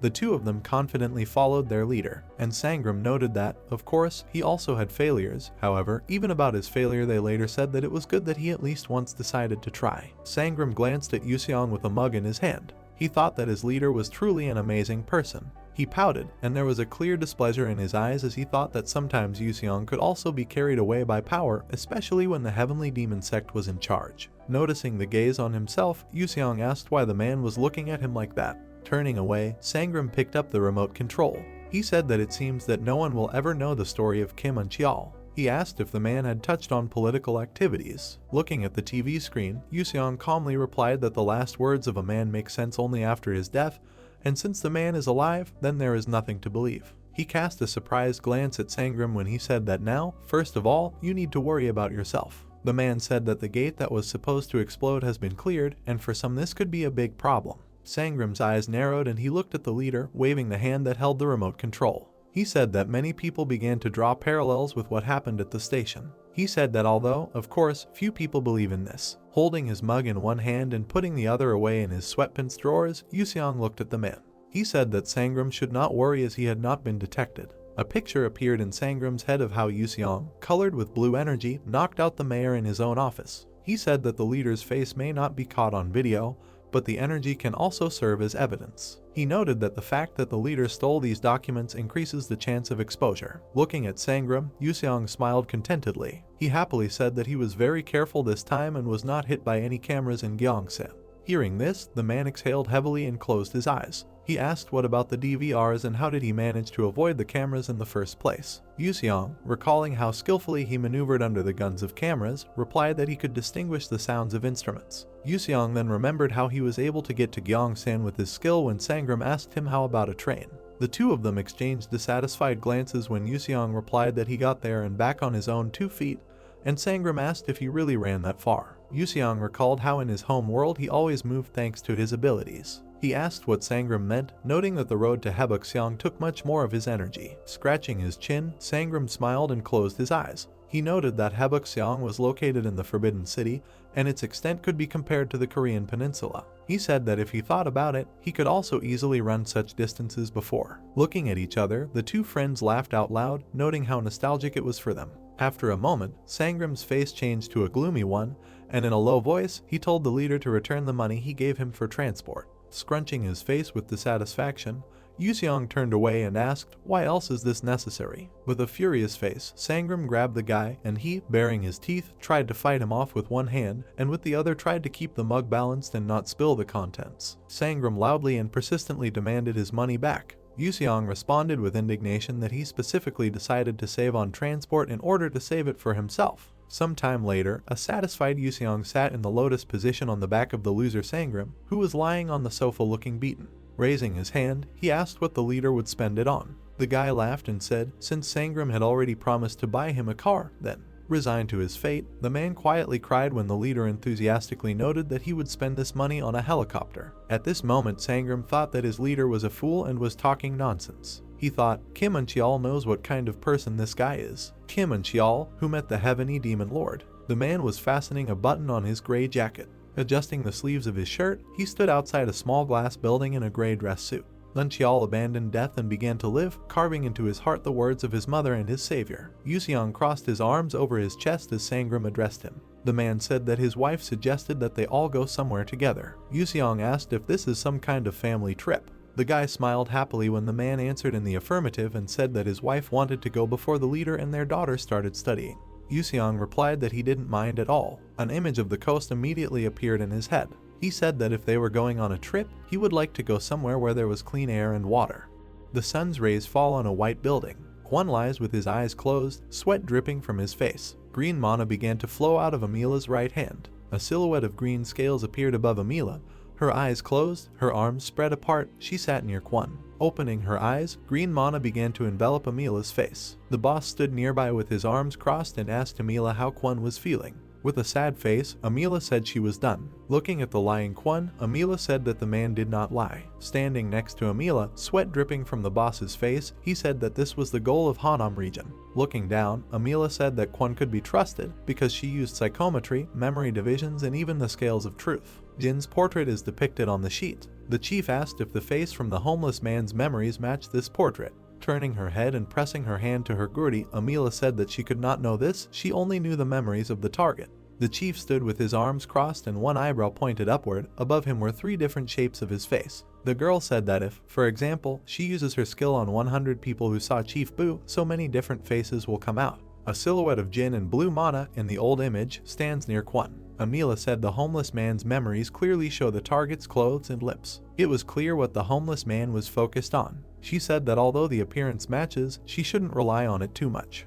Han stood behind him, his hands in his pockets. He thought to himself that this was difficult. The SG guards on the red background stood opposite the government guards on the blue background, and the rivalry between them was visible. Han understood that SG and the National Awakened Department had equal rules and power. He thought that if the government got ahead of them and got it first, the balance of power would be completely destroyed. Han stands with a serious face and his glasses reflect the rays of the sun. Han understood that it didn't matter which of them would kill him first, but they should be the ones to recruit him. Amila, looking towards Han, thought that her skill was not perfect, but there was nothing that she could not learn. Even though they belong to the same organization, Amila cannot share password information with him. Jin in a blue blurry form with brightly glowing eyes. Amila thought that if you put everything together, he should look something like this, the one who invaded her consciousness. A bead of sweat dripped down Amila's face against the backdrop of a bright eye that glowed blue. Amila could not understand what kind of person dared to steal the password on which the fate of humanity depends. She realized that she had too little information. Shaking Han's hand, Amila asked for forgiveness and said that she could not help, to which Han said that she helped a lot. A white car speeds down the road. Inside, the boss was driving and told Han that anyway, that guy had already cleared the gate to Gyeongsan, there was a high chance it was someone else. There was black tinted glass on the car. Han responded that they had thoroughly researched all foreign passengers filmed at the entrance to Gyeongsan. The chief was sitting next to Han. Opening his mouth, the chief said that most likely, someone from the unregistered awakened ones from the province itself decided to clear the gates. The chief asked Han if he thought it was the one awakened from the stations in Seoul who did this. Han sat with his glasses on, his mouth slightly open. He frowned and said that he doubted it. Throwing his head back, Han said that of course, they can say so, but he clearly had a reason why he decided to go so far. Realization rushed through Chief's head. He was very surprised. He told Han not to say that. Han stood with his finger raised in front of Wangu, who said that he was not from Hanam.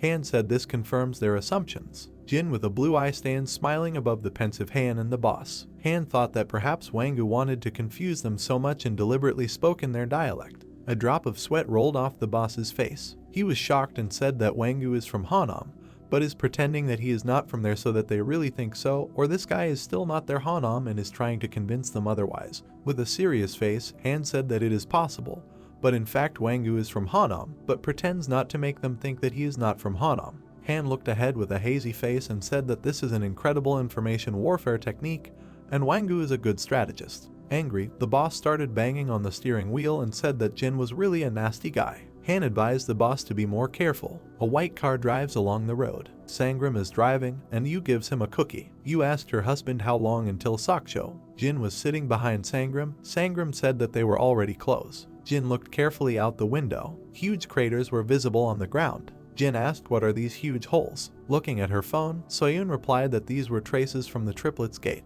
She said that previously 3 gates appeared in Saksho at the same time, but no one cleared them. One of the holes was being washed away by the sea. Jin asked that some politician also contributed to this. Soyun replied that not really. If someone had fallen through the gate, the explosion from it could have hit the second one, and this would have led to great losses. Jin was sitting behind Sangram. Sangram said that thanks to the explosion, the local ecosystem was able to fully recover. A sign indicating directions hung on a pole. Sangram said that now it is a favorite attraction of all tourists. The sun is reflected from the window where Jin sits. Jin thought it was very strange. If this really happened without the influence of people, the energy between heaven and earth should also be cleared. Soyun, looking at Jin, asked him if he was going to school next week. Closing his eyes, Jin said that as long as there are white clothes and wind, he can go anywhere. Angry, Soyun asked what series is this from. She said that if Jin continues like this, he will become an outcast. Smiling, Yu looked at her daughter and said that she doesn't think so, only if they swear at him. Soyun didn't understand why. The woman smiled her brilliant smile widely. Closing her eyes, she said that he was handsome and would obviously become popular. Soyun was furious and couldn't understand what her mother was saying.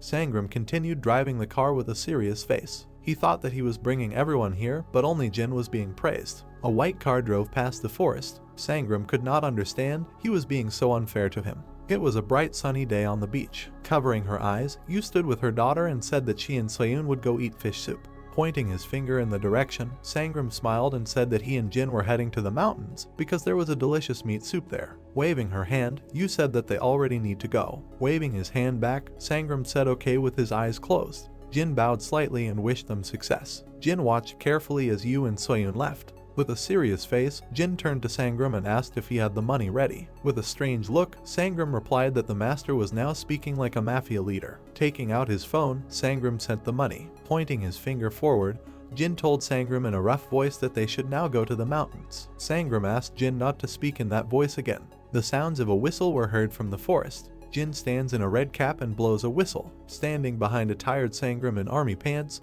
Jin told him to move faster. Opening his mouth and looking towards Sangram, who was walking in a squat, Jin spoke loudly.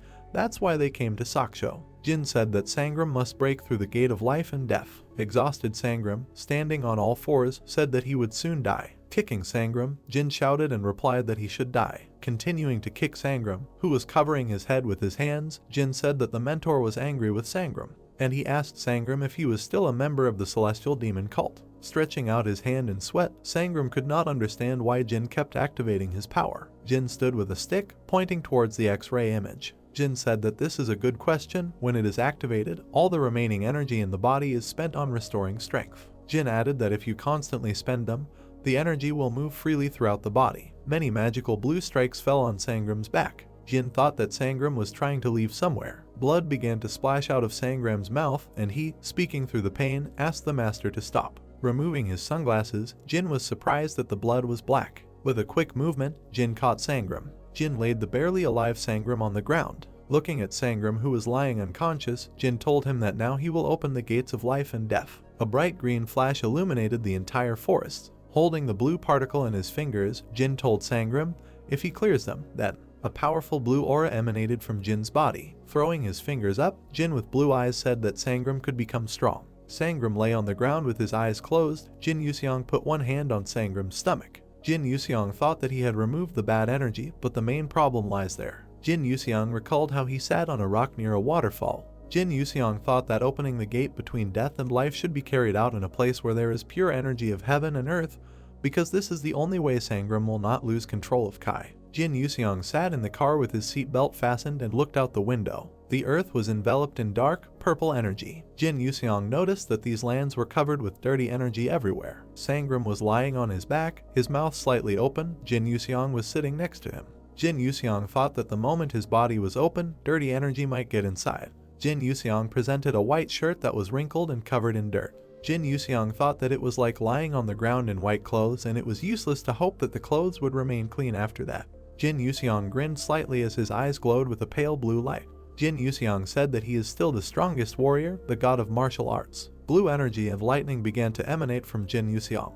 Jin Yuseong said that he would simply filter out the dirty particles. The nearby trees were enveloped in bright light. Jin Yuseong raised his hand, his eyes still glowing with a pale light. Jin Yuseong thought that now the area within a radius of 3 meters is the cleanest on earth. Jin Yuseong brought his fingers to the energy and ripples appeared. Jin Yuseong reasoned that he would use acupuncture to channel Sangram's energy. Jin Yuseong moved his fingers in different directions. Jin Yuseong reasoned that every particle flows through meridians. Bahu Point, Minmin Point, Hwam Point. A picture of a man appeared with red lines visible on him. Jin Yuseong said that by channeling his internal energy, he was able to achieve balance. Jin Yuseong stared at Sangram and moved his fingers. Jin Yuseong thought about repeating this a few more times. Sangram suddenly opened his eyes and opened his mouth. Sangram thought about the outgoing energy. Jin Yuseong sat with a serious face and continued to channel Sangram's internal energy. Sangram thought that Jin Yuseong was going through this for his sake. Sangram shed a light tear. Sangram mentally apologized to Jin Yuseong for swearing at him.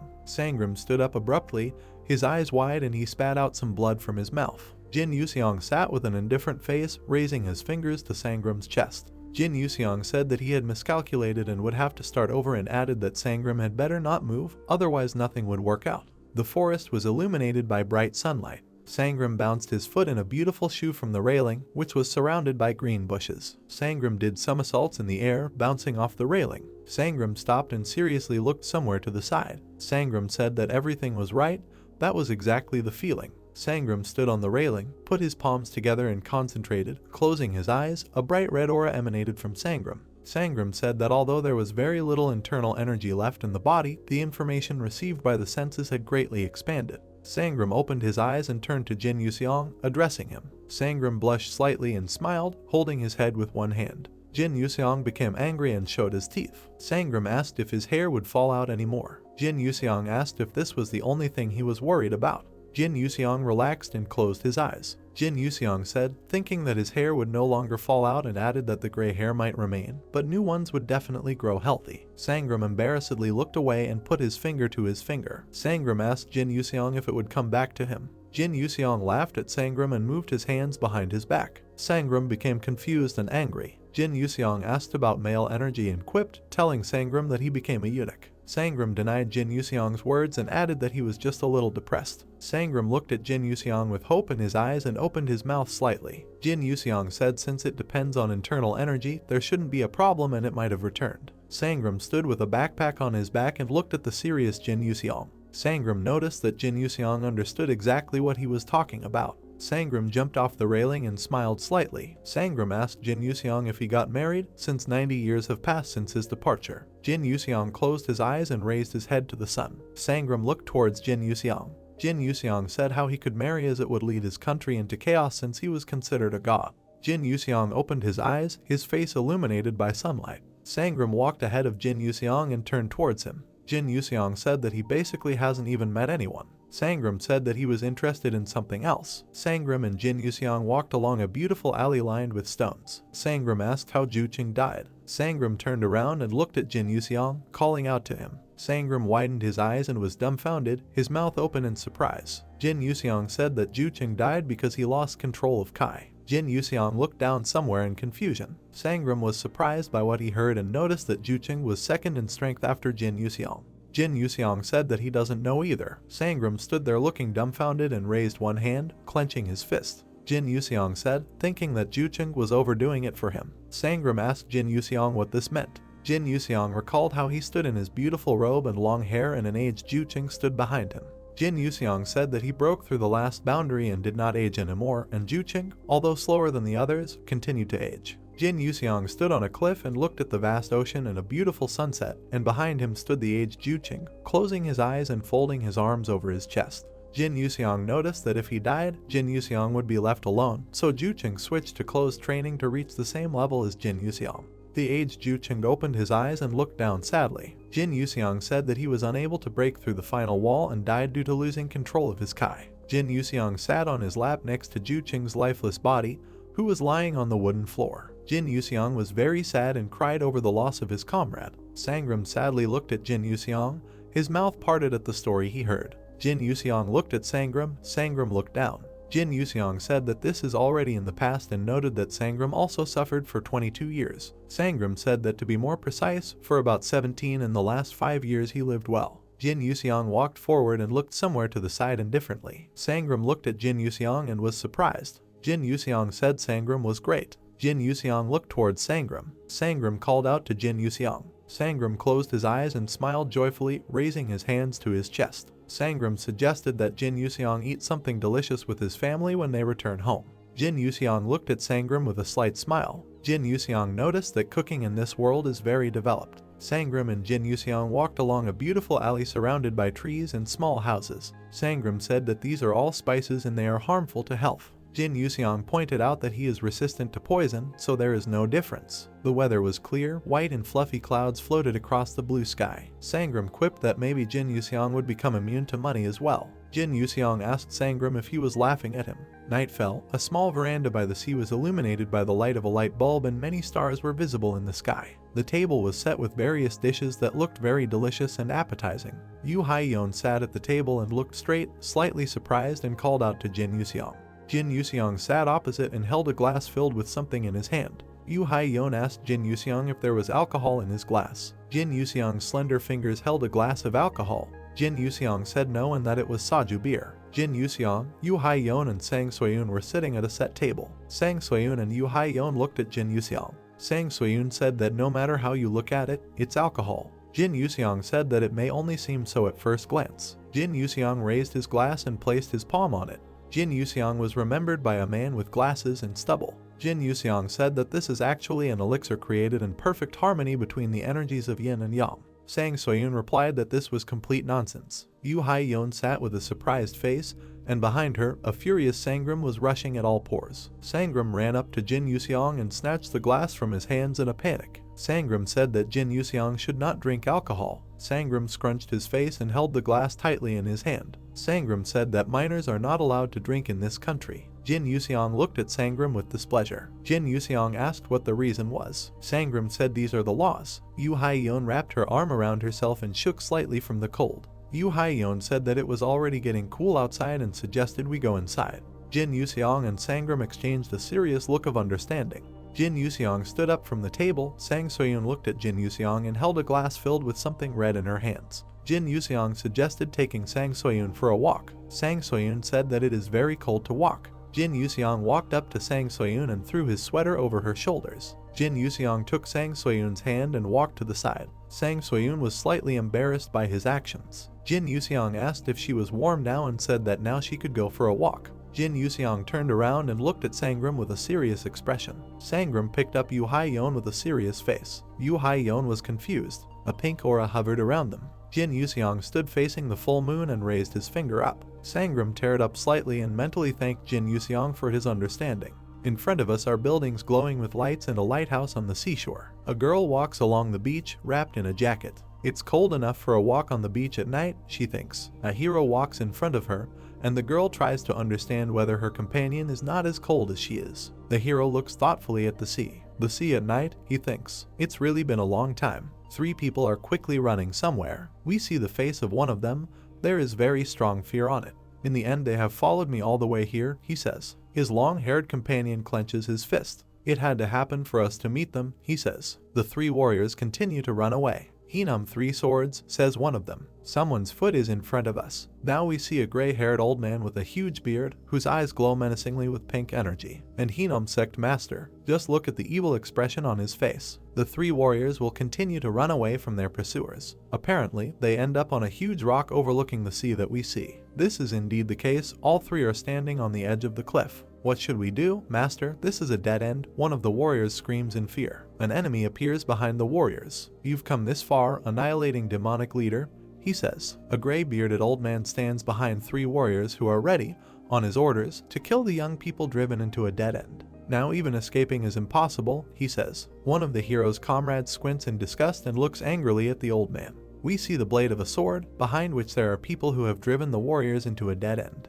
Now I don't have any inner strength, and my energy is completely depleted. Is this our final moment? The hero thinks. A gray-bearded old man frowns at the young people. They both are filled with venom and malice, but why are you crying? He asks. We see that he is referring to the hero who has turned away and is looking at the sea. Are you afraid of death? Annihilating demonic leader, asks the old man. Before us is the lower part of the hero's face. Am I crying? He asks. There is no particular reason, but the hero looks at the magnificent sea, which is illuminated by the bright moon. The sea seemed so vast when seen for the first time that it was overwhelming, he thinks. The hero also looks at the starry sky, which is incredibly beautiful. It's the first time I've seen murderous weapons shiver so much at the sight of the sea, says the old man. The hero is silent. The elder looks at him silently. He closes his eyes and lowers his head. Then he turns around and leaves. His subordinates look after him in bewilderment and call out to him. We're leaving, says the old man. Before us is the hero's face in profile. Why are you sending them? He asks. The old man has a stern look.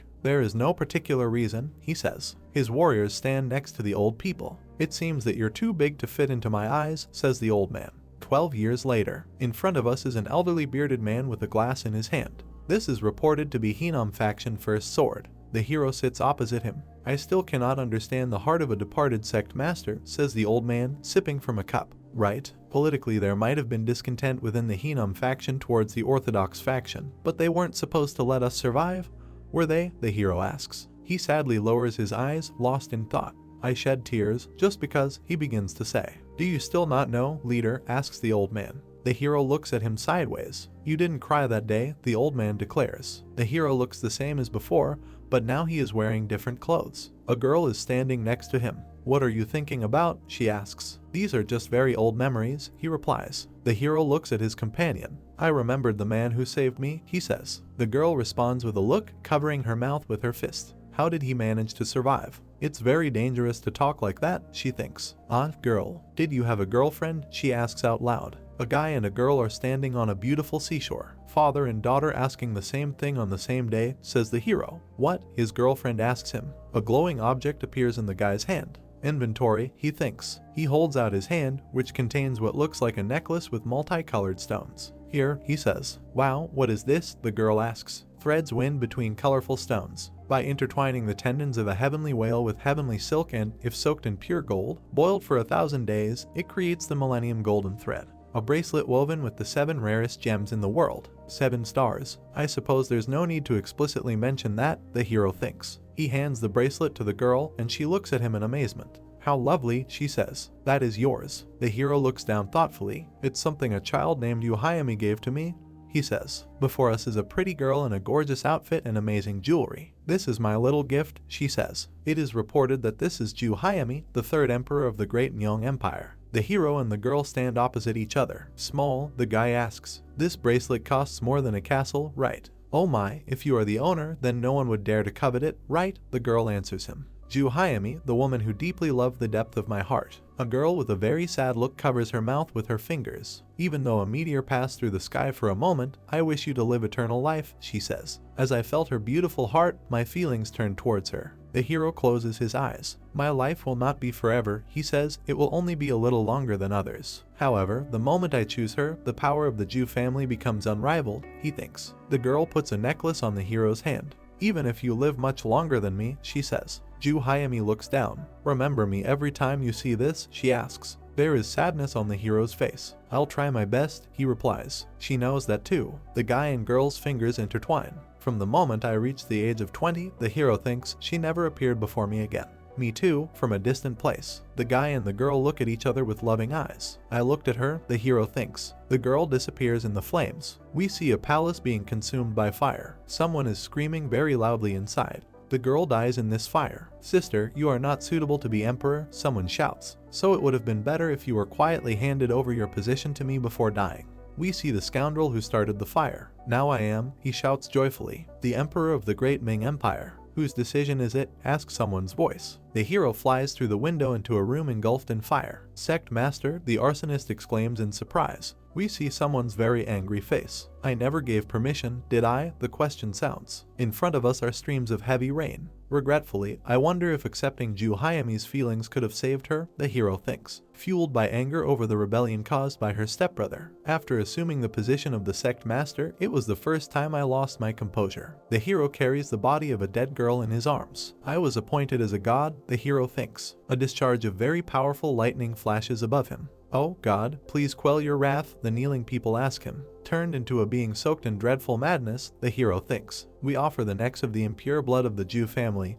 who dream of rebellion, someone's voice sounds. A kneeling man calls out to God. The hero looks at him. What? He asks. The kneeler raises his head and looks at the hero with an incredibly strange smile. My God, he exclaims. If you wait a little longer, those who bear the Jew family name in the Central Plains will disappear. So, please, calm your anger. This man falls face down on the floor again and continues to call out to God. Those next to him also call on God. They shed streams of tears. The hero looks at them with wide eyes. You're lost in your thoughts again, he hears. This is the girl with whom he walks along the shore. She cups her hands in front of her face. Anyway, the story goes that there was someone named Yuhayami who was your girlfriend, right? She asks. The girl looks at the hero. How's it going with our family these days? She asks. Is there anything uncomfortable? The hero looks at her. No, everything is fine, he replies. What's okay? The girl asks. What's okay? A wave rolls onto the shore. Everything is fine. A comet streaks through the night sky. It's good that no one in this world will recognize me, the hero thinks. Also the freedom to speak my mind, reconnecting with Sangram, having someone to emotionally interact with, and more than that. A smile appears on the hero's face. Everything is fine, he says. Both uncle and aunt as well as you. The girl looks at him with devoted eyes. She smiles and the young people hit the road again. What was that? She asks. You spoke just like someone from the Middle Ages. It's cold here, says the hero. Let's go somewhere. The guy and the girl look at the sea again. See, you're cold too. Take your jacket back, the girl says. No need, the hero answers. The bright sun illuminated the street and buildings. Sangram sat behind the wheel of the car and looked at the road. Sangram asked Jin Yuseong if he knew how he succeeded.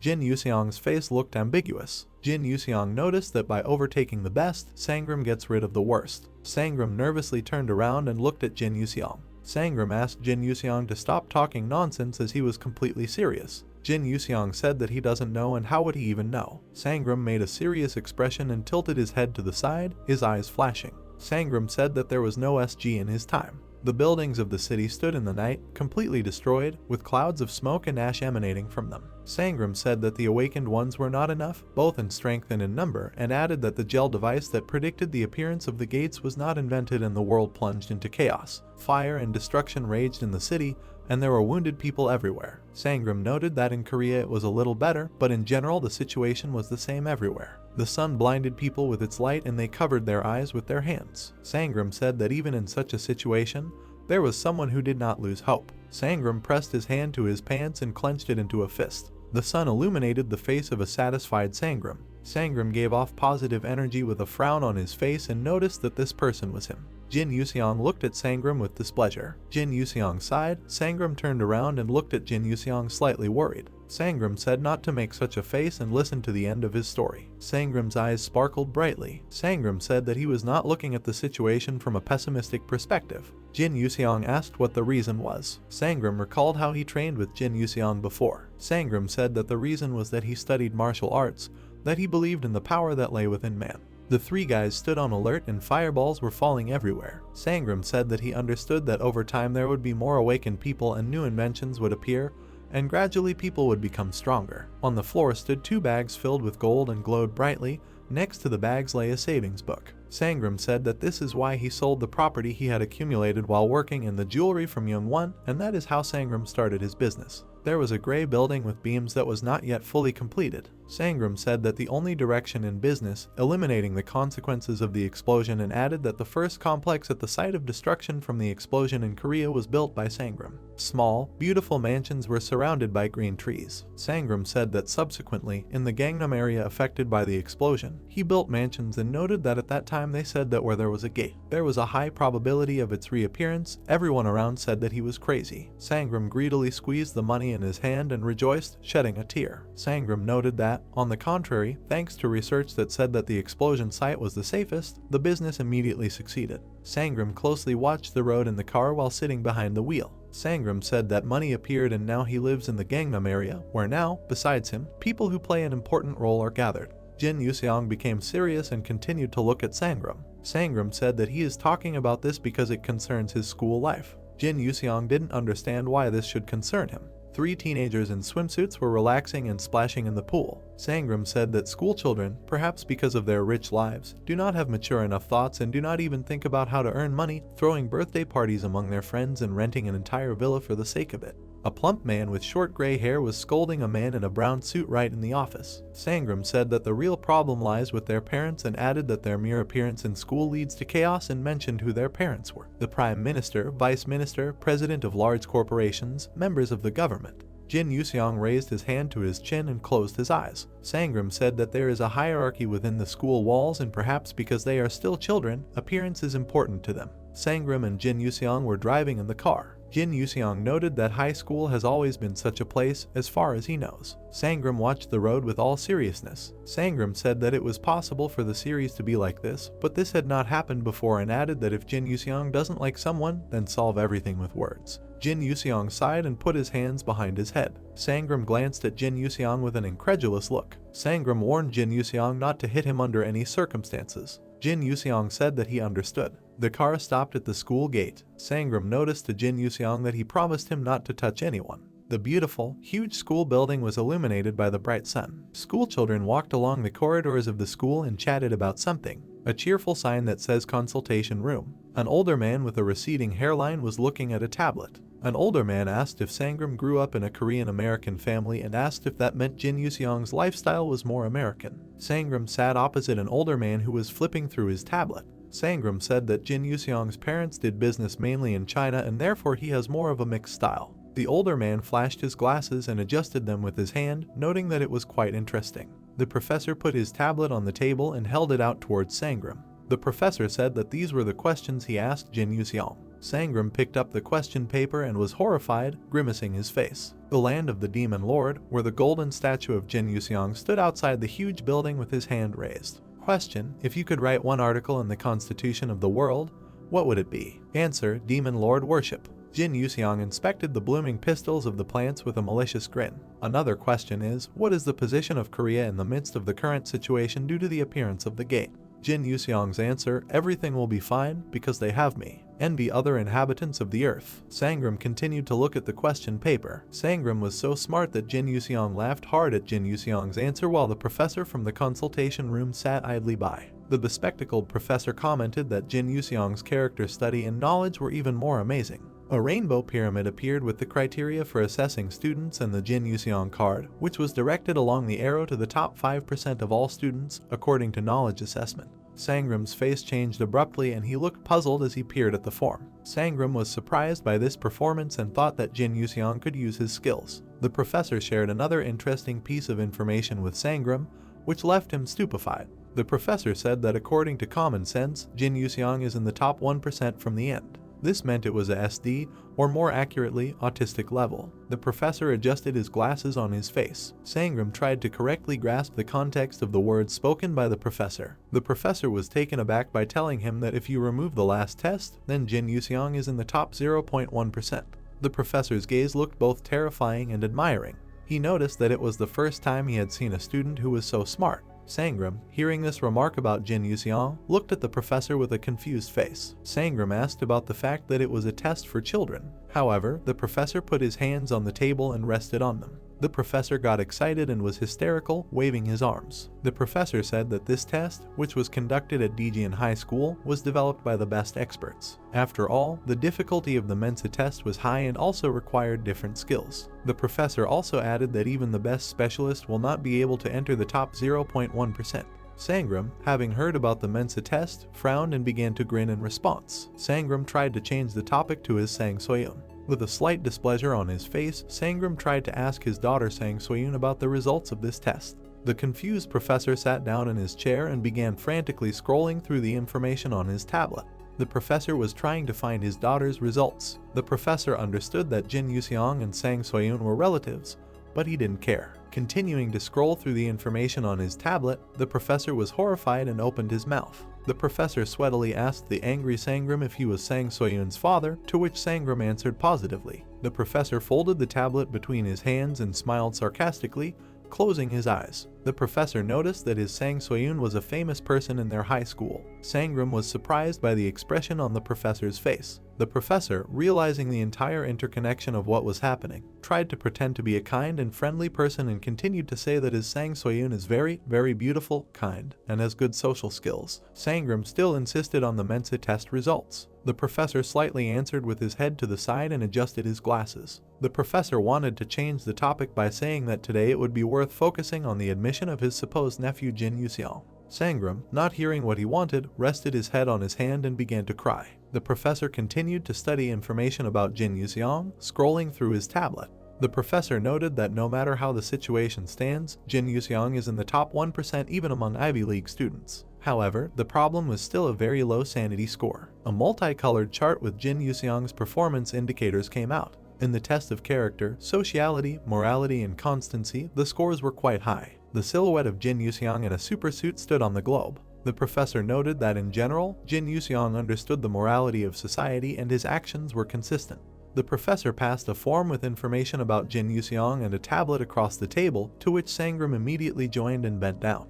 The professor noted that these indicators differ from those who were diagnosed with ASD. The professor suggested that the lack of common sense was not due to psychological problems, but the result of a lack of study. Sangram examined the application form for additional classes in his hands. The professor noted that starting next year they planned to open classes for additional education for graduating classes who lacked academic achievements. Sangram signed the statement with a grin and closed eyes. The professor noticed that Jin Yuseong was supposed to take part in these classes. Sangram said since Jin Yuseong doesn't know, he needs to learn. Sangram, hearing the words that his Sang Soyun would also have to study in these additional classes, hit his head on the table. Jin Yuseong walked around the high school grounds with his hands in his pockets. Jin Yuseong looked around and explored the new area. He understood that in real life the school was much more spacious than it was shown in the TV series, and this impressed him. Jin Yuseong presented an image of a romantic couple standing in each other's arms. Jin Yuseong thought that this was a place where students started romance, since this genre is most often found in schools. Students in identical sportswear and sneakers ran past. These were guys in red suits who ran to the command once or twice. Jin Yuseong stood to the side in his school clothes and watched the kids running by. The brown hair fluttering in the wind was very similar to that of a woman. Jin Yuseong's amazed gaze caught them. The crowd of students in suits had almost run far away from Jin Yuseong. Jin Yuseong continued to look at the runaway guys with a confused face, saying that if you live a lot, you will see a lot. Jin Yuseong realized that he now has an ideal type. The silhouette of Jin Yuseong continued to stand and watch on the landing where the stairs were located. Pieces of meat were being baked on a beautiful plate that looked like a barbecue, from which a pleasant smoky aroma emanated. Jin Yuseong was very interested to know how Sangram met his wife. Jin Yuseong was sitting opposite Sangram at a table with a bunch of different and delicious food, including steaks. Sangram raised his iron meat tongs into the air and asked about his wife, wanting to know why Jin Yuseong was interested in this question. Jin Yuseong sat at the table in front of an empty plate and said that Sangram simply answered the question. Sangram slightly raised his eyebrows and raised the tongs in his hands even higher. He recalled that when he and Yu Hai-yeon first met, he was a laborer at a factory. He clarified that he had just started working after serving in the army. Jin Yuseong frowned slightly and raised his eyebrows, looking at Sangram with a little surprise. Jin Yuseong didn't think that Sangram could serve in the army. Sangram frowned at Jin Yuseong and replied that it was like that when he first arrived in Korea, before the gates began to appear. In those days, due to the fact that there were few deaths due to accidents, purchasing a certificate was not easy as it can be done now. Sangram recalled carrying a huge basket of bricks up the stairs on his back. At that time, he didn't know Korean, so people treated him like an illegal worker. There were many unfair cases at that time. The moment came for him to receive his paycheck, when the guy in the yellow vest was about to give him an envelope, and Sangram looked very angry. He recalled that after working hard for a month, they only gave him 800,000 won and told him that was his monthly salary. Out of hopelessness and injustice, Sangram screamed hysterically into the air, throwing his head back, saying that it was hard for him to live like that then. After these events, he decided to buy himself social status, even if it meant selling jewelry from Yongwon. He recalled two of his fellow soldiers from the army, who were dressed in white t-shirts and camouflage pants. After he finally acquired social status, very interesting news surfaced. He remembered how these two guys accosted him, calling him a newbie while he was sitting at the lockers and trying to meditate. Hearing the order to attention, he immediately raised his hand to his temple as a sign of honor. His face looked very angry and unfriendly at the time he received his orders to enlist on March 7, 2001.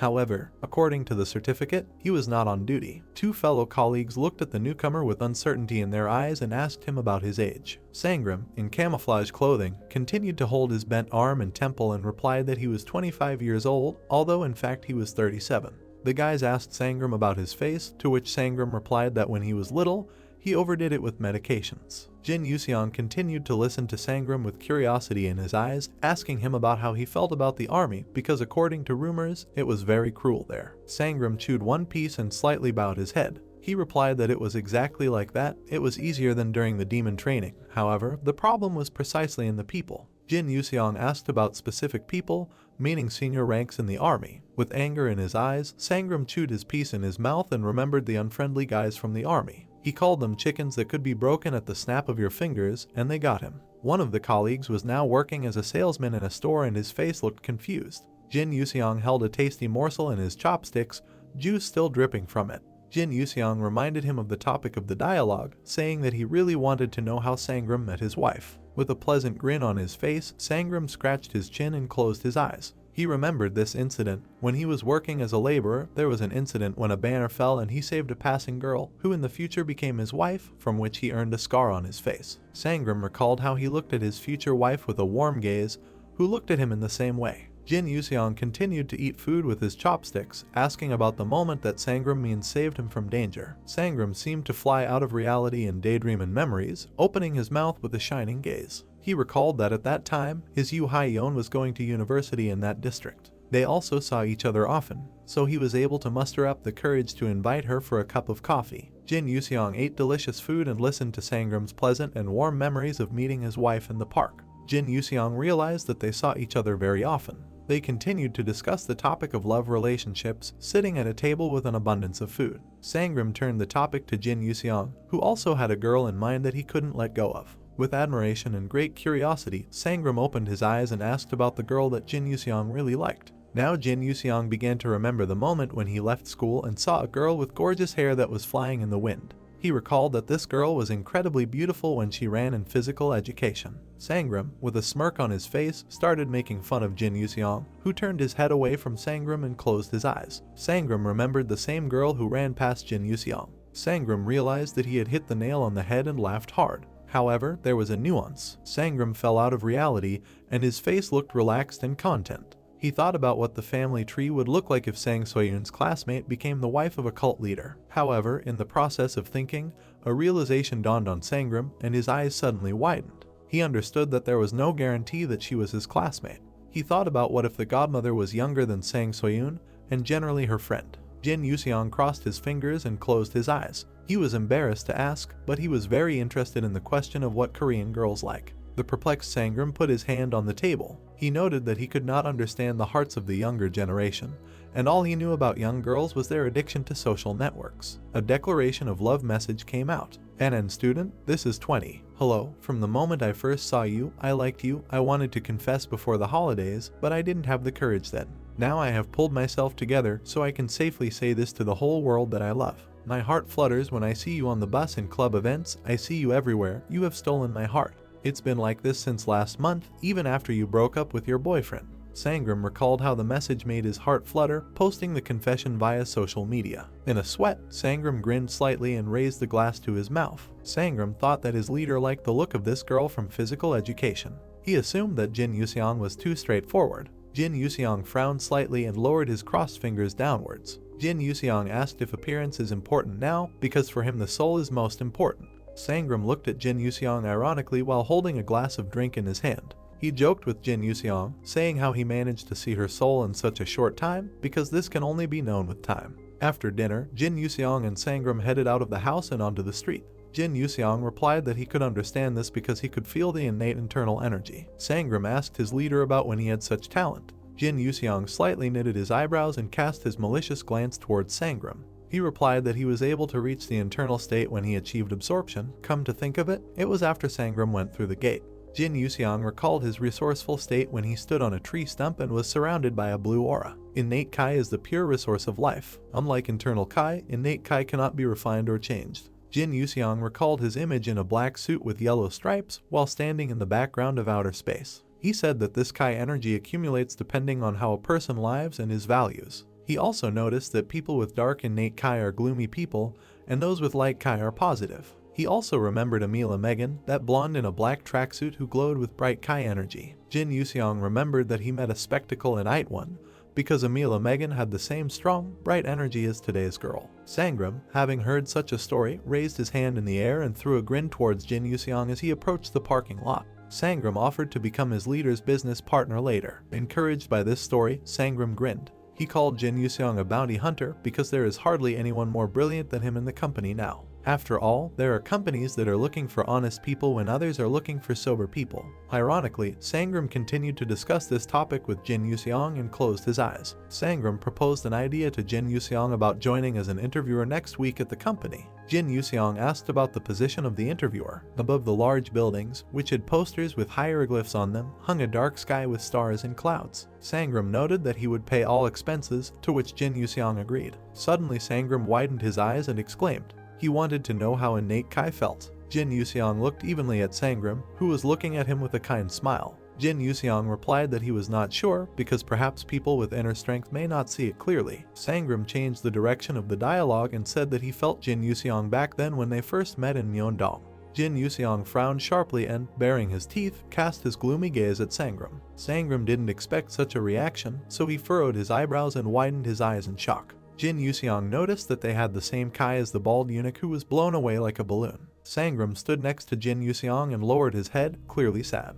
He thought that this couldn't happen. Jin Yuseong's frowning look showed that he was definitely confident in himself. He noticed that even if those who practice martial arts have clouded Kai, Jin Yuseong said that he knew what kind of innate Kai Sangram had, with which they went through life and death. The huge and sharp sword was surrounded by bright fiery flames. Jin Yuseong noted that in his previous life, Sangram was a sword forged by fire. Smoldering ashes flew into the dark sky. Jin Yuseong noticed that in general, although Sangram was naive, there was a fiery sharp sword hidden deep inside him. Sangram remembered his younger self when he held this sharp sword surrounded in bright flames. There was sadness on the face of Sangram, who was looking down. Jin Yuseong realized that now this fire had gone out and the sword had been buried. Jin Yuseong continued to look ahead evenly. He knew that his innate Kai had not changed, although he had lived for 22 years without his innate Kai. Jin Yuseong remembered the stone blue face in the magical space. He thought maybe it was because of him. It was a space of loss, and he could only pass through it by losing what was dear to him.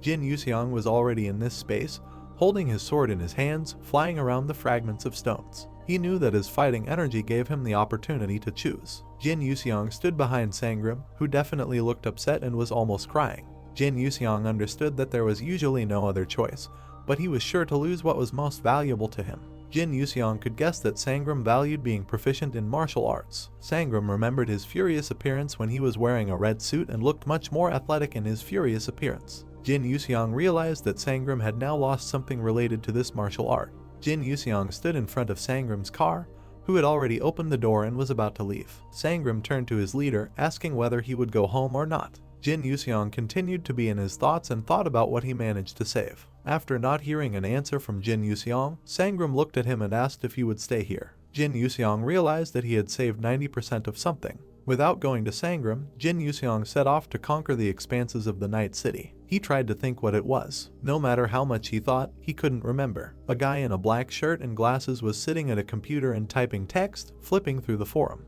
This guy's name was Kim Seong-dong. Although he was young, he was a popular author, so he was well recognized in the field of fantasy novels. The guy in a black shirt and glasses continued to click on the keyboard in search of the necessary valuable information. This guy realized that when he was bored, he went to the question and answer forum. And then by chance one question caught his eye. There were messages on the forum from a guy calling himself His Majesty, who arrived from another world. Message: it so happens that I have to go to school, but I don't know what they're doing there. Anyone who knows what to do there, contact me. The guy with glasses thought about the name of the author, Majesty arriving from another world. The guy with glasses raised one eyebrow and exhaled to the side. He thought that some writer had a crisis and he was sorry. However, oddly enough, he understood the whole situation. This author's slender fingers touched the keyboard and he began to quickly type a response. He realized that although he was a famous writer now, he had also faced crises in the past, so he thought he should give him some advice. Kim Seong-dong obviously knew about Jin Yuseong and knew that he was heading to school.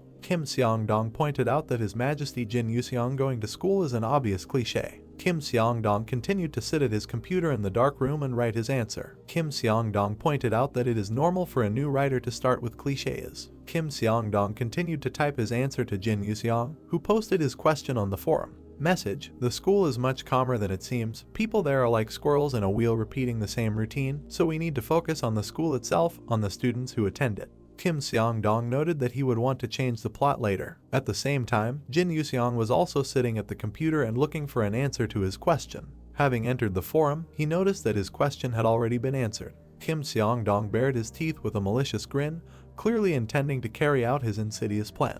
Kim Seong-dong pointed out that since an absolute being is going to school, the first thing they should do is a certain thing. Jin Yuseong's gaze caught on this answer and he realized something for himself. A guy in a black suit was in a dark room and a spotlight was shining on him. This guy with a mask on his face looked sad.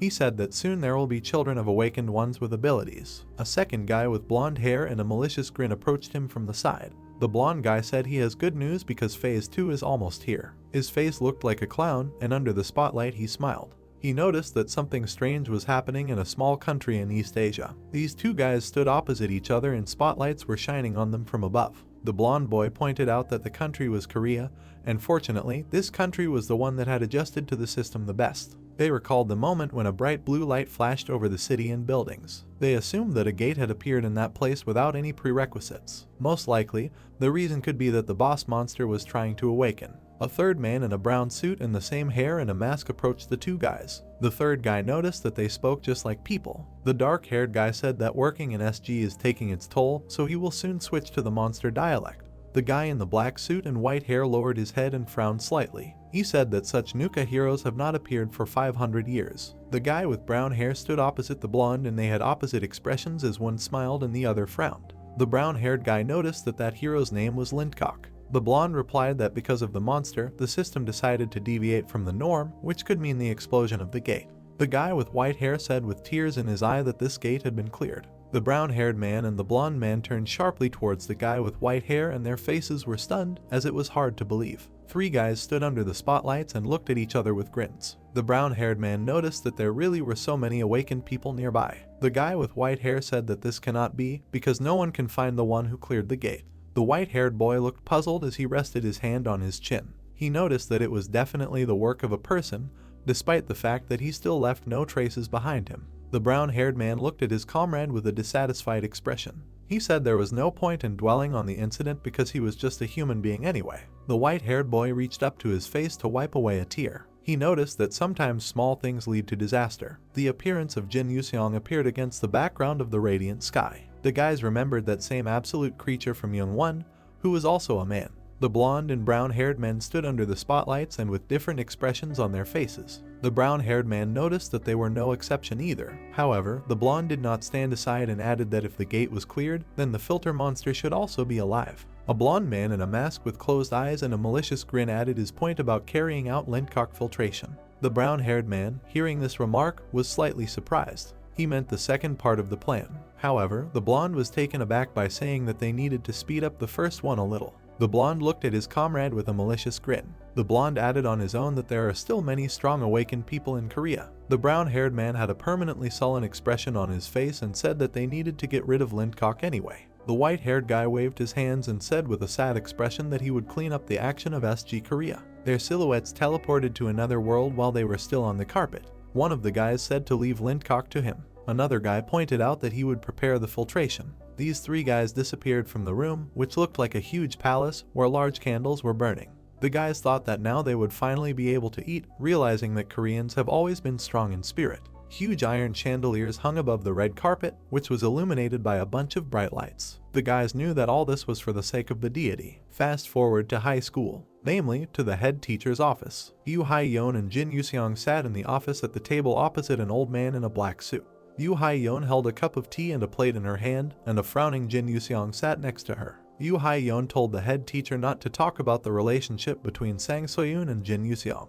The head teacher scratched his hands together and looked sarcastically at his guests, asking what the reason was. Yoo Hae-yeon closed her eyes and answered the head teacher in a rather relaxed manner with the cup in her hands. She replied that Jin Yuseong didn't want everyone around him to know about it because he was going through adolescence and the like. Therefore, she suggested another alternative for the head teacher, which was that due to the closeness of Jin Yuseong and Sang So-yoon's parents, they often spent time together. The head teacher with glasses and a bald head looked evenly at what was happening. He said that there was no need to mention their relationship, but keeping it a secret would be strange. The head teacher frowned slightly and was lost in thought. The head teacher understood that he should not forget about other teachers, but he also remembered that it was better not to ignore the request of a rich family. The head teacher continued to look at the satisfied and relaxed Yoo Hae-yeon, who was calmly sipping her tea. The head teacher knew that it was Yoo Hae-yeon, the head of the LF construction company, who first began to help rebuild the city. The head teacher recalled what this company building looked like, with a red and crooked arrow hanging above it.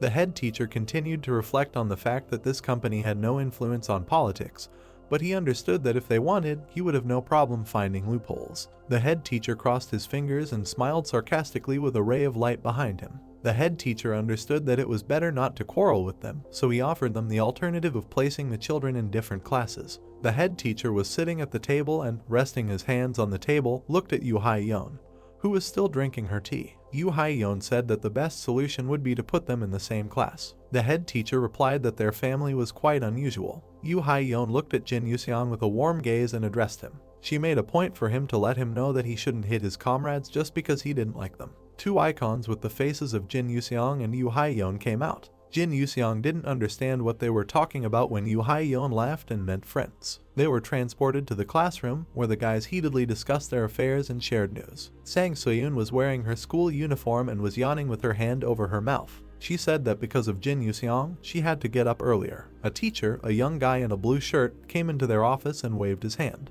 The teacher greeted everyone. Sang Soyun sat at her desk and looked puzzled. She didn't see Jin Yuseong in the office, although Yu Hai-yeon said that they would be in the same class. Sang Soyun picked up her phone and was about to ask her mom about Jin Yuseong. An enraged Jin Yuseong burst into the office, and the guys did not understand who it was. The faces of the students and teacher, directed at Jin Yuseong who burst into the office, looked dumbfounded. Jin Yuseong ordered the best in their class to leave the office. The enraged Jin Yuseong continued to shout with an angry look. Sang Soyun stood in shock and waved her hands, not understanding what was going on. Across the office, Sang Soyun pointed her finger at Jin Yuseong and shouted to him if he was crazy. Jin Yuseong looked lost with furrowed brows and also didn't understand what was happening. The kids in the class didn't understand what this Jin Yuseong, who looked like a psycho, was doing. All the guys looked in amazement at Sang Soyun, who stood up from her desk, and the teacher, in the same vague state, asked what was happening. Sang Soyun started waving her arms and making excuses in a playful manner. Sang Soyun said that Jin Yuseong bet her last night, so she jokingly told him to do such a performance, but she didn't think that he would actually be able to do it and listen to her. Sang Soyun tried to laugh it off with a smirk on her face. The guys in the class looked at Sang Soyun with admiration, because it became clear to them that Sang Soyun knew this guy. Classmates noticed that Sang Soyun has an unusual taste. Realization dawned on Sang Soyun and she stared at Jin Yuseong with wide eyes. She thought ironically that their school was already full of psychos, so she was lucky. The school corridor and stairs were empty. Sang Soyun frowned at Jin Yuseong and fiercely held her hands on her waist. She asked Jin Yuseong why he did what was written on the internet and really believed it. Jin Yuseong frowned and bared his teeth in response. He replied that even animals build a hierarchy when a new individual appears in the pack. Sang Soyun was taken aback by saying that it was inappropriate to compare people with animals. An enraged Sang Soyun bared her teeth and punched Jin Yuseong, who stood with a calm gaze. The evil Sang Soyun said that if Jin Yuseong was going to do something like that, then he should at least wait until the teacher comes out, and called him a scoundrel. Jin Yuseong said that he understood everything and it won't happen again. From all the hopelessness of the situation, Sang Soyun simply lowered her head and held it with her hand. She felt that the series influenced Jin Yuseong so much and didn't think that people from the north could be like that. Jin Yuseong watched from the side as an angry Sang Soyun continued to hold her head. Jin Yuseong understood that it would be pointless to argue with Sang Soyun. The bloody guy, after a fight with his comrades, wiped the blood from his face with his hand. And all in blood, not water, because he remembered the first battle for primacy among orphans and homeless people in the cult of demonic killers. The bloody body of young Jin Yuseong sat opposite another exhausted guy. Jin Yuseong remembered that then Sangram was in first place and he was in 10th. Evening dark sky against the backdrop of a flowering tree. Jin Yuseong's gaze was caught by a piercing beam of light. Jin Yuseong stood in front of the wooden fence and raised his head up, thinking about Kaya's strange energy. Jin Yuseong looked up into the night sky. He felt like he was on Earth for the first time and the sky was like the gates of Seoul Station. Jin Yuseong stood next to Sang Soyun and they both looked at the night sky. Jin Yuseong noticed that the wave of birds was coming from there. He understood that no matter how excellent his perception was, he would still not make it to Seoul Station. The dark night sky glowed with bright blue lights. Jin Yuseong recalled Sangram's words that gates never appear in the same place twice, which meant that the new gate would be even stronger than the previous ones. Sang Soyun widened her eyes and was slightly surprised that clouds were gathering in the sky and it might rain soon. Sang Soyun managed to turn towards Jin Yuseong and saw that his silhouette had disappeared from view. She wanted to go with him to a secluded place to hide from the rain, but he disappeared somewhere. Jin Yuseong used his energy and flew into the sky above the city. Sang Soyun still didn't understand where Jin Yuseong could have gone. Sangram squints painfully and rubs his forehead. This is the first day, he thinks. He worries and clutches his head with his hand. I wonder if the master is doing well, he thinks. A message arrives on the phone. Sangram picks it up and reads it. Hey, I think I'm going to enter a gate. The man doesn't believe his eyes. Correspondence begins. Why a sudden gate? A gate opened on the first day of transferring. Where? At Daejeon High School. Sangram, judging by his face, receives a very unexpected answer. Seoul Station. No, do you really have to go? He says. It's not like there are no other awakeners in Korea. The hero is rushing somewhere. If it's a gate involving a survival mission or capturing a stronghold for an attack mission, it takes 7 days, writes Sangram. We see the face of a hurrying hero. You just transferred today, so it would be strange to be absent for a whole week. The hero thinks that Sangram is right, but In the distance in front of him are low mountains. Just for such trivial reasons we can't make the people in front of us die, he thinks. Spatters of blood fly under the gloomy sky. A man pierced by a sword falls to the ground.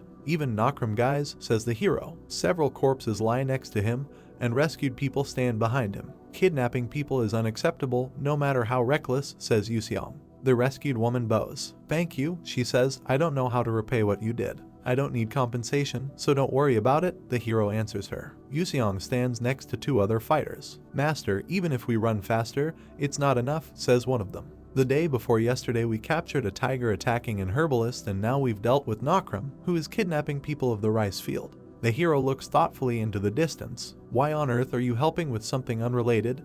They ask him. Traces could be left. Because I can do it, says the hero. Three warriors stand next to each other. Something I can handle, says the hero. I didn't want to pretend not to know. Four multicolored balloons hold a white and blue banner in the air. We see several people's legs. They belong to the soldiers standing in the ranks. An officer in a cap gives orders. Awaken forward. Hold up your gun. Launch. Young people stretch their arms up, from which streams of fireworks begin to shoot. They fly to a banner floating in the air. The public looks at this strange fireworks display in admiration. Representative-looking men clap their hands. A serious guy with glasses looks at what is happening in surprise. What on earth is this nonsense, he thinks. Right now here is where pro-SG and pro-Korea factions are gathering. We see a lot of guys with gloomy expressions on their faces. The pro-SG group prioritizes global peace. We are introduced to a young man with an ornate shield. This is Moon Soo-hyuk, domestic ranker first place. The pro-Korea group prioritizes the peace of South Korea. We see another character, Cha Jeong-nyom, joint ranker first place. In reality, awakened individuals don't pay much attention to this distinction. Two men in suits raise their fists and have a duel of glances. It's because of political factions' power struggle. However, due to that childish fight around 90 high rankers, valuable human resources gathered in Seoul. We see a guy in a suit clenching his fist. The pro-Korea faction launched a protest disguised as a funeral procession, claiming that the head of the UNSG headquarters visited, and before us is a VIP person with two bodyguards. The pro-SG faction gathered saints to prove their military superiority over the pro-Korea faction. Moon Soo-hyuk holds a shield in front of him. Cha Jeong-myung looks sideways at him from the side. How pathetic of an act. Most awakened individuals must also feel a sense of self-disgust. Warriors standing not far from each other think the same thing. Why are we doing such things? However, their eyes gradually fill with anger. Moon Soo-hyuk clenches his fist, his shield glowing brightly. Cha Jeong-myung takes out a sword from behind his back. We see the back of someone's head. The man who owns it is perplexed. Are they taking out weapons? What is this? An armed rebellion? Moon Soo-hyuk and Cha Jeong-myung shout loudly as they give orders. All awakened individuals, assemble. Prepare for the gate. People in suits scream in fear. Gate. There's another gate at Seoul Station. We see people running in all directions. A powerful stream of bluish light hits the crowd from the sky. The selection has begun. Someone's voice is heard. Cha Jeong-myung, who is holding a sword above his head, does not understand what is happening. Am I not chosen? He says. He turns to his fighters. Assess the head count, he shouts. Two guys report to him. 47 people have been selected. The first one speaks. They are all awakened, adds the second. Cha Jeong-myung is shocked. They only took the awakened ones from such a large crowd, he thinks. The hero rushes over dark multi-story buildings. He lands. We see that he is very upset. It seems I'm a little late, says Yuseong. Although, judging by what I learned about who is chosen, I simply would not have been accepted. Originally, energy is the outcome of a part of nature. We see a man sitting in the lotus position with an energy sphere glowing above him.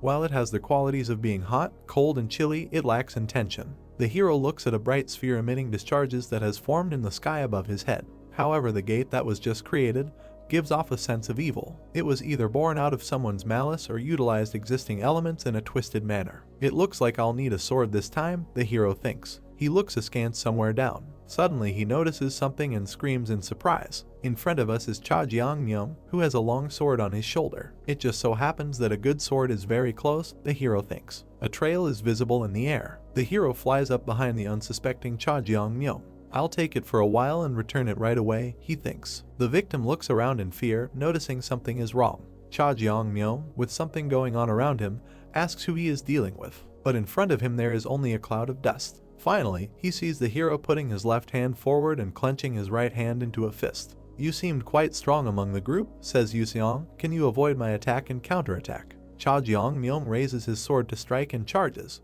However, the guy's weapon ends up in the hero's hands. But that's basically all, says Yuseong. I have an invisible body that you cannot notice. Cha Jeong-myung looks at his opponent in shock. You stole my magic sword, he asks. The guy ponders in shock what just happened to him. He has speed almost like light, he thinks. The hero flies up and rushes towards a bright sparkling accumulation of energy in the sky. Is it Cha Jeong-myung, the awakened one? Someone says. Somebody attacked Cha Jeong-myung, the awakened one. The hero raises his sword above his head. I knew at first glance that this was a good sword, but now I see that it is extraordinary. I think it will be useful to me, he says. Beautiful glowing pink flowers appear behind the hero, with butterflies fluttering above them. An explanation appears, Nirvana technique. First secret move. Wife. Before us is a gray-haired, long-bearded old man with a knot on his head. After the consideration of the Hinam faction leader, we see a mountain hidden by fog. Jin Yuseong hid on an unknown island to recover his weary body. 3 warriors stand at the entrance to the cave, and it is there that he encounters astonishing mysteries. A skeleton sits at the table on which the sword lies. One is the skill of entering Nirvana and another is the Nirvana sword. The skeleton smiles radiantly. If you fully master the entering Nirvana technique, then you will have dominion over the Miram's life and death entering Nirvana skill. Combine the first half of the entering Nirvana technique's 6 steps with the second half 6 for a total of 12 steps. We see illustrations of combat techniques called life, death, entering, and void. It is composed of 4 profound techniques. We again see the hero, behind whose back there is a pink flower with butterflies hovering above it, but this time his sword crumbles. Among them, the first technique is life. Before us are 3 blades and a butterfly. Life cannot kill anything, but a powerful flash occurs in the sky above the hero's head. It can cut everything. A hero with a fragment of a sword stands against the background of a pink sky. Indeed, it can widen the gap of the gate, he says. Yuseong notices that he has a broken sword in his hand. My sword, exclaims the hero. Cha Jeong-myung lies unconscious on the ground. I thought it was a good sword that could withstand it, but it looks like I need the Nirvana sword after all, thinks Yuseong. I feel sorry for the original owner. The hero looks into the distance. A lightning bolt is visible behind his head. In front of him, behind a green lawn, are some buildings against the backdrop of mountains. The monsters are over there, Yuseong thinks. We see a muscular monster with a thick beard and a sword in his hand. If this intense energy belongs to just one monster, then it's quite surprising, the hero thinks. The blue-eyed monster looks scary. It has very sharp teeth. There are many people standing on the green lawn. One of them complains. Darn it, caught up in the gate again at Seoul Station. A young guy appears behind him. No need to be nervous, Mr. Kim In-chang, he says. We see a dozen armed men with serious faces. Most awakened ones who come here are high rankers within top 200, says the guy. Before us is Moon Soo-hyuk. With Cha Jeong-myung and S-rank Moon Soo-hyuk here, clearing this should be a piece of cake, the guy assures. Kim In-chang turns to face him. 200. SG doesn't rank awakened ones to prevent discord in advance, he says. The guy looks at his companion. That's just for appearances. You know, unofficially, there's hierarchy, he says. Kim In-chang, a bead of sweat rolling down his cheek, looks down.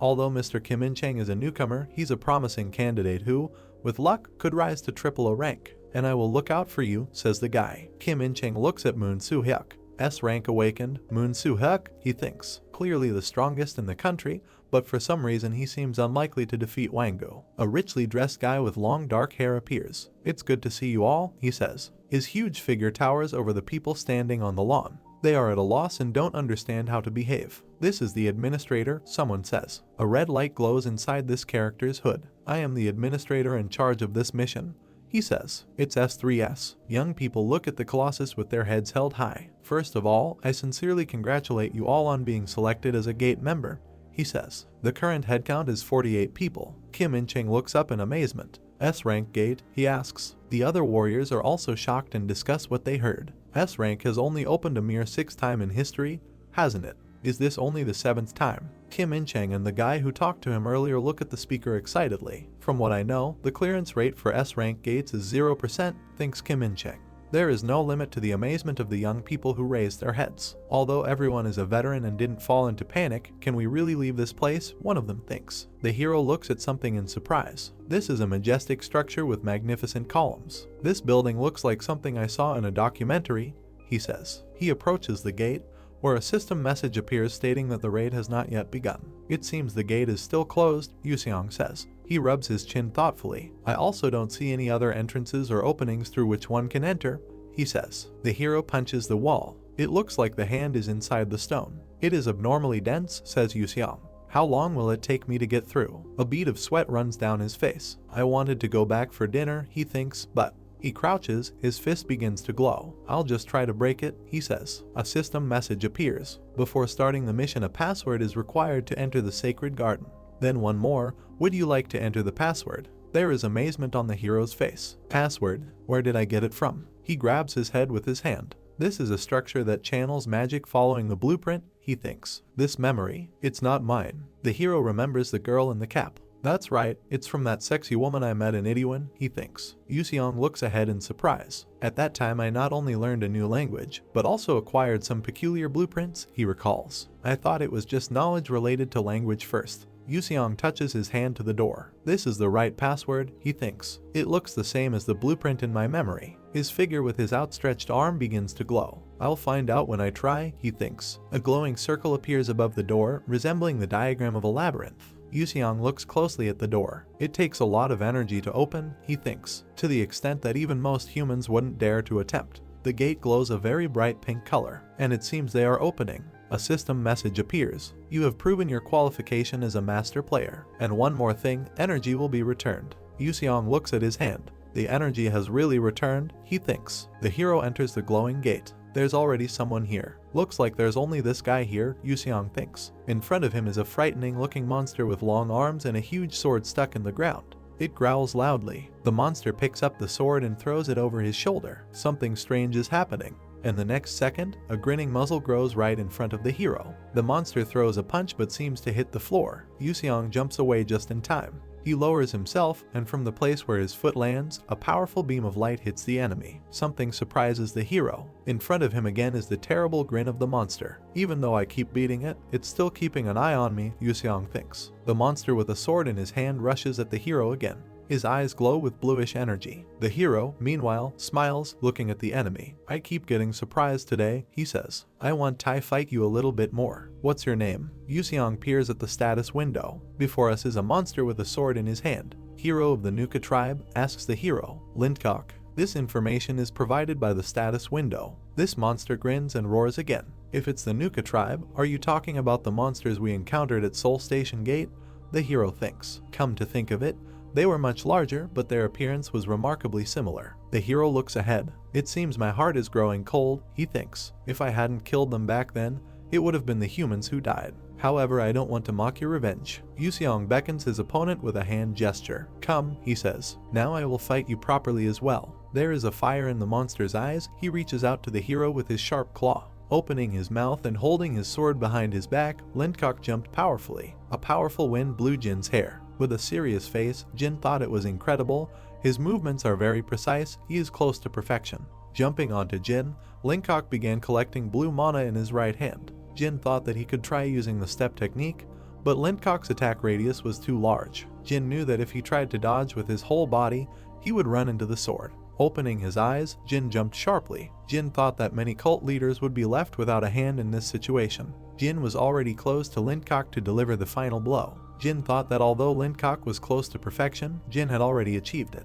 In the background of Jin, a poisonous snake appeared. With all its strength, the snake strangled Lindcock. Jin's hand resembled the mouth of a snake. With one powerful blow, Jin made a hole in the center of Lindcock's body. Opening his mouth, Lindcock screamed in pain. Jin stood in front of Lindcock's corpse. A notification appears. The filter monster is dead. With his eyes open, Jin told Lindcock that it was an incredible blow. The building began to shake. A notification has appeared. The notification stated that at the moment the filtration percentage is 33%.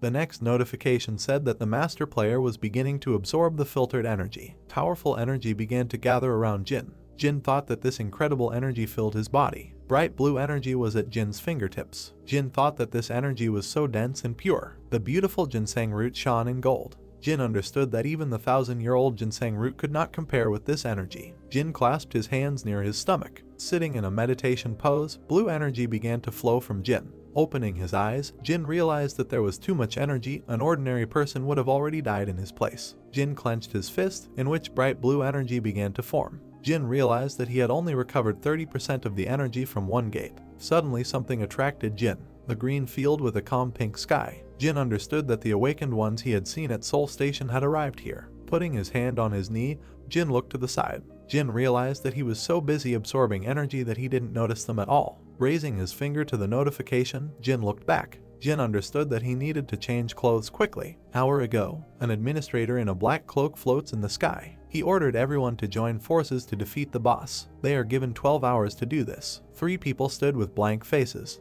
The man in the dark blue suit didn't understand why they weren't given a week. The man in the brown jacket thought it was because of the level of the gate. All the people stood with sad faces. They all thought that this was impossible. But someone's voice said it was time to move. Kim, holding a sword in his right hand, addressed the crowd. Raising his hand in front of him, Kim said that the longer they delay, the more afraid they will be. Kim said they need to act now. The man with red hair raised his hand to his chest and turned to Kim. The man with red hair said that they had to worry about more than just cleaning up. A group of people are standing with sad faces. The man with red hair said that if everyone dies, the gate will explode and they still need time to evacuate. Kim, with a serious face in front of the map, which is illuminated by a bright flash, said that he heard that the explosion of the S-level gate would cover all of Seoul. Kim asked the people if it would be better for them to complete the mission and reduce the blast radius rather than just wait. Suddenly, a man in a red cloak with a shield appeared and said that he did not know whether Kim was brave or the people had surrendered. Putting on a serious face, Moon said that Kim was right.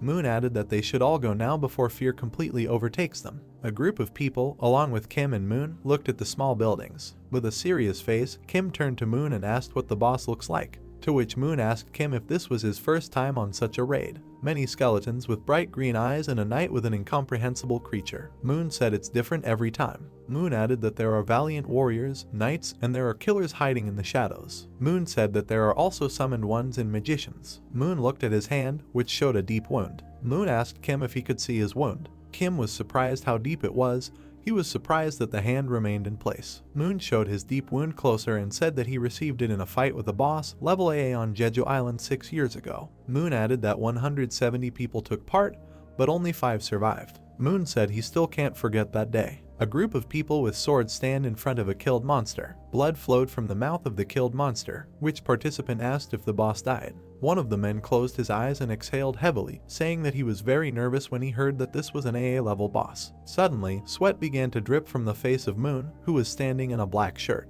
Moon could not understand why the gate had not yet been cleared if they had already defeated the boss. The man in the purple jacket turned to Moon and said that it was possible if the time had not yet run out. The man advised us to rest somewhere nearby for now. Moon looked at the boss's corpse with a serious face. Suddenly, from the corner of the room, screams were heard that someone was in trouble. Many dead people lie in a pool of blood. One of the people asked about the 10 killed awakened people. A man in a green suit stands in front of his group with his arms outstretched. Many thought that this was not possible, because they were the only ones here. With blood dripping from Moon's shoulder and arm, he turned to his group and said that this was all strange from the very beginning. The man with black hair didn't understand what Moon was talking about. Holding his hand to himself, Moon said that the boss's corpse was a fake. Screaming in pain, the man in the blue suit fell into the water and started bleeding from his chest. With their mouths open, the group looked at him, saying that another one had been stabbed to death. But behind them stood a man with a terrible face. Gritting his teeth, Moon realized that the real monster was hiding and copying their appearance. A scary face with red eyes and big teeth. A drop of sweat rolled down from Moon's frightened face.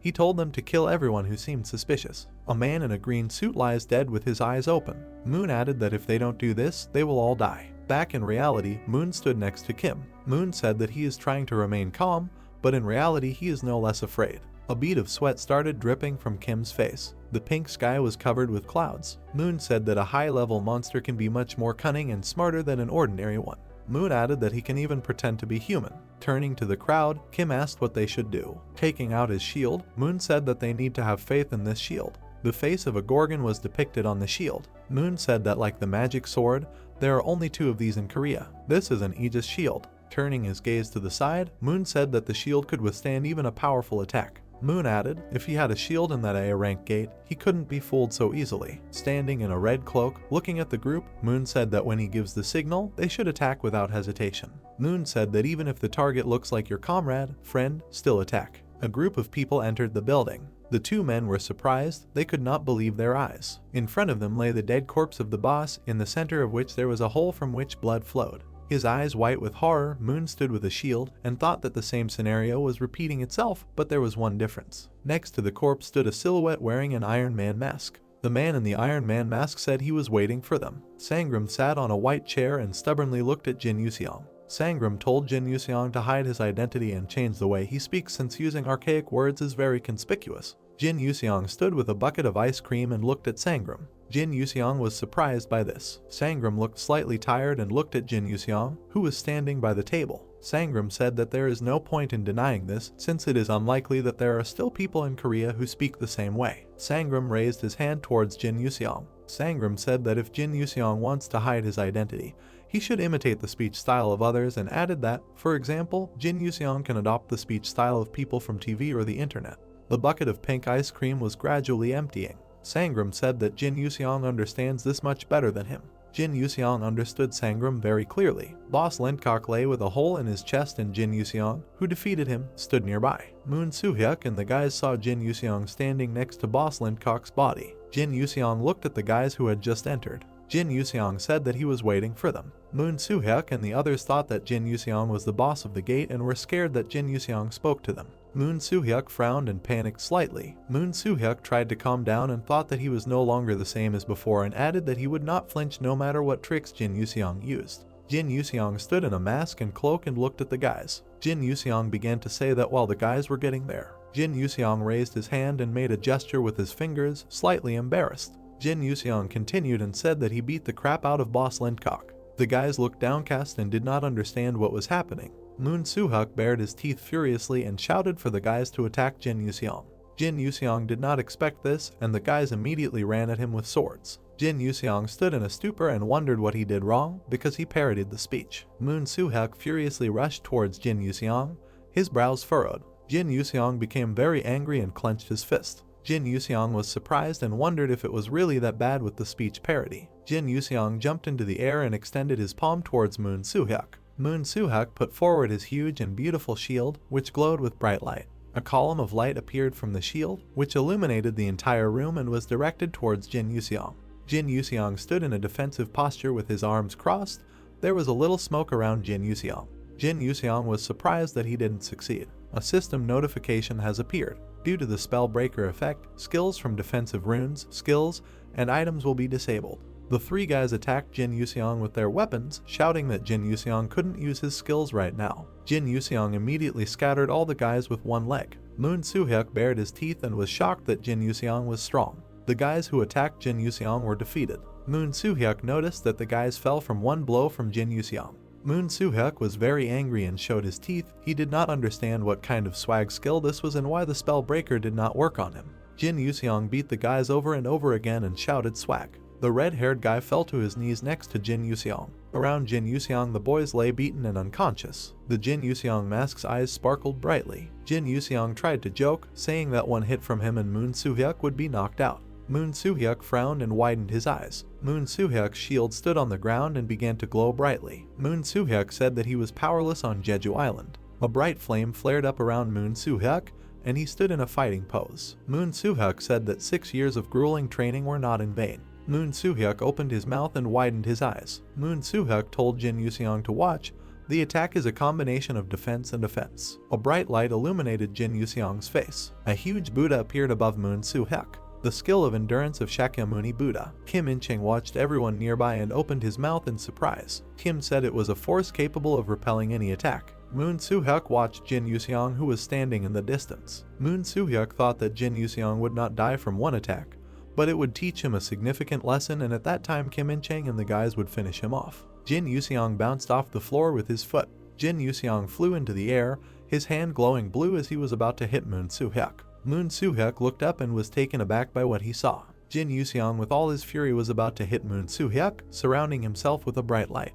The shield fell into small pieces right in front of Moon Soo-hyuk's face. Plumes of smoke came out of the building and a loud sound was heard. Kim closed his eyes and raised his hand, shielding himself from the smoke. Kim In-cheng called out to Moon Soo-hyuk. Jin Yuseong walked up to Kim In-cheng with an intimidating look and said that he was left alone. Kim In-cheng's face was horrified. Jin Yuseong thought that Kim could laugh even at unfunny jokes and added that Kim In-cheng is someone who tries to smile even in difficult situations. Jin Yuseong's eyes sparkled with a bright light and he smiled under his mask. Jin Yuseong believed that Kim In-cheng would understand his humor. Jin Yuseong said that he beat the crap out of the guys. Kim In-cheng attacked Jin Yuseong with a sword and screamed for him to die. Jin Yuseong took out Kim In-cheng with one blow and said a swag. System notifications have appeared. The boss monster was destroyed inside the gate. Congratulations on your successful cleanup. Depending on your contribution to the mission, magic stones will be distributed automatically. Jin Yuseong took off his mask and shed a tear, saying that he had to come back quickly to have time to eat. System notification.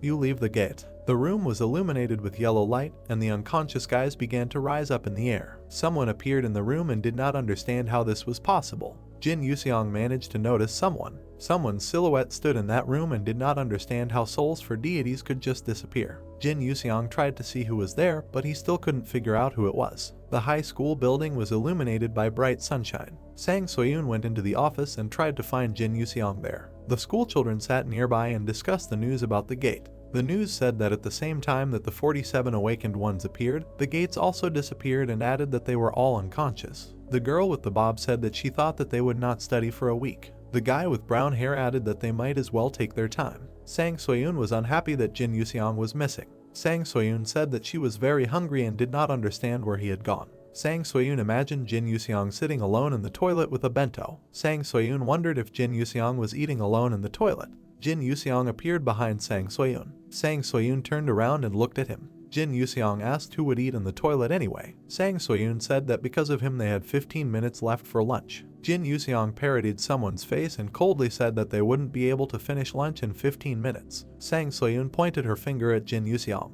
Jin Yuseong moved his hand to the side. Sang Soyun asked what drama it was from and mentioned that she saw it on YouTube Shorts. Jin Yuseong said that she had time to think while they went to the cafeteria. Sang Soyun took her phone and searched for the name of that drama. The two guys stood there looking amazed and wondering. Sang Soyun walked next to Jin Yuseong. One of the guys thought that Jin Yuseong was dating Sang Soyun. Another guy said they were just childhood friends. A dark silhouette of a guy appeared. An angry and frowning guy appeared with a band-aid on his face. Jai Jongsu, Daejeon High School, second year. Jai Jongsu said that no matter how he watched, Jin Yuseong looked suspicious. The high-rise building was illuminated by the bright sun. Moon Soo-hyuk suddenly woke up and jumped out of bed.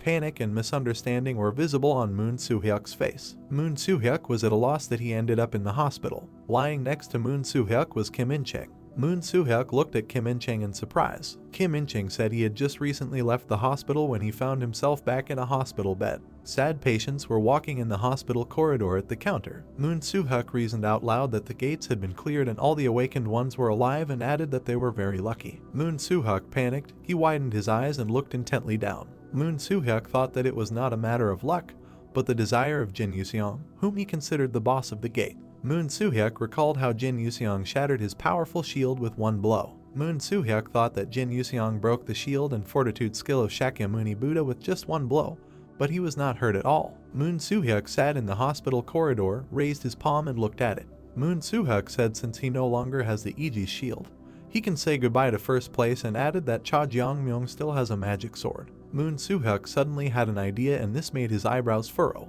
Moon Soo-hyuk leaned over slightly, placing one hand on his leg and grabbing his head with the other. Moon Soo-hyuk said that people are really funny because even in such a situation, he thinks that he has slipped to second place. Sang Soyun stood in her school uniform and sipped her juice with a thoughtful look. Sang Soyun thought that Jin Yuseong had already been going to school for 4 days. Sang Soyun glanced somewhere to the side and frowned slightly, removing the juice from her mouth. Sang Soyun thought that Jin Yuseong would not be able to adjust to school life. Jin Yuseong stood and smiled sweetly as he chatted with his classmates. Sang Soyun added to her thoughts that everything was going suspiciously well and she didn't understand why. Jin Yuseong looked at the guy with a malicious smile, and his classmates stood around him and laughed. Sang Soyun thought that Jin Yuseong, like at home, repeats lines from TV series and constantly talks nonsense. The girl with the bob and the girl with the ponytail smiled sweetly and were slightly embarrassed. The girl with the bob said that Jin Yuseong is really funny. Sang Soyun made a face in bewilderment. Sang Soyun added to her thoughts that for some reason many people like Jin Yuseong.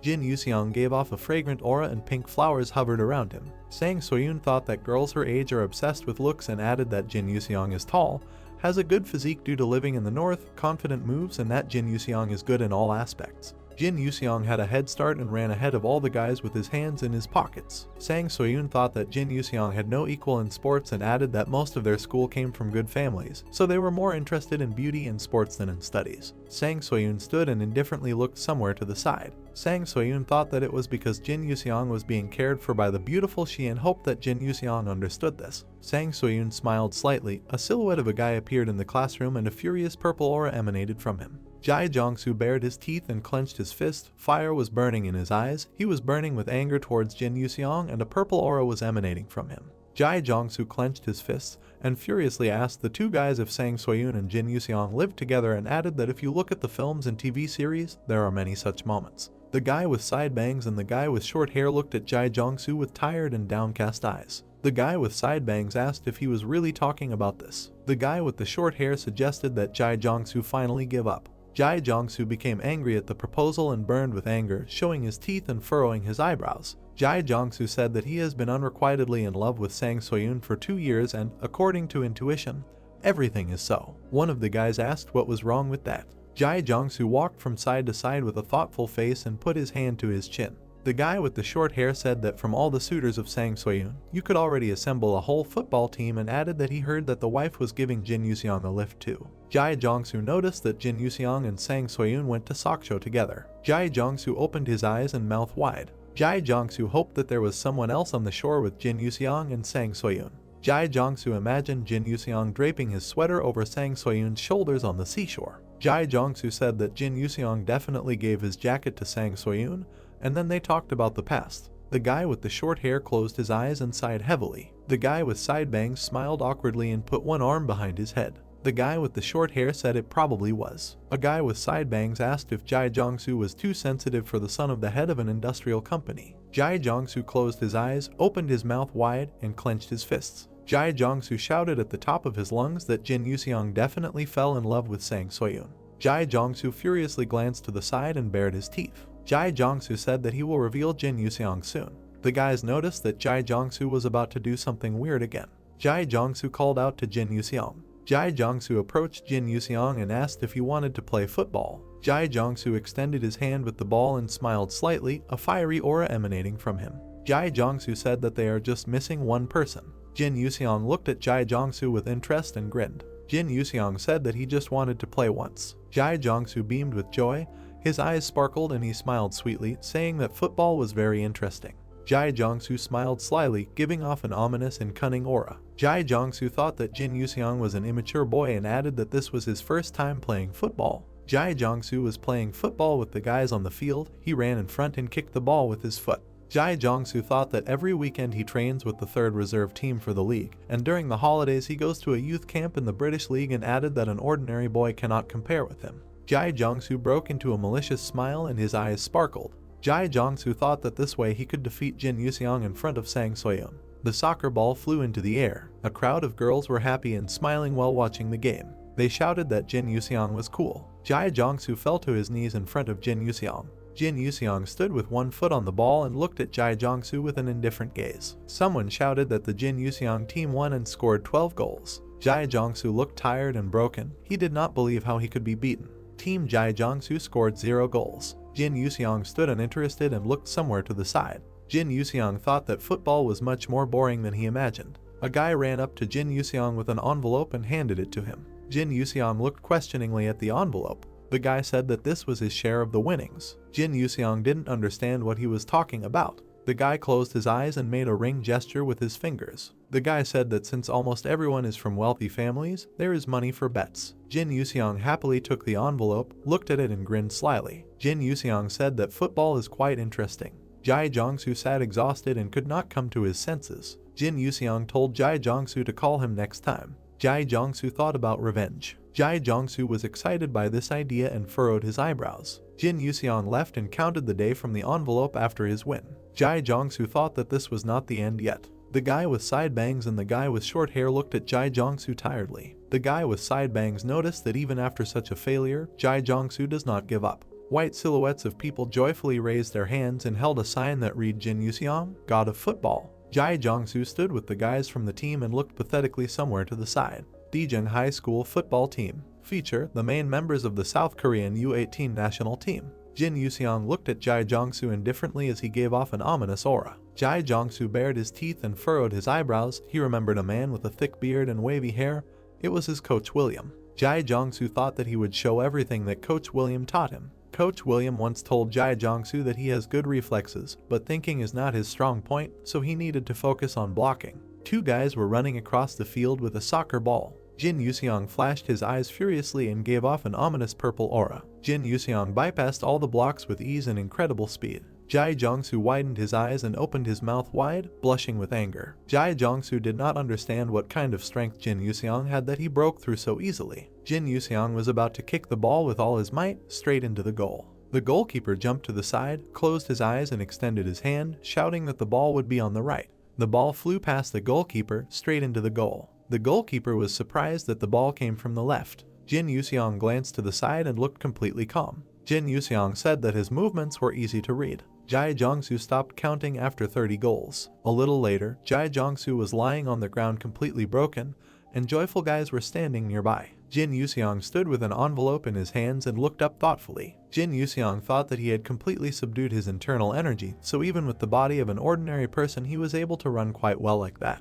Sang Soyun walked up to Jin Yuseong. Jin Yuseong looked at Sang Soyun sideways. Sang Soyun said that Jin Yuseong has become close to Jai Jongsu recently. Jin Yuseong didn't understand who she was talking about. Sang Soyun said that Jin Yuseong played football with him. Jin Yuseong asked which one of them exactly. Jai Jongsu was not going to get up from the ground, remembering the image of his coach and realizing that he could not live up to his coach's expectations. The guy with side bangs and the guy with short hair looked at the drooping Jai Jongsu with an indifferent gaze. The guy with the side bangs said that when football comes first, love doesn't matter anymore. The guy with the short hair noticed that he was talking about this too. The man in the gray sweatshirt was waving his arms when he saw Jin Yuseong. Knitting his eyebrows, the dark-haired football coach imagined Jin Yuseong as a genius football player. A huge black crow with a predatory look was above a gloomy large building, which turned out to be a school. A crowd of black silhouettes with furious glowing eyes stood in a circle and looked at a dark-haired boy in a school uniform, who was waving his arms in fear and horror and looking back at the gloomy crowd of shadows. School is a place where,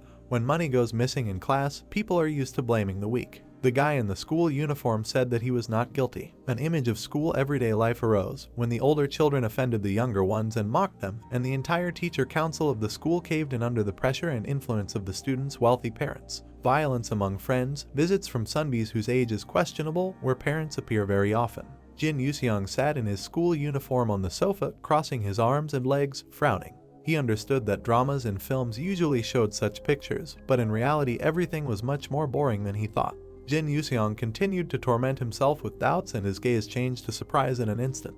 Jin Yuseong was sad to notice this, but he was happy with everything in any case, because before he had only dreamed of such a calm life. In the pocket of his black pants was the same envelope with money after the football match. Jin Yuseong noticed that playing sports is quite a fun activity, an abundant source of happiness. Jin Yuseong recalled the moment when he seemed to be in the air and easily control the ball at a football match when his teammates raised their heads up and looked at Jin Yuseong. Yet Jin Yuseong had a conscience, so he did not use his inner energy and will during football. Jin Yuseong raised his right hand with a surprised expression and inspected it while holding the white envelope containing the winnings from the bets in his other hand. By limiting these two abilities, Jin Yuseong realized a new truth about using the body. The image of Jin Yuseong appeared in his white suit with black and yellow stripes as his level gaze went forward, and he imagined small caricatured people representing his inner qualities. Due to his overwhelming inner strength and will, Jin Yuseong did not use his physical strength. Jin Yuseong returned to his reality as he sat on a chair with his eyes closed and meditated while emitting blue magical internal energy from himself. Jin Yuseong understood what, using his abilities correctly, he did not become much stronger, but still became stronger. Due to his improved abilities, his martial arts literally had no limits. Sang Soyun, who was getting ready for school with a backpack on her shoulder, stood near the exit and called out to Jin Yuseong, who responded by looking at her with one eye. Sang Soyun told him to get into the car if he was already getting ready for school. Jin Yuseong threw his backpack on his back and walked along the corridor with Sang Soyun to the car. Sang Soyun asked Jin Yuseong about her outfit and if Jin Yuseong liked it. Jin Yuseong looked towards Sang Soyun with a malicious grin and said that she looked ugly as always. Embarrassed, Sang Soyun closed her eyes and remembered all the irony that Jin Yuseong was capable of. She replied that she had long been accustomed to his words. The images of Jin Yuseong and Sang Soyun appeared in the background of the huge school grounds. Daejeong High School is the place where all the elite of the Republic of Korea are gathered. and their first step into the huge world began with Dijung. A guy with long dark hair and a sweatshirt was holding his wallet in his hands and looking forward with interest. In accordance with such phenomena, a project for talents in the field of sports was launched. The guy in the sweatshirt clarified that they tried to bribe him if he was the coach of the national team. Two men's hands shook each other against the background of bright yellow banknotes and a suitcase with money, because those who have power and money have put all their efforts into making Dijung a youth sports club. The elite people noticed that they were going to Dijung High School tomorrow. A bunch of people in tracksuits were sitting around a huge translucent table, so the coaches of national teams gathered at the school. One of the trainer's hands slammed the table in anger as he heatedly discussed his ideas. The national team coach in a black tracksuit stood up from his chair and put his hands on the table, furiously promoting his ideas and proposals. He told his colleagues that Jin Yuseong should play football, and also asked his colleagues if they knew what this football player's main talent was. One of the coaches, who was leaning on the table, was wearing a cap and cast his malicious glance at the coach from the national team. Ironically, he replied that Jin Yuseong could be hiding from taxes. The national team coach was taken aback by his fellow mediocre baseball coach that he did not dare to broach such topics. The baseball coach, with rage and anger in his eyes, cast his intimidating gaze at the other coach. He asked what exactly the national team coach meant by mediocrity. The two coaches continued to clash and stood face to face, proving their points. The coach in the black suit raised his index finger and ironically tried to ask the baseball coach how many other professional baseball leagues there were around the world. The baseball coach did not want to remain a loser and replied that the Korean Professional League was recognized throughout the world, but when it came to football, everything was not obvious. Therefore, he responded with a provocation, saying that they couldn't even win the children from Brazil. Another coach, who had caught up with two coaches arguing about their respective sports, stood up from the table. He wanted to know why Jin Yuseong had to become a football player. The coach of the national team recalled the moment when Jin Yuseong, with a deft body movement and quick feet, spun the ball towards the goal. The coach continued to support his talented unit and said that Jin Yuseong handled the ball well and had excellent balance. From the coach's memories, Jin Yuseong deftly dribbled past all his opponents along with the ball and was even able to dodge tackles. The coach of the national team noticed that Jin Yuseong is confident on the field and he is strong on his feet, so it is a difficult task to drop him, because Jin Yuseong skillfully used the opponent's strength against himself. The coach in the brown sweater suddenly stood up from his chair and began shouting furiously. This person turned out to be a wrestling coach who noticed that this skill would be useful in his sport. The two coaches stood together and watched the wrestling coach, who looked furious. The coach of the national team said that wrestling has long gone out of fashion. Such a strong statement obviously did not please the wrestling coach, and he said that wrestling retained the soul of the Korean people. The football coach opened his mouth wide and knitted his eyebrows, looking towards the other coaches. He said that he didn't care much about the other coaches' statements, so he was going to give Jin Yuseong a place on his football team. Other coaches were outraged by the football coach's impudence and asked him if he had gone too far. Suddenly, a savory blow from a golf club comes from behind the football coach and his face contorts sharply from the blow. The angry golf coach was holding an iron club in his hands and his face looked displeased. The football coach did not like this moment. However, the golfer said that Jin Yuseong would become the king of golf. Coaches began to fight for Jin Yuseong and imagined him in different sports, such that he could be a basketball player, or a runner, or a swimmer, or even a tennis player or a shooter. One of the bespectacled trainers, identified by a white silhouette, raised his hand. He interrupted the argument between the coaches and asked whether ordinary students could join the sports department. The white silhouettes of the coaches turned to the bespectacled upstart with amazement. The coaches understood that Jin Yuseong did not enroll in the Department of Arts and Sports, so most likely he should continue the family business. The esports coach frowned at his fellow athletes and adjusted his glasses on his face. The esports coach said that none of them even asked Jin Yuseong's wishes, but were already trying to share it. The coach of the national football team with a broken head raised his head and two fingers on his hand. He said that Jin Yuseong does not have a family business. The baseball coach stood with the wrestling coach, who were trying to get the gist of what was happening with their faces lost. The esports coach suggested that his parents, Jin Yuseong, died but left him a great inheritance. The football coach, his head bruised and bleeding, rested his hands on the table. He noticed that Jin Yuseong might not be interested in anything, because he didn't even care about studying, so why not suggest that he take up sports? The guys were in a huge building on the very top floor where the lights were on. They wanted to ask Jin Yuseong directly about his desires, about what sport he would like to play. Stunned, Jin Yuseong and Sang Soyun widened their eyes and looked forward at the trainers. Jin Yuseong understood their meaning in such a way that they suggested that he enroll in the sports department to train. Sang Soyun looked away with a frown. She understood that Jin Yuseong was good at sports, but she didn't think that he could attract so much attention to himself. The football coach put his hands on his shoulders and tried to prove to Jin Yuseong with a fierce and enthusiastic look that he had an ideal body and it should not be lost, otherwise it would be the loss of the entire nation. Jin Yuseong, surrounded by the coach, closed his eyes and began to remember the moment, rocking his silhouette. He remembered the moment when a bunch of masters with their weapons were looking at him. This had already happened in the 1000 Demon sect when the elders of the 9 great factions taught him the methods of sword, saber, spear, bow, and killing. Jin Yuseong, dressed in a black suit, bowed before the masters, kneeling on one knee and lowering his head with his arms crossed. He remembered that he had to make a choice in favor of one art, and then 8 out of 9 masters came to his house. The football coach continued to bother Jin Yuseong and asked him with a sparkle in his eyes about what sport he would like to do. Jin Yuseong clearly hinted to him about his football. Jin Yuseong was tired of such a scene and said that he was not interested, to which the football coach simply opened his mouth and went into shock. Immediately, the baseball coach flew up from behind the football coach and grabbed the football coach by the collar. He suggested his baseball, saying that he saw Jin Yuseong during lunch when he was throwing a fastball at 170 kilometers per hour. Jin Yuseong refused this too. The large wrestling coach in his brown shirt pushed aside the previous 2 coaches and offered his wrestling with admiration and joy on his face. The wrestling coach rolled his eyes and bared his teeth as if in ecstasy. He was talking about weightlifting. Jin Yuseong stood timidly in front of the trainers who surrounded him, and behind him stood Sang Soyun with her mouth open. Jin Yuseong replied that it was weightlifting that interested him the most. The trainers stood with a sad grin as they introduced Jin Yuseong in a red tights, lifting a heavy barbell with plates above him. The coach did not understand why he chose weightlifting. Sang Soyun, who was standing next to Jin Yuseong, cast her puzzled glance in his direction and understood that Jin Yuseong had not even tried himself in this sport. The silhouette of a man appeared from afar, who ran as fast as he could and left behind a cloud of dust. The weightlifting coach, with tears of joy in his eyes, rushed with all his might to his hero. He was very happy about this event, although he was not completely sure of his victory, so he did not come.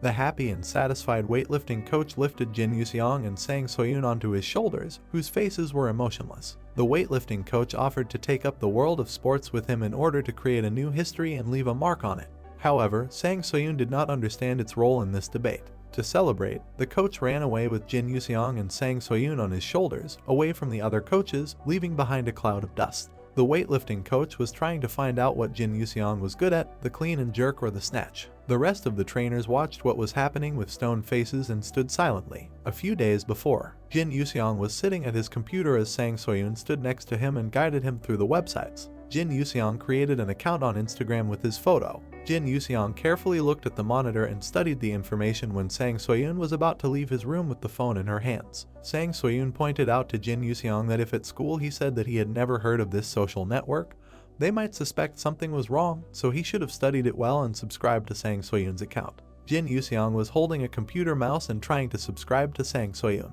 Jin Yuseong's gaze caught on the recommendations tab in the application. Jin Yuseong looked at the monitor screen in amazement and leaned back slightly. He came across the account of that same girl. He examined the avatar of a girl who was holding a barbell above her head. Her name was Choi Yuri, weightlifting, 53 kilograms weight category, Daejeon High School, 2nd year. Jin Yuseong found the same love he met on the first day of school. Jin Yuseong looked appreciatively at the avatar of the very girl who fell into his heart. He noticed that even with a lot of wrinkles on her forehead, her determined expression while lifting the barbell looked beautiful. Jin Yuseong, with a puzzled and amazed expression on his face, remembered Sangram's words that he said that kids these days express their crushes on social media. Jin Yuseong began to actively type on the keyboard with both hands. Jin Yuseong understood that Sangram was talking about the modern dating method. Jin Yuseong wrote her a message saying that her energy was very pure and he would like to talk to her. There was a message from Jin Yuseong. Your energy is very pure. I'd like to talk to you. I shall wait for your answer. Satisfied with his state of affairs on the love front,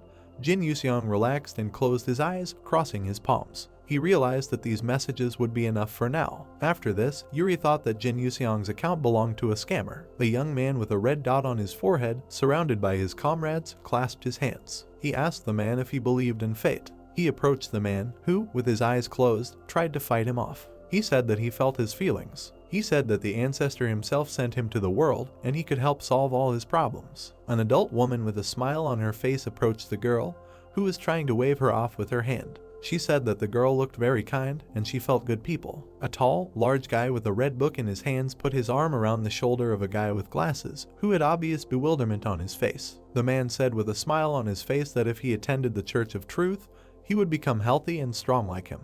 The three followers froze in place with irritated faces when they heard a voice not far from them. The voice spoke of pure inner energy and righteous living. The followers grimaced as they looked at Yuseong, who was beaming with joy and waving his arms as he quoted his message to Yuri, saying that he would like to get to know her better. They turned around and ran back as Yuseong continued his speech. He said that the energy itself meant breathing, and that's for sure. The followers realized that he was a real fanatic and they needed to run away. Yuseong continued, saying that everything is reborn. And with the birth of man, Yuseong looked at the screen of his smartphone with a confused face. He said that it was very strange because every day he sends Yuri messages and writes comments, but she does not respond. Quietly raising his head, the guy touched his chin. He suggested that perhaps his compliments were making her very uncomfortable, and then again noted that Yuri's energy was simply great. An image of a girl appeared in Yuseong's head. He thought that her innate Kai was incredibly pure, which was rare for Yoon-won. The guy was called out by Sangrim, who approached him with 2 glasses of drinks. He asked what the leader was thinking about. Yuseong reached out for a glass. He asked if Sangrim remembered the girl he told him about, noting that he didn't seem to be embarrassed by his compliments. Raising the glass to his face, Sangrim began drinking the drink from the straw. He suggested that the leader give her something because girls are happy when men choose something for them. Yuseong and his friend walked further down the street. The man said that you can start small and buy something tasty, and at that moment there were thoughts in his head about various sweets and chocolates. In Yuseong's head, something tasty was meant by a luxurious table, on which there was a great abundance of various dishes. Sangrim, seeing the guy's thoughtful face, said that that's not what he was talking about. Hye-yeon, seeing Yuseong passing by, called the guy's name. When he approached, the woman picked up her phone and said that Soyun had sent her one photo. With a look of surprise on her face, she showed the guy her smartphone screen. Hye-yeon noted that it seems that his account was hacked and someone is preaching religion through him. Yuseong also looked at the burning screen with surprise on his face. Turning his gaze to the woman, he asked why she decided that his account had been hacked. The guy's pupils narrowed and his face darkened. In a low voice, he said that he wrote it all himself. Shock appeared on the woman's face. She asked him to repeat himself and then asked why he did it. Looking at the woman with a worried look, Yuseong asked if she also thought that he had gone too far with his compliments. Hearing this, Hye-yeon's eyes widened and his eyebrows lowered to the bridge of his nose. She realized that Yuseong was interested in that girl, but she thought that she didn't know that in the north it was considered a compliment.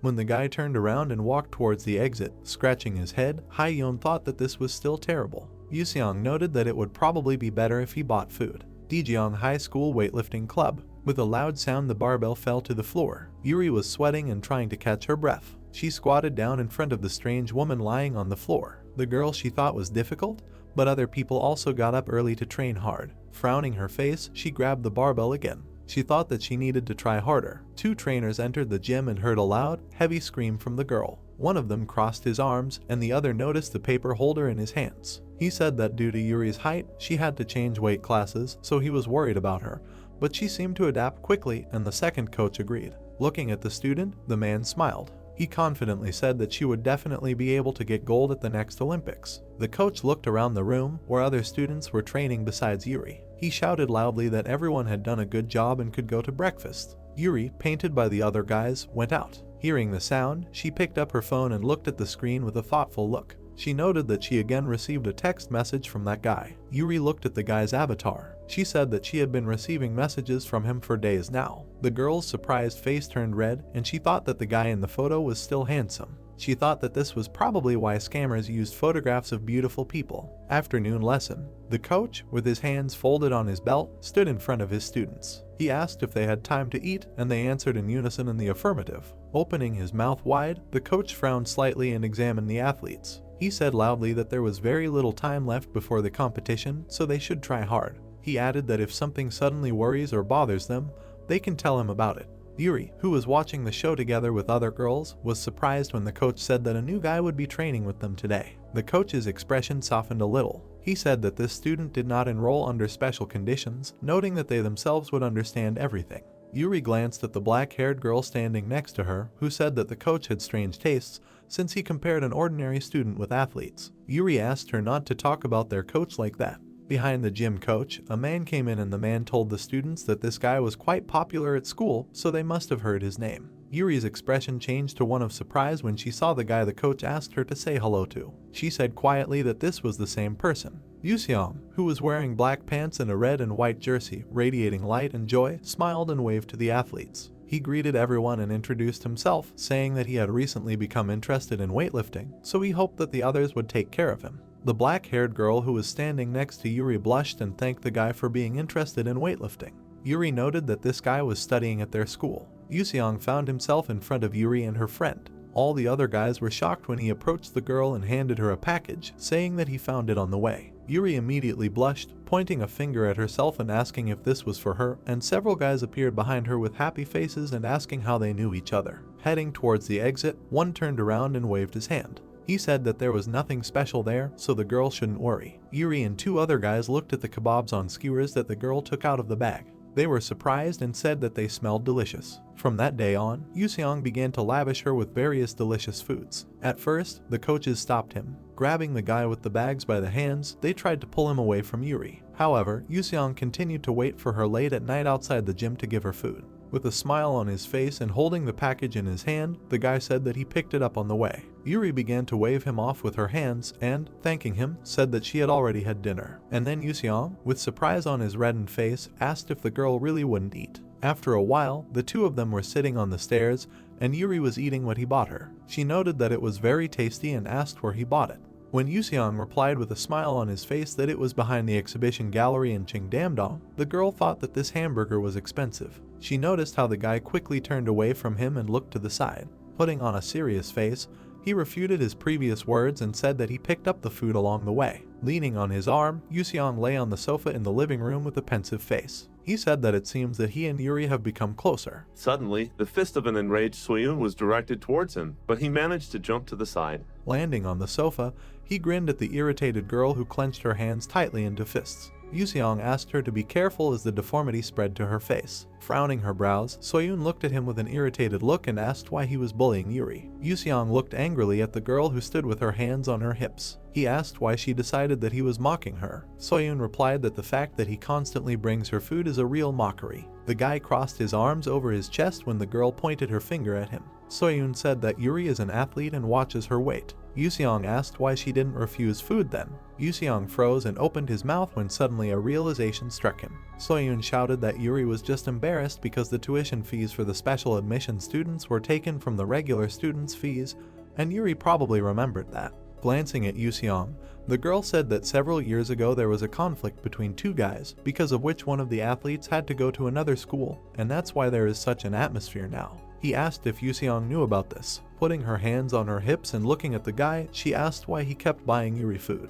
Yuseong replied that he wanted to bribe her. Soyun froze and her eyes widened in surprise. She asked why he did this. Stepping off the couch, Yuseong began to walk around the other side of the coffee table. He replied that she was bright, beautiful, and attractive. Having become gloomy, the guy began to walk out of the living room, and Soyun, in a daze, slightly pulled her hand behind him. In a sad voice, Yuseong thanked her for telling him, and Soyun asked the guy to stop. Frozen with her hand raised, she watched as Yuseong ignored her and slowly walked to his room. Looking at the leaving guy in surprise, she asked herself, does he really like Choi Yuri? The teacher, opening the book, gave a lecture on philosophy, and today's lesson topic was the concept of beauty. Leaning on her hand and looking at the teacher, Soyun took notes in her notebook. Yesterday's conversation with Yuseong and his words that Yuri was beautiful, bright, and attractive popped up in her head. Resting her cheek on her hand, she looked up. The girl was thinking about whether Yuseong really likes Choi Yuri. Now the image of cute Yuri appeared in her head. Soyun noted that this is quite possible,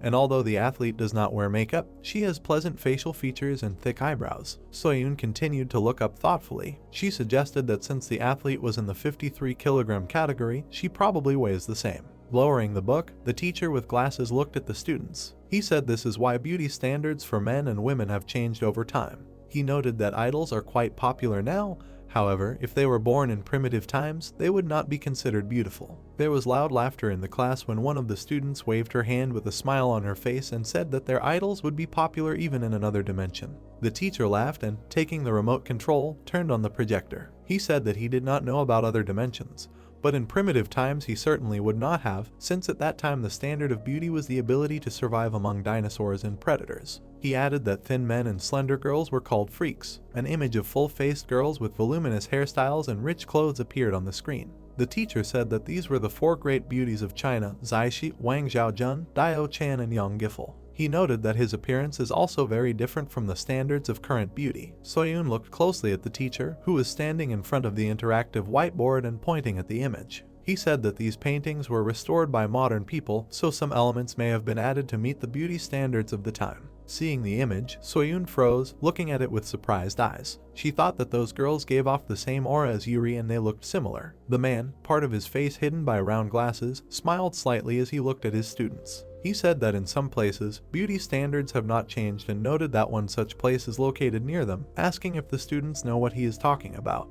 Soyun, looking at the teacher, asked if we were talking about North Korea. The teacher took the remote control and switched the image. He confirmed Soyun's guess and said that although the study on North Korea has not yet been fully completed, it seems that beauty standards change the further away from Pyongyang. Soyun thought and clenched her hand into a fist after hearing the teacher's words that most likely those women had stronger and taller figures compared to modern women. The girl scooped a large spoonful of rice from her lunch tray. With her mouth wide open, she quickly began to devour her lunch, and her tray was completely filled with food. Her 2 friends watched with surprise on their faces. One of them asked what happened to Soyun, and the other noted that she used to eat very little and did not open her mouth so wide. Soyun stuffed her cheeks with food with a frown. She said she was just really hungry today. At this moment, Yuri was shaking off the talc from her hands with a smile on her face. There was a loud noise in the weightlifting section.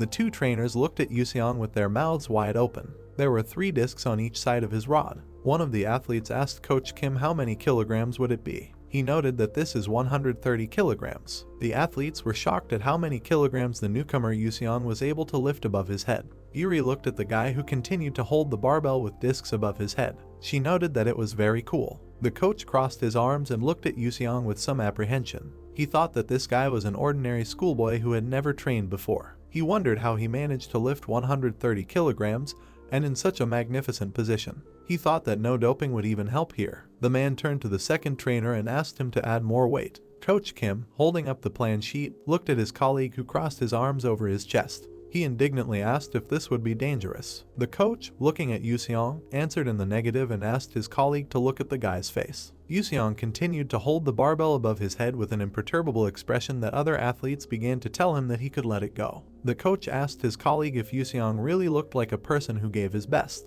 With a downcast expression, Coach Kim scribbled notes on paper. He asked how much more to add, and the second trainer said to add 20 kilograms. Jeep added more discs to his bar. The coach suggested that the guy might be awakened. Closing his eyes, he brushed aside these words and thought that all high school students wanted to become awakened, and if this happened, then Yuseong would already be shouting about it in all directions. The coach introduced Yuseong and Yuri with a bouquet of flowers and medals around their necks. He thought about Yuri becoming the national representative in the 53 kilograms weight class and Yuseong in the 70 kilograms weight class. In the shower, the coach was now wiping away his tears with his fist. He thought enthusiastically that he was now looking at weightlifting masters. After training, Yuseong sat down on a bench. He thought it was a pretty good sport and a good workout for the body. At this moment, Yuri was lifting the barbell above her head in a sweat. The guy noted that she studies 2 hours more than others. Yuseong smiled softly as he looked at the girl. He thought about how her willpower matched such pure energy. Yuri turned around when Yuseong cleared his throat, getting her attention. Satisfied with himself, the guy walked up to Yuri, rubbing his chin. He said that since he was now familiar with the sport, he wanted to share something with her. Yuri asked him what's the matter. He smiled and waved his hand, inviting the girl to try to inhale halfway and lift. However, there was now a whole story in his head that exhalation for a person is energy, and the masters of the external art are people who have learned to use less energy when moving the body, and it has trained itself to use a lot of force in just one inhalation and exhalation. Yuri looked at him with surprised eyes and asked what he meant. Yuseong told her to try reducing her inhalation volume. The girl sank to the floor again and grabbed the bar with her hands. Frowning, the girl began to try to slowly inhale the air. Yuseong asked her not to hold her breath and told her to inhale slowly, as if half as much as usual. Looking at Yuri, he realized that she didn't understand what he was talking about at all. He thought that nothing could be done about it. Approaching her from behind, he began to move his index finger to some points. He thought about stimulating the points that control breathing. Frowning her face and closing her eyes, Yuri raised the barbell to shoulder level. Jumping slightly and putting one leg forward, she was able to lift it above her head with a jerk. Seeing this, Yuseong smiled.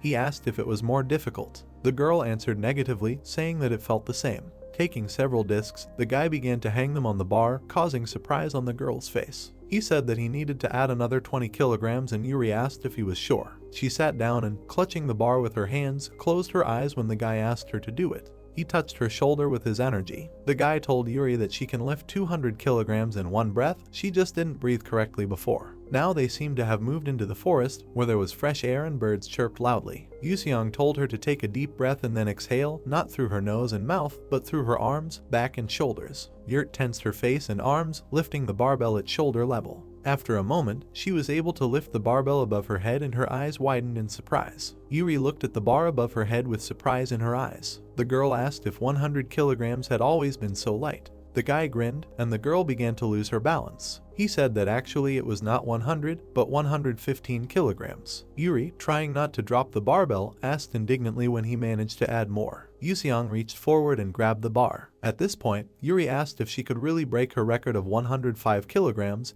and Yuseong answered in the affirmative. They looked at each other. Yuri and Yuseong smiled cheerfully. Behind them was a man hiding behind his knee, emitting negative energy. Jong-soo, who had been watching the guy and the girl all this time, cried quietly, covering his mouth with his fist. Walking out into the hallway, tears continued to flow down his cheeks, and he began punching the wall. He shouted with a cracking voice, asking why Jin Yuseong gave up football for weightlifting.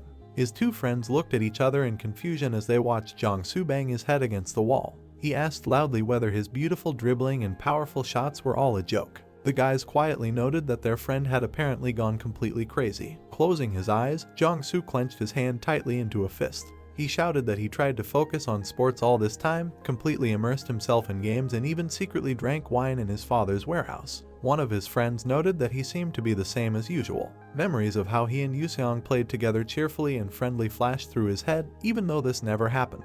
Blowing tears, he quietly said that he would never forget their joint game of football. One of the guy's friends raised his index finger, saying that he had an idea, and the second asked.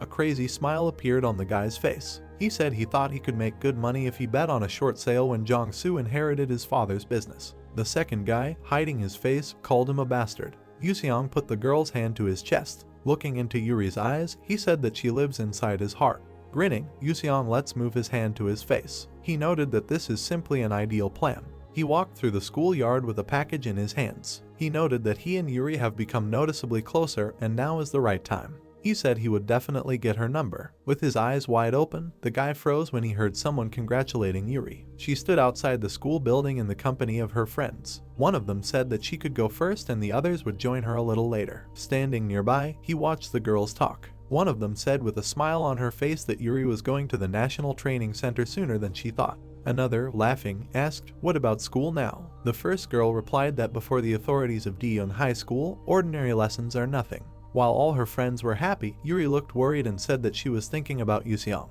The guy dropped the package from his hand when Yuri asked her friends how to tell him about the transfer. The girl was sitting on the floor of the locker room with a sports bag at her feet. She pulled her feet closer to her, which were shod in white sneakers. Yuri thought that she was not stupid and understood everything. She hung her head, hugging her knees with her arms. The girl understood that Yuseong was clearly interested in her. Yuri recalled how much fun they had together. She thought that thanks to these meetings, the days that were not dull became brighter. She mentally noted that she was also able to enter the national team. Yuri leaned over and buried her head in her knees. She tried to understand why, after fulfilling her dream, she felt so strange and did not experience joy. She raised her head when she heard a familiar voice. Yuseong noted that he had finally found her. Seeing the guy's gloomy face in front of her, Yuri called him by name. Her eyes widened when she tried to tell him about tomorrow, but the guy interrupted, saying that he was tired. Yuseong looked at Yuri with an emotionless expression.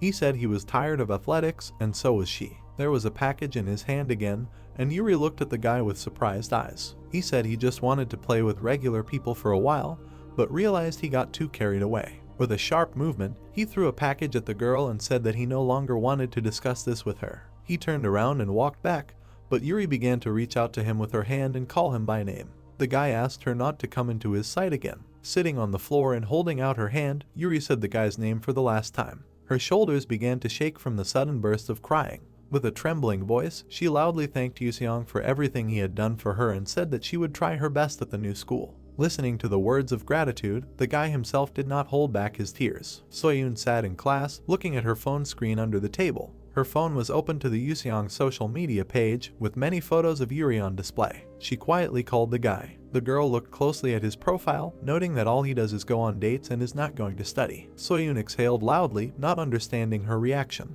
She wondered why she was even angry at him and concluded that it was most likely because he was in a relationship first. She opened a correspondence with a friend who was organizing blind dates and wrote that she wanted to go. She said that she also needed to find herself a boyfriend. Gritting her teeth tightly, she looked at her phone with bulging eyes and asked in surprise, "What is this?" After updating Yuseong's social media profile, she saw a photo of Yuseong, pouting his lips and holding his hand to his face, crying. Soyun noted that he deleted all photos of Yuri from his page and also posted this strange photo. The girl froze with a frown on her face as realization dawned on her. She laughed and said that now she understood everything. Her shoulders began to shake with laughter, and her seatmate glanced at her in surprise. Smiling a goofy smile, she pointed at Yuseong's photo and cheerfully commented that he seemed to have been abandoned. She immediately opened a chat with a friend and wrote that she would not go on a blind date. In a sly voice, she asked Yuseong not to worry as his sister would comfort him. On the table was a plate of fried rice with a fried egg on top. Sangram noted that it was incredibly delicious. As he took a spoonful, the man smiled broadly. He noted that, as always, his wife's dishes are simply wonderful. Leaning over the table and putting the spoon of rice into his mouth, Mang tried not to pay attention to Yuseong and Soyun's bickering.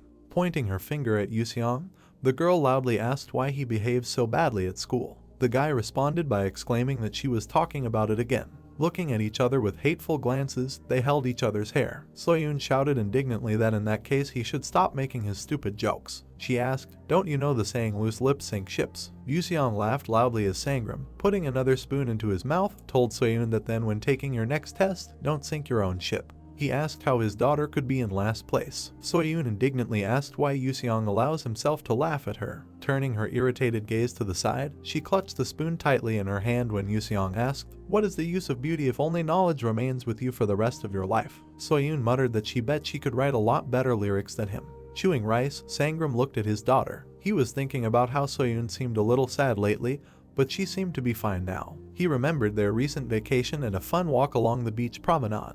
The man noted that with the appearance of the leader, the atmosphere in their house changed. After scooping up some rice, Soyun glared at Yuseong. She said she wasn't joking and wanted Yuseong to stop making stupid jokes at school. She said that his phrases from TV series are of no interest to anyone. Soyun gritted her teeth in anger when Yuseong turned to her and said that girls like it. Soyun rudely shouted that all these girls would feel funny even from one of his size. She asked how he was going to survive in this harsh world if he couldn't even tell one from the other. The guy closed his eyes and grinned when Hyeon asked if her daughter was last on the list just because the world is harsh. Soyun screamed, asking her mom to stop. A moment later, Yuseong's eyes opened wide. Freezing, he cautiously began to look around. Feeling something, he looked to the side and tried to understand what it was. As he continued to sit at the table with the others, he thought that he now had a bad feeling, as if someone was about to sneak into the house. An image appeared in his head of a tall, gray-haired man in a kimono walking through the grass in which a grasshopper was sitting. Yuseong thought that judging by that person's energy, he was at the master level. He thought that such people could detect even minor sounds, be it the movements of insects or leaves, and also receive information from them. A small green leaf began to fall to the ground. Yuseong said that some of them can disguise their presence. A man in a mask and a saber in his hands appeared next to the flying leaf. Drops of blood splashed onto the green grass in the small grasshopper. He said that they could do this until they ripped the heart out of the victim's body. Sitting at the table, Yuseong tensed. He thought that the man was strong because he was able to completely merge with his surroundings. An image appeared in his mind of a grinning masked warrior holding another man by the hair, preparing to cut off his head. Yuseong thought that with such skills he could kill half of the heavenly warriors. The guy's eyes lit up with a blue light, and energy began to blaze around him. He mentally asked if this man really thought he could hide from him. He said that he was the one who defeated the head of the heavenly warriors. A bright flash came from his eyes. The guy mentally said that it wouldn't be difficult for him to find him. The firecracker burst with a loud sound, and the confetti began to slowly fall down. Soyun and Yuseong stood behind Sangram with wide smiles on their faces, who was looking at the poster with a worried face that said that there would soon be 5 of them in the family. Soyun looked with a nervous smile at her father, who, with his eyes and mouth wide open, began to suffer. She asked if she would have a younger brother or sister. Yuseong asked if she was not happy, to which the girl said that she was just surprised. Yuseong frowned at his comrades shuddering back. He thought, could it be that he felt the energy of this child? Soyun clenched her teeth tightly and looked at the guy annoyed when he told her not to worry and said that she would be a good brother. The girl asked why she would become a brother. Crying loudly, Sangram sat on his knees, resting his head on his wife's stomach, while Yuseong and Soyun quarreled again in the background. The guy said that they don't know the gender of this child yet. The girl shouted irritably that he knew her gender perfectly well. Soyun glanced sideways at the guy. She asked how he felt after parting with his love. Smiling, Yuseong looked back at her. He said he doesn't cling too much to the past. A couple of moments later, the girl called out to him. Pulling her t-shirt off one shoulder, Soyun put her hand to her chin and gave him a flirtatious look. She asked him in a languid voice, "How does she look today?" Looking at her, Yuseong grinned and said that today she looks a little less uglier than usual. The girl asked if this was true and why so. While Haeyeon and Sangram were cuddling on the couch, Soyun and Yuseong stood on opposite sides of the coffee table. The guy said that he decided to give her bonus points in honor of today's holiday. Having bulged her eyes and looked at him with a contemptuous look, the girl showed him the middle finger. In an indifferent voice, she thanked him and called him a fool. In response, Yuseong asked her to never show such a gesture in front of a child. In front of us is a school building. A young man speaks behind a small podium. He asks if all the students remember that the final exams are in 2 weeks. The students sitting at their desks look at him in fear. This time, following the chairman's instructions, your grades will be directly sent to your parents' phones, the speaker reports. There is real horror in the eyes of young people, especially the old trick of colliding with parents' secretaries and faking grades won't work anymore, continues the teacher. The hero looks thoughtfully at the back of the student sitting in front. Exams, right. To be honest, I'm only interested in natural sciences, he thinks. We see him in a traditional costume with a fan in his hand. After conducting rituals on behalf of the people, and now there are 3 bulls in front of him. Realizing that performing ceremonies during earthquakes or tsunamis was pointless, Yuseong sits in a chair in front of the TV. I developed an interest in natural sciences, he thinks. The hero stretches, joining his hands behind his head. Okay, I think we can quickly familiarize ourselves with other subjects, he thinks. He looks at the student sitting next to him and invites him to study together, starting tomorrow.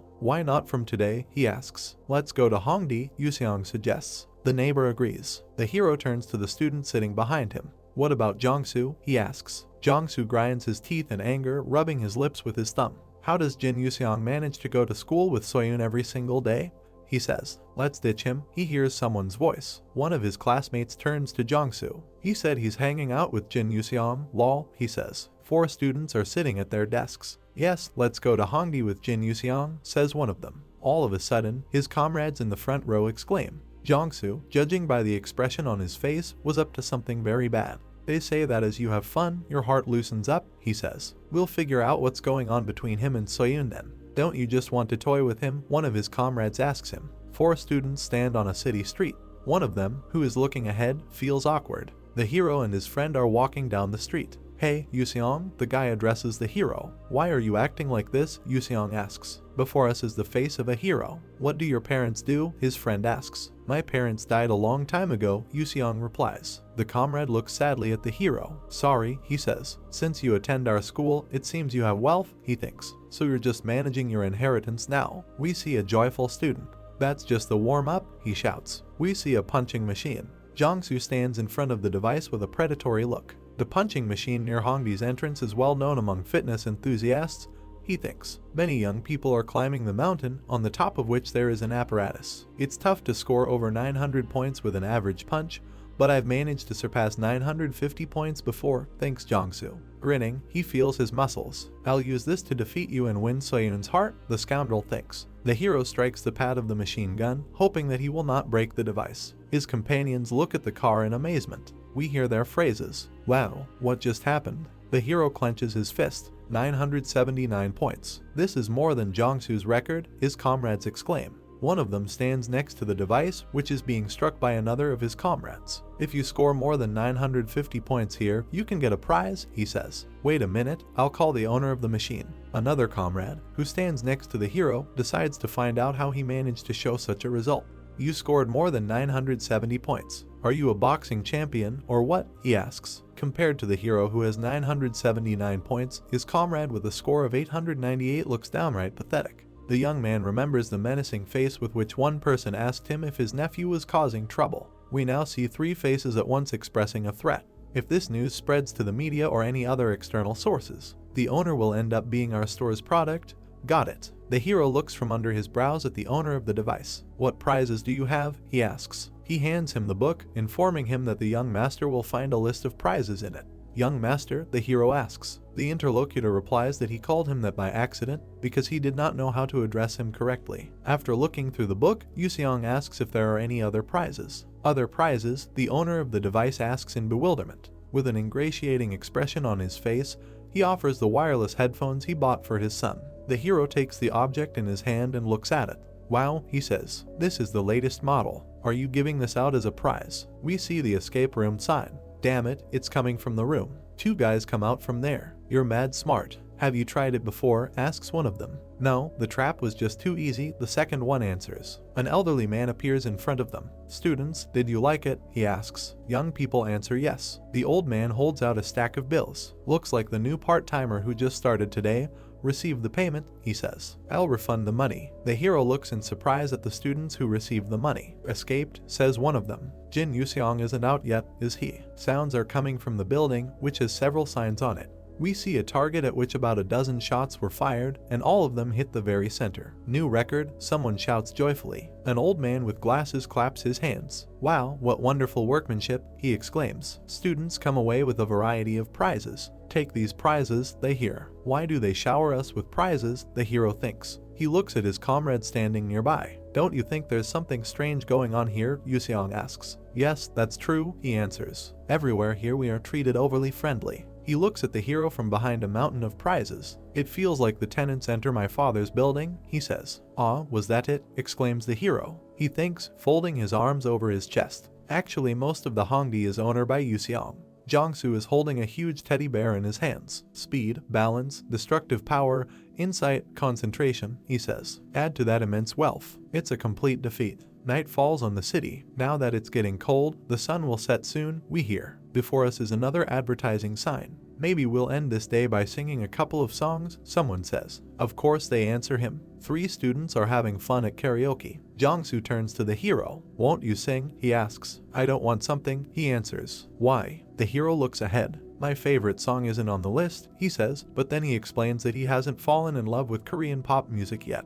Jiangsu looks at the hero. You really don't have a single favorite song? He asks. I wouldn't say no, but Sang Soyun told me not to sing it anywhere, ever. These words hurt Jiangsu. The hero holds his girlfriend by the shoulders. Yuseong, can we keep this song just between you and me? The girl asks. I hope you don't sing it for anyone else. Jiangsu hands the hero a microphone. Sing, he says. 2 students ask the hero to sing the song anyway. I want to know what song this is, says one of them. The hero, holding a tablet, looks at his comrades in bewilderment. If you want to hear it so badly, then I can understand, he says. 2 guys look at the hero in surprise. Is this the same song? One of them asks. You weren't wrong with your choice, says the second one. The title of the song and its author appear on the screen. 500 Years by Kang Taekwon. 500 years, asks one of the students. When was it written? The hero takes the microphone and starts singing.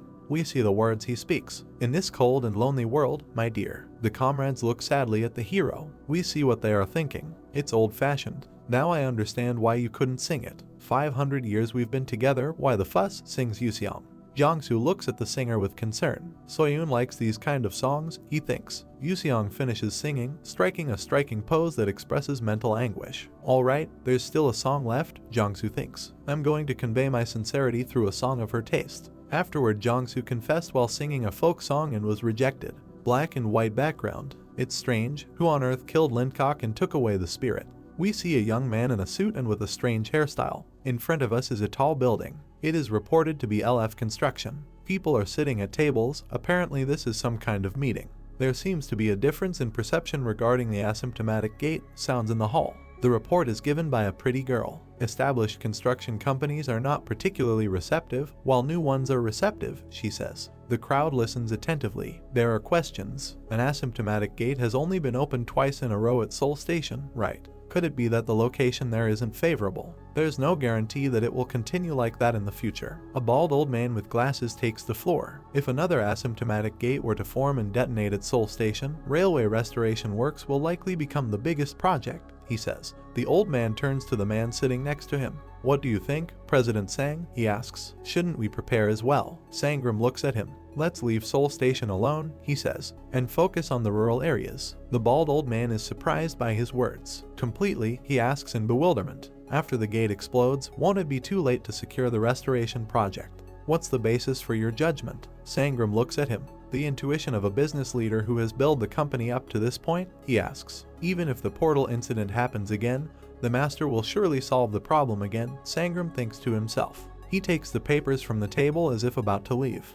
True, says the bald old man. For someone who runs a business. Let's end the meeting here, says Sangram. He walks down the corridor with the bald old man. You said you were going to China tomorrow, he asks. Sangram looks at him. I have a nephew who grew up in an orphanage, he answers. I was informed that his biological parents are in China. They are not going to Korea, so I will go to them. Next to the man's face we see jewelry, weapons and medicine. To sell the items and magic stones on the black market. The day Mastercoin is set to explode is not far off. Before us are 3 white masks. Phrases are heard. No clues. There are none, nor any signs of an increased level. No traces of using skills or items. The interlocutors and masks continue to communicate.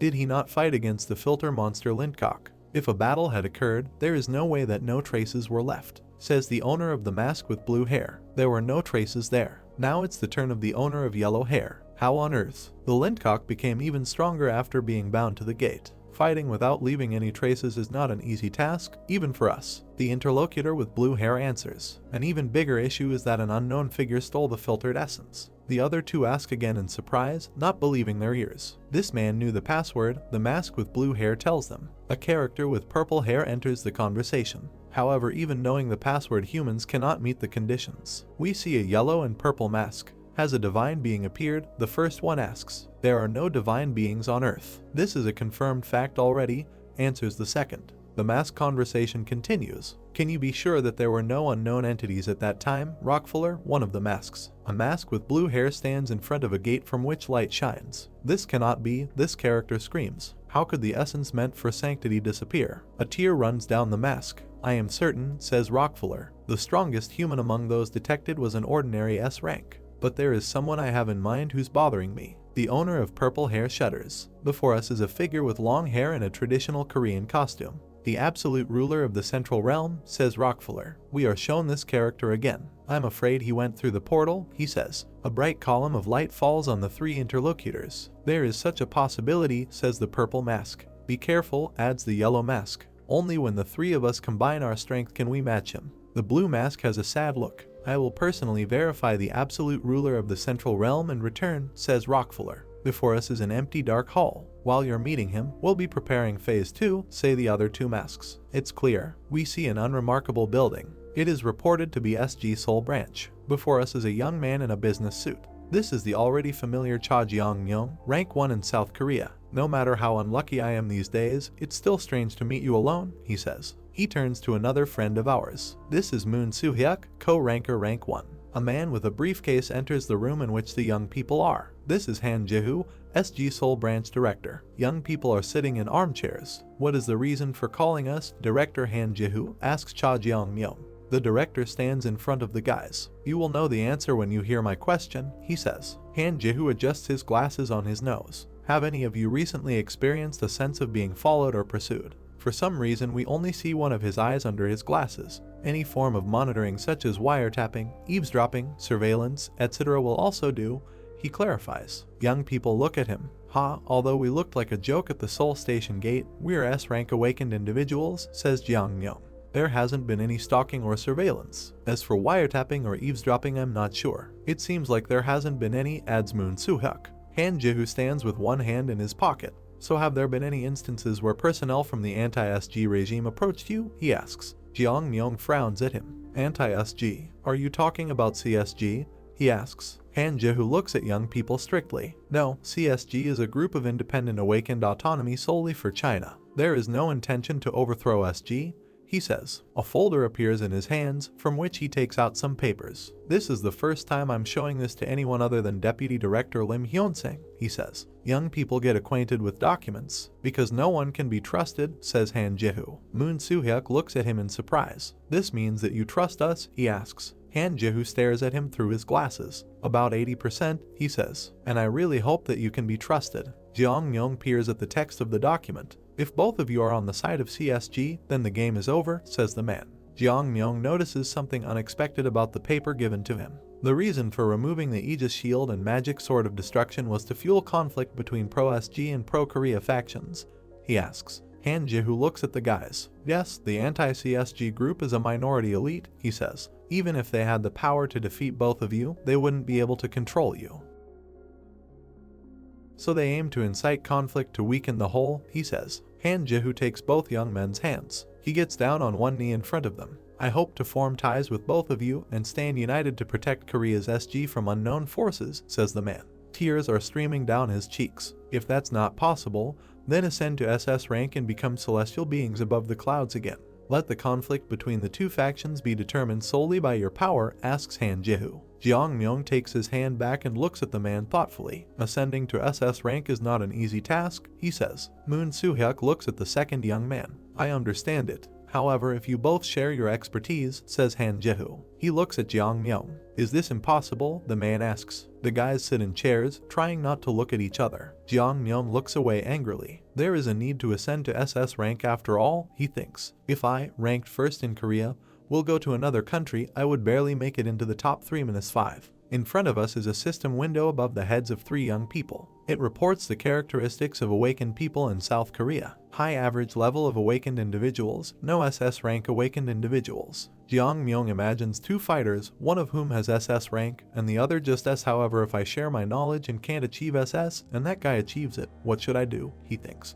The guy looks at Moon Soo-hyuk. While handling the Aegis Shield, I've learned one thing, he says. Moon Soo-hyuk opens his mouth in confusion. There is a luminous palm in front of us. Skills are just mathematical formulas, says Moon Soo-hyuk. By digging into the formulas, if we can prove this, then maybe it's possible to use skills in different ways. Right now I can only use it with my right hand, but Moon Soo-hyuk looks at his palm, which is glowing very brightly. Even without the Aegis Shield I can wield the Vajra of great wisdom, he says. Jiang Myung looks at him with interest. This isn't just simple expertise, is it? He thinks. Why would the ultimate secret be given to me? Before us is Moon Soo-hyuk. The monster we met at the portal was actually awakened, and if he wants to reset the SG, we don't have anything that can stop him yet, he says. I am sincerely convinced of this. Jiang Myung grinds his teeth in rage. He turns to the guy sitting next to him. Did you acquire the F-rank skills sensory perception and resistance? He asks. Naturally, Moon Soo-hyuk answers. Jiang Myung points his finger somewhere behind his ear. Then purchase the E-rank fear skill from the awakening market,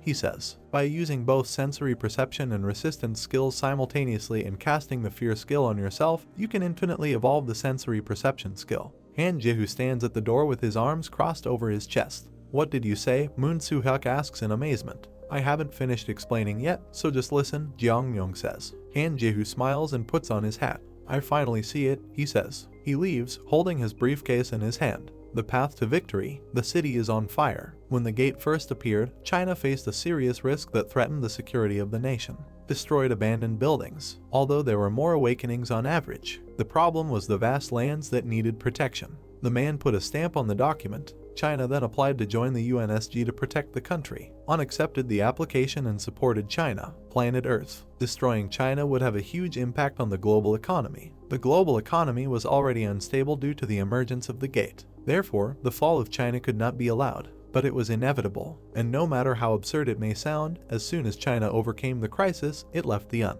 China waved goodbye to the SG man, who dropped his hands in misunderstanding. China said thank you to the UN, but the UN did not understand anything. And after that, China created China SG, also known as CSG, using the know-how of SG. A man in sunglasses in a suit and tie, and next to him is the CSG emblem. China thought it was a profitable choice. Many heroes stand against the backdrop of the starry sky.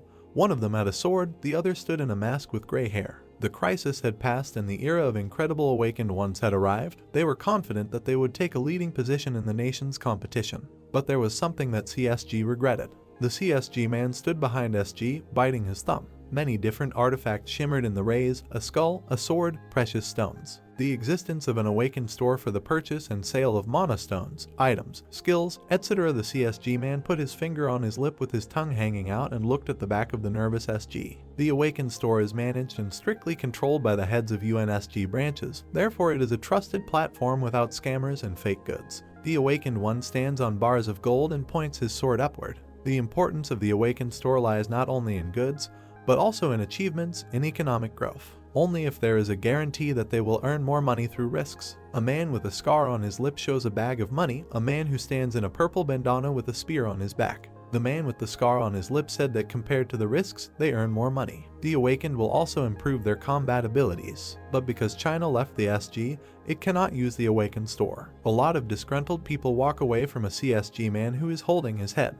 Consequently, the feeling of satisfaction is low. Holding his head, the CSG man didn't know what to do. The CSG thought that if this continues, it will be difficult to guarantee the security of the nation in 10 years. China realized the danger and set a new goal. The CSG man stood behind a group of people. Create a new store that will surpass the awakened store from SG. This requires items from the awakened, so triads were involved. This is the reason why triads indiscriminately buy items from awakened ones. Yuseong stands in a mask with glasses along with Sangram, who is dressed in the same outfit. Yuseong asked Sangram what did they go to sell. Shanghai City, a beautiful deserted street. Yuseong walked behind Sangram, turning his head in different directions. Sangram, wearing a mask, asked the master not to look around too much. Sangram said, although they are disguised, they are very conspicuous. Many people in the crowd were also wearing masks. Yuseong said not at all. Because of the dust, almost everyone looks like us. Sangram, wearing a mask, said that Yuseong was right. Yuseong look at the city. Yuseong thinks that this is Shanghai,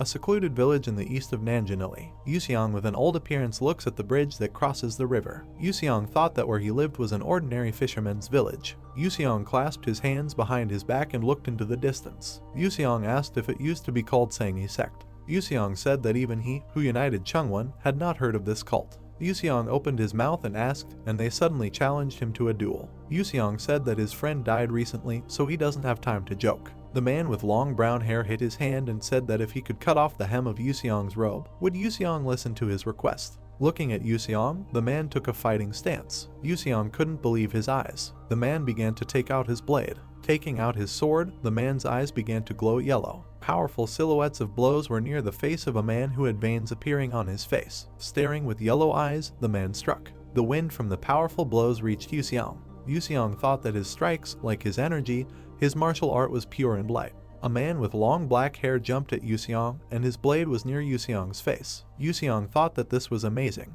The martial arts of two different sects are stronger than those of the heads of the 9 major sects. The wind blew Yuseong's hair, but the smile never left his face. Yuseong knew that now that he thought about it, he didn't ask for his request. Taking a fighting stance, blue mana began to emanate from the man. The man screamed as his hair turned white and his sword blade began to emit red energy. Yuseong leaned his hand towards himself with a surprised face. Yuseong didn't understand why he burned up all his internal energy. Yuseong asked the man if he was going to die in this battle. A man with long white hair was preparing to attack. With one powerful leap, the man was behind Yuseong, and powerful blows were visible throughout the man's entire path. A man with long white hair stood with his back turned. The man and Yuseong stood facing each other on the seashore. Standing with his back, Yuseong asked the man what he wanted to know. Blood began to flow from the man's mouth. He asked Yuseong if he would really listen to him. The man stood behind Yuseong and said that not only was he unable to cut off Yuseong's hem, he didn't even have time to bend over. A small boat was visible in the sea. The man said that the eastern coast is subject to frequent attacks by pirates, which is why ordinary people suffer. The man asked Yuseong to deal with it.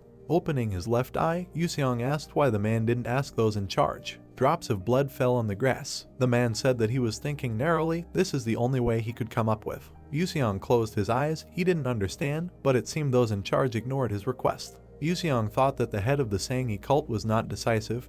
He would not have ignored this request either. Yuseong said that he promises in his name. Yuseong opened his eyes and said that he would personally send the pirates to the next world. The man with white hair smiled. Closing his eyes as he fell to the ground, he said thank you to Yuseong. The sword fell to the ground. Yuseong promised that he would live for the sake of the people. Clear sky. Yuseong realized that having lost his friends, his will had weakened. Yuseong knelt down in front of the man who was lying unconscious. Yuseong thought that the magnificent warrior had fallen because of him. Yuseong told the man that his victim opened his eyes. Yuseong took his glasses off his face. Yuseong wondered if the head of the Sangye cult was watching from heaven.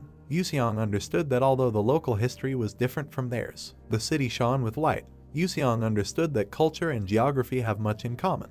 Yuseong wondered, so surely this village has become developed like this. Sangram, with a serious face, wearing a mask and glasses, told Yuseong that they had arrived. This is a place of trade. Old shabby building. Sangram said that this is a dilapidated place, the old areas are the same everywhere. A man sat at the table with a scar on his nose and cheek. The man asked how they knew about this place. Yuseong approached the table and replied that they were from Liu from Beijing. The man said that he was the guest from Korea. The man told Yuseong to go down to the basement and go to the farthest room. Standing next to Sangram, Yuseong asked in a whisper if he was probably grateful to him. Sangram didn't understand why suddenly. Spreading his arms to the sides and shining in the light, Yuseong told Sangram to raise his head and look. The scarred man's bald head sparkled brightly. Yuseong was referring to the fate that Sangram escaped. Holding back his laughter, Sangram covered his face. Old building. A bald man sat with his arms crossed, and next to him sat a guy in a dark hoodie. The man asked that they came here on a tip from Ryu. Bald man, direct sales, broker J. Shaking with fear, Sangram replied that it was so. The man pointed at the guy in the dark sweatshirt.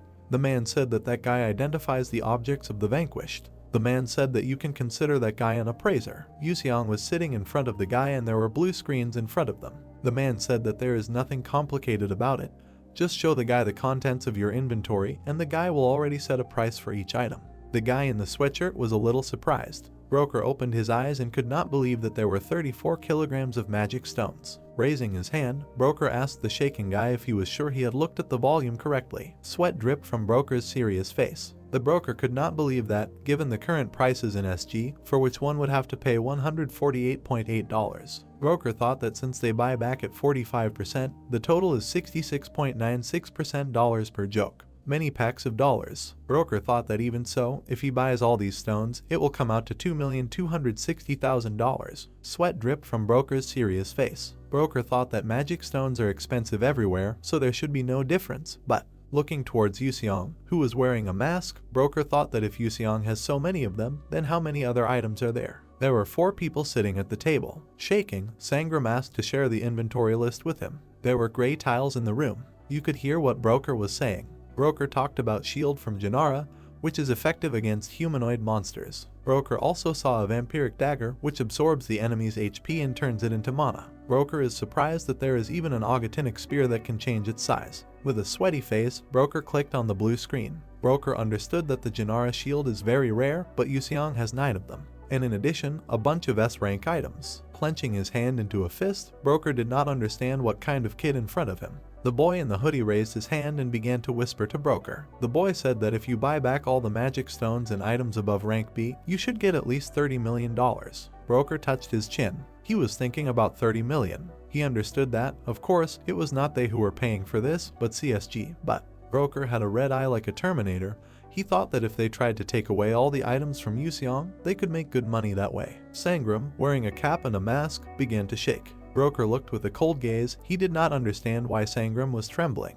Broker stood up from the table. He did not understand why Sangram was not awakened. Broker looked at the shaking Sangram with a suspicious look. With an angry face, Broker said that they have a lot of items, so they need to see how much they can give them for them. The shaking Sangram replied that they should do it. Broker and Guy went to the exit. A shaking Sangram sat next to Yuseong. Opening his mouth in rage, Sangram screamingly asked Yuseong why he kept making him laugh. Sangram asked the master why he talks all kinds of nonsense through telepathy. Throwing his hand behind the chair, Yuseong told Sangram that he might as well not hold back. Sangram didn't understand why there was another need to run into trouble. Against the festive background, Sangram was arguing with Yuseong. Sangram said Broker may lower the price. Yuseong said that Sangram could pay for the rest. Sangram told Yuseong not to talk nonsense. Sangram asked Yuseong why he was making him laugh. Yuseong sat with a cold face and replied that he simply had nothing to do. Some time ago, Sangram covered his face in laughter while Yuseong through telepathy told him to let Sangram see what he managed to avoid.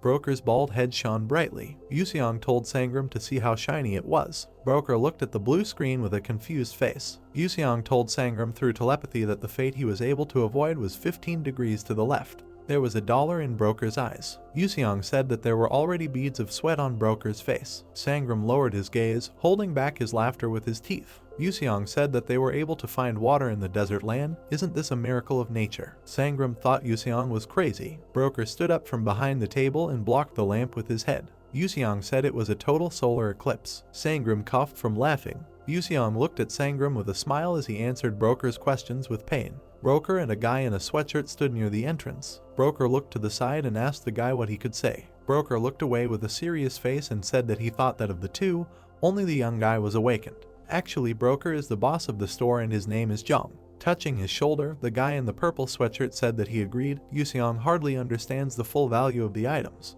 The guy said that they shouldn't jump to conclusions and told them to consider them both awakened. Turning around, Jung asked the guy what rank he thought they had. Putting his hand on his chin, the guy replied that he assumed S rank. SS ranks don't need to use the black market, but for a rank, Yuseong has too many items. Jong is standing next to the guy. Jong told them to stick with the S rank. Jong added that this guy was sharing the inventory list without saying a word. Jong was sure that Yuseong was a telepath. Smiling, Jong said that telepaths are not strong in battle, so they win. Jong advised the guy to remember only one thing. The poor man did not have a golden egg. Jong said that killing is not allowed, since items can only be transferred at the will of the owner. Holding his left hand, Jong said that the items could be easily obtained through medicine and torture, so they should focus on that. The guy responded positively. Jong said that for now they need to send snacks, and the most beautiful girls to explain the details about the price of the items. Two beautiful girls came out in front of Yuseong and Sangram. The guy asked if he should poison his food, to which Jong replied with a serious face that it was better not to take risks for now. A girl stands near Yuseong, who is eating a peach from a fork. Jong told them to treat them formally. The two girls began to walk towards the exit, and Yuseong waved at them. Suddenly, a girl in a red dress opened the door, in which bandits stood with pistols and bulletproof vests. The bald bandit gestured with his hand. The bandit in a black cap took a flashbang grenade. Garnet broke the glass. The grenade exploded in front of Yuseong and Sangram. Next, the bandits threw tear gas. There was a bright explosion at the entrance. The bandits knocked down the door. The bandits started shooting. The bald bandit told them to shoot with air guns. The bald bandit stood between other bandits, and he asked Yuseong, "Did you think you could fool him since you have S rank?" A group of bandits stood between in front of thick gray smoke. The bald bandit felt something was wrong. Someone's silhouette was visible in the smoke and asked what it was all about. Yuseong cleared away all the smoke. Yuseong extended his hands forward and told the bandits to come at him. Yuseong said that he will now show them the difference between their strength. Gasping and opening his mouth, Sangram did not understand why Yuseong did not help him. The Heavenly Demon Cult, which united Young One, took military chronicles from supporters of the old school as tribute. Various books were scattered on the floor, but they were unusual because they talked about the art of ranged combat of the Shaolin's temple, about the Nafka of the sword striking the son of the Jiamcheng faction. Sitting on the floor and leaning against the wall, Yuseong was reading a book in his hand. It also said about the Plum Blossom sword of the Hwaseng faction, and there one mastered the main techniques of each faction. Having reached the certain page, Yuseong froze with surprise on his face. What he liked the most was Technique's sword skill. The guy lowered his head, and the visor of his cap was not visible at all. He said there was no point in showing anything outstanding. With one sharp movement, he kicked up the mortar that was behind him. Grabbing it by the legs, he tore off one of them. Raising one leg, the guy sharply jerked his hand with the torn piece. Throwing it into his right hand, he clenched his left into a fist, taking a stance, and the air swirled around his legs and sparkled with white light. It wasn't that the other skills were more effective. He swung the steel rod and dark energy began to come out of it. Yuseong, with smooth movements, began to direct the rod first forward, then backward and to the side, and with his movements a stream of black and yellow energy stretched. Genuine technique is a big wave made up of many small ones. Only Yuseong managed to unlock the potential of this technique. The guy circled his hand with the rod and put it forward, and the energy followed him. This method, in the guy's opinion, looked much cooler than the others. Closing his eyes, Yuseong grinned through his mask. He thought that what he did now was very cool. All this time, the broker and his guards stood ready and watched the guy's actions. The man ordered to open fire because she must not let him leave here. Yuseong opened several fingers and pointed them at the opponents, and by using a magic finger skill, light rays began to emerge from their tips. The broker and his team froze, eyes wide open, as the rays touched their foreheads. A couple of moments later, the entire group fell without the creature. Yuseong noted that everything is ready. When he threw the rod over his shoulder, Sangram crawled up to him on his knees from behind. The man asked why he wounded to exchange the Technique sword for a magic finger. Jip replied that he had already shown all his cool tricks. The broker and his assistant were sitting on the floor with their hands raised and clenched into a fist. Sangram stood behind Yuseong, who stood with his arms crossed and looked down at the two men. He noted that he didn't really want to return empty-handed. When he beckoned and called for the broker, the man immediately stood up. He approached Yuseong, who was standing with his arms crossed. Yuseong said that today he is kind, so he will pretend that nothing happened, and he even agrees to exchange his stones and items. There was a noticeable joy on the face of the broker, who had a small hole in his forehead. He asked if the guy really agreed. Frowning his eyebrows, Yuseong looked at the man with a contemptuous look and said that all this would cost him a pretty penny. At that moment the broker thought that they had promised to forgive him. Smiling a nervous smile, he clasped his hands together. The man said he thought he could give $17 million. Yuseong's pupils shrank and his eyebrows scrunched towards the bridge of his nose. He said in a low voice that he would take twice as much. The broker thought, is this really the promised mercy? Panic appeared on his face, and tears began to gather in the corners of his eyes. He quietly said that in this case, they themselves have nothing left. Yuseong walked up to the tense man, sweat flowing profusely down his face, and put his hand on his shoulder. He told him not to be upset because he had promised to be merciful. Looking at the broker with crazy eyes, he folded his fingers to snap and began to bring them to the frightened and trembling man. Yuseong asked in a low voice, maybe it would be better to pierce his forehead then. In a faltering voice, the broker asked him not to do this. Putting his arm around his shoulder again, Yuseong opened the electronic tab with his inventory. He asked the man to relax and said that he would exchange any item in return. He looked at the broker, whose hands began to tremble and his eyes began to run wild at the sight of the contents of the inventory. He asked if he really could choose whatever he wanted. Yuseong replied that this was exactly the case. Sangram watched silently as the leader lightly punched the broker in the shoulder and said that he was not the type of person to backstab. Yuseong pushed a screen towards the bald man, which showed a circle with multicolored sections and an arrow in the middle. He said that now was the time to start their random game. The broker asked if the inventory looked like this before. While the man looked at the screen with frightened eyes, his subordinates loudly encouraged him, waving their arms. Yuseong said that if he was lucky, the item he chose could cover all the expenses. The subordinates loudly wished the leader good luck, saying that their lives were in his hands. Looking at the Wheel of Fortune, the man confidently raised his hand. He noted that the guy also has rare items, such as the Kin Shield or the Mjolnir hilt, and there are items that will be highly valued later. He shouted that he simply had to knock them out. He put out his index finger and pressed the screen with a loud cry. However, the items the broker pulled were only worth $12 million. The man's face contorted in shock. As a result, it went into the red by $5 million. He closed his eyes and tears ran down his cheeks. Night enveloped a small old multi-story building. The man swore loudly. Raising his hand, he began to drink alcohol from his third bottle. He wondered where to get another $5 million. Leaning towards the table, he grabbed his head with his hands. The broker said that if he had known that this would happen, he would never have contacted him. He said that although it hardly changed anything. Holding a glass bottle in his hand, the man approached a large black safe. The broker noted that, fortunately for him, the man opened the safe, which was half full of paper bills. He noted that the market has a $20 million nest egg. Throwing one hand on his belt, the man smiled, looking at the open safe. He asked himself maybe he should just run away with this money. The broker screamed and rolled his eyes when he was suddenly hit on the back. A black silhouette with a bag approached the open safe, and the man lay on the floor with his face buried in it. He exclaimed that he could not control his body. Throwing his head to the side, he clenched his teeth tightly, and drool began to flow from his mouth. He asked the unknown man who he was. He saw a man begin to take bundles of money from the safe. The man screamed, telling him not to dare touch them. The broker's eyes widened in surprise. When the man walked away from the safe, he saw that exactly half was left there. He asked if he really only took half the money. Yuseong, throwing his bag over his shoulder, walked past the broker. He said he only takes half of his money. The man asked why they did it to him.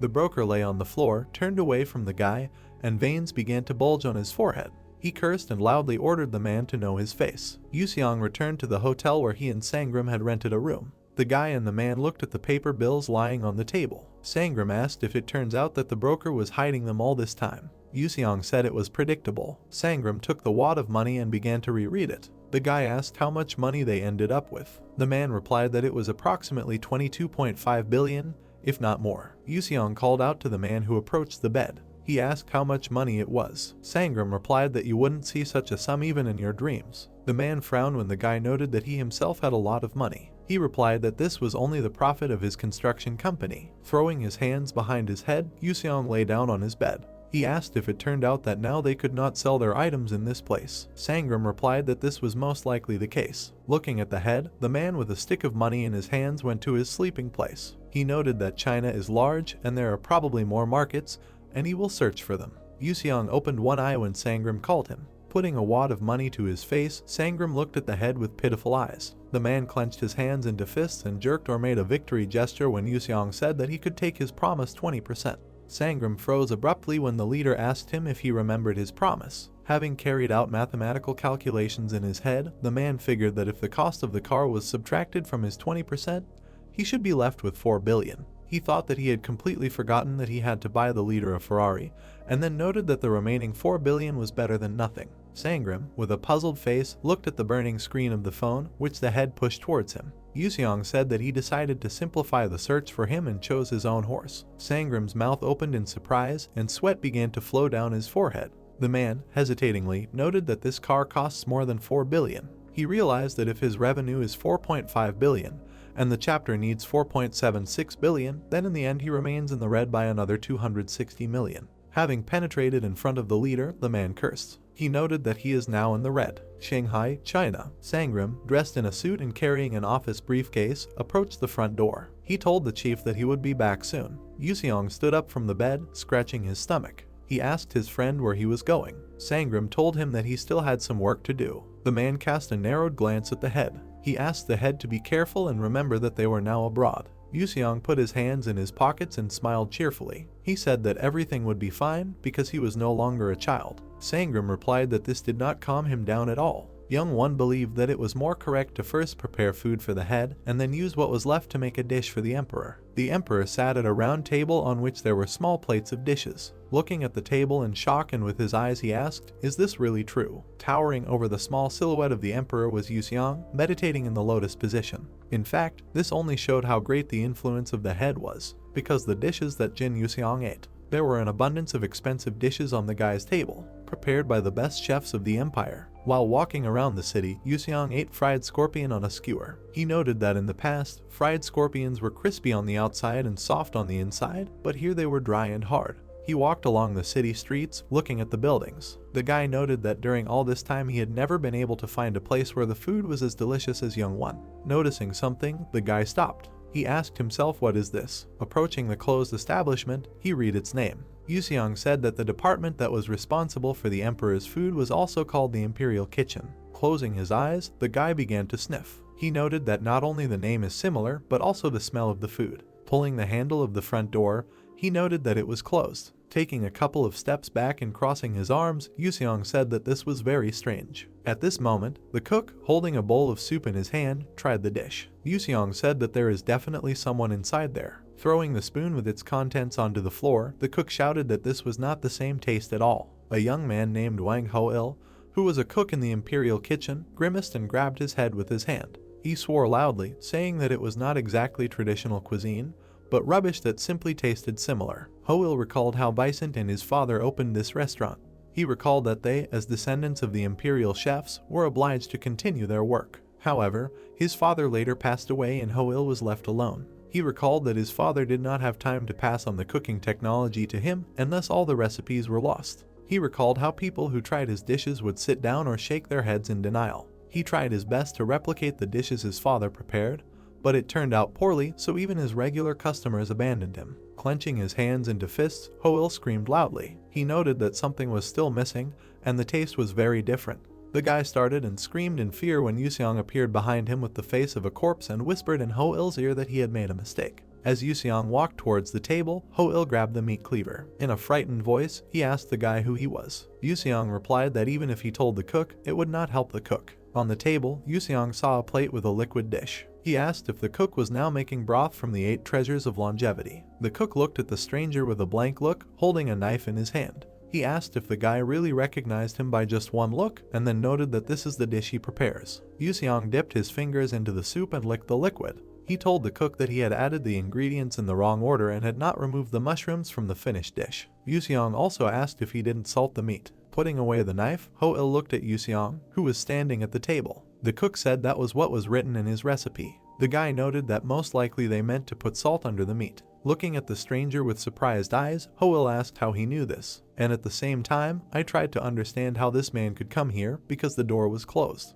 Yuseong looked at the cook and pointed his thumb up at himself. He told Ho-il to try to do as he said, and the cook thought that this guy was very strange. Thinking that another attempt would not make things worse, Ho-il began to chop the meat. Then, after some time, he began frying other ingredients in the pan. Ho-il jumped and screamed in fear when Yuseong came up behind him again and loudly said that he told him not to fry the mushrooms. Turning to the stranger, Ho-il apologized and said that he was just used to doing this. Grimacing, Yuseong asked him why he was torturing the mushrooms so much, noting that even the Righteous Alliance wouldn't do it that much. However, Ho-il noted that sometimes the stranger even gave practical advice. He stood with a salt shaker near the meat on the cutting board, and Yuseong stood nearby with his hands behind his head. The cook asked what he meant by putting salt under the meat. Yuseong replied that he thought it should be fried. Ho-il noted that despite this, the stranger was not always sure of his words. At the end of cooking, he realized that he smelled the same aroma. Over high heat, he mixed the remaining ingredients in a frying pan. The cook looked with surprised eyes at the plate with the dish placed in front of him, from which light literally emanated.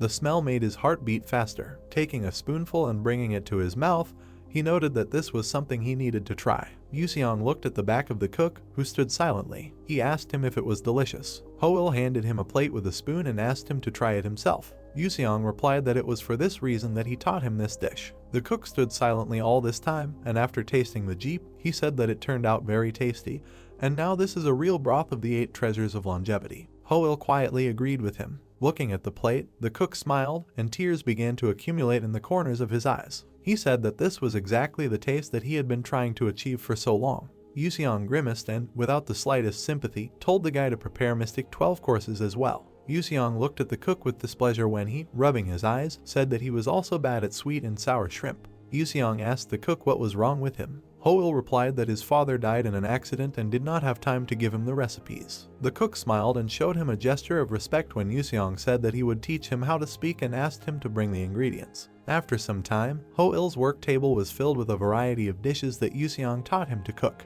Holding one shrimp with chopsticks and chewing on the second, Yuseong's eyes widened in surprise. He said Ho-il got it almost right. At this moment, the cook rolled 2 jugs in front of him. The chewing guy asked what it was. Smiling, Ho-il pointed his palms at the jugs. He said that it was a liqueur made from turtle and pine, and in this way he wanted to thank the stranger. Closing his eyes, Yuseong continued to eat the dish, and the chef asked him if the guy had heard of these drinks. Yuseong replied that of course, and that it was impossible not to know about them. Ho-il smiled when the stranger began to tell him that the first liquor was infused in a bird cherry house, and the second under the leaves of a pine tree. He asked Ho-il if he wanted to know the recipe. The cook knelt down. He refused the offer, saying he couldn't rely on it forever. Yuseong watched as the young man bowed to the floor. Ho-il said that he would never forget his ancestors' kindness. Hearing this, Yuseong looked at him with a surprised face. He asked the cook why he decided that he was his ancestor. He tensed when Ho-il pointed out the number of food items and dirty dishes. The cook said that he appeared here unexpectedly,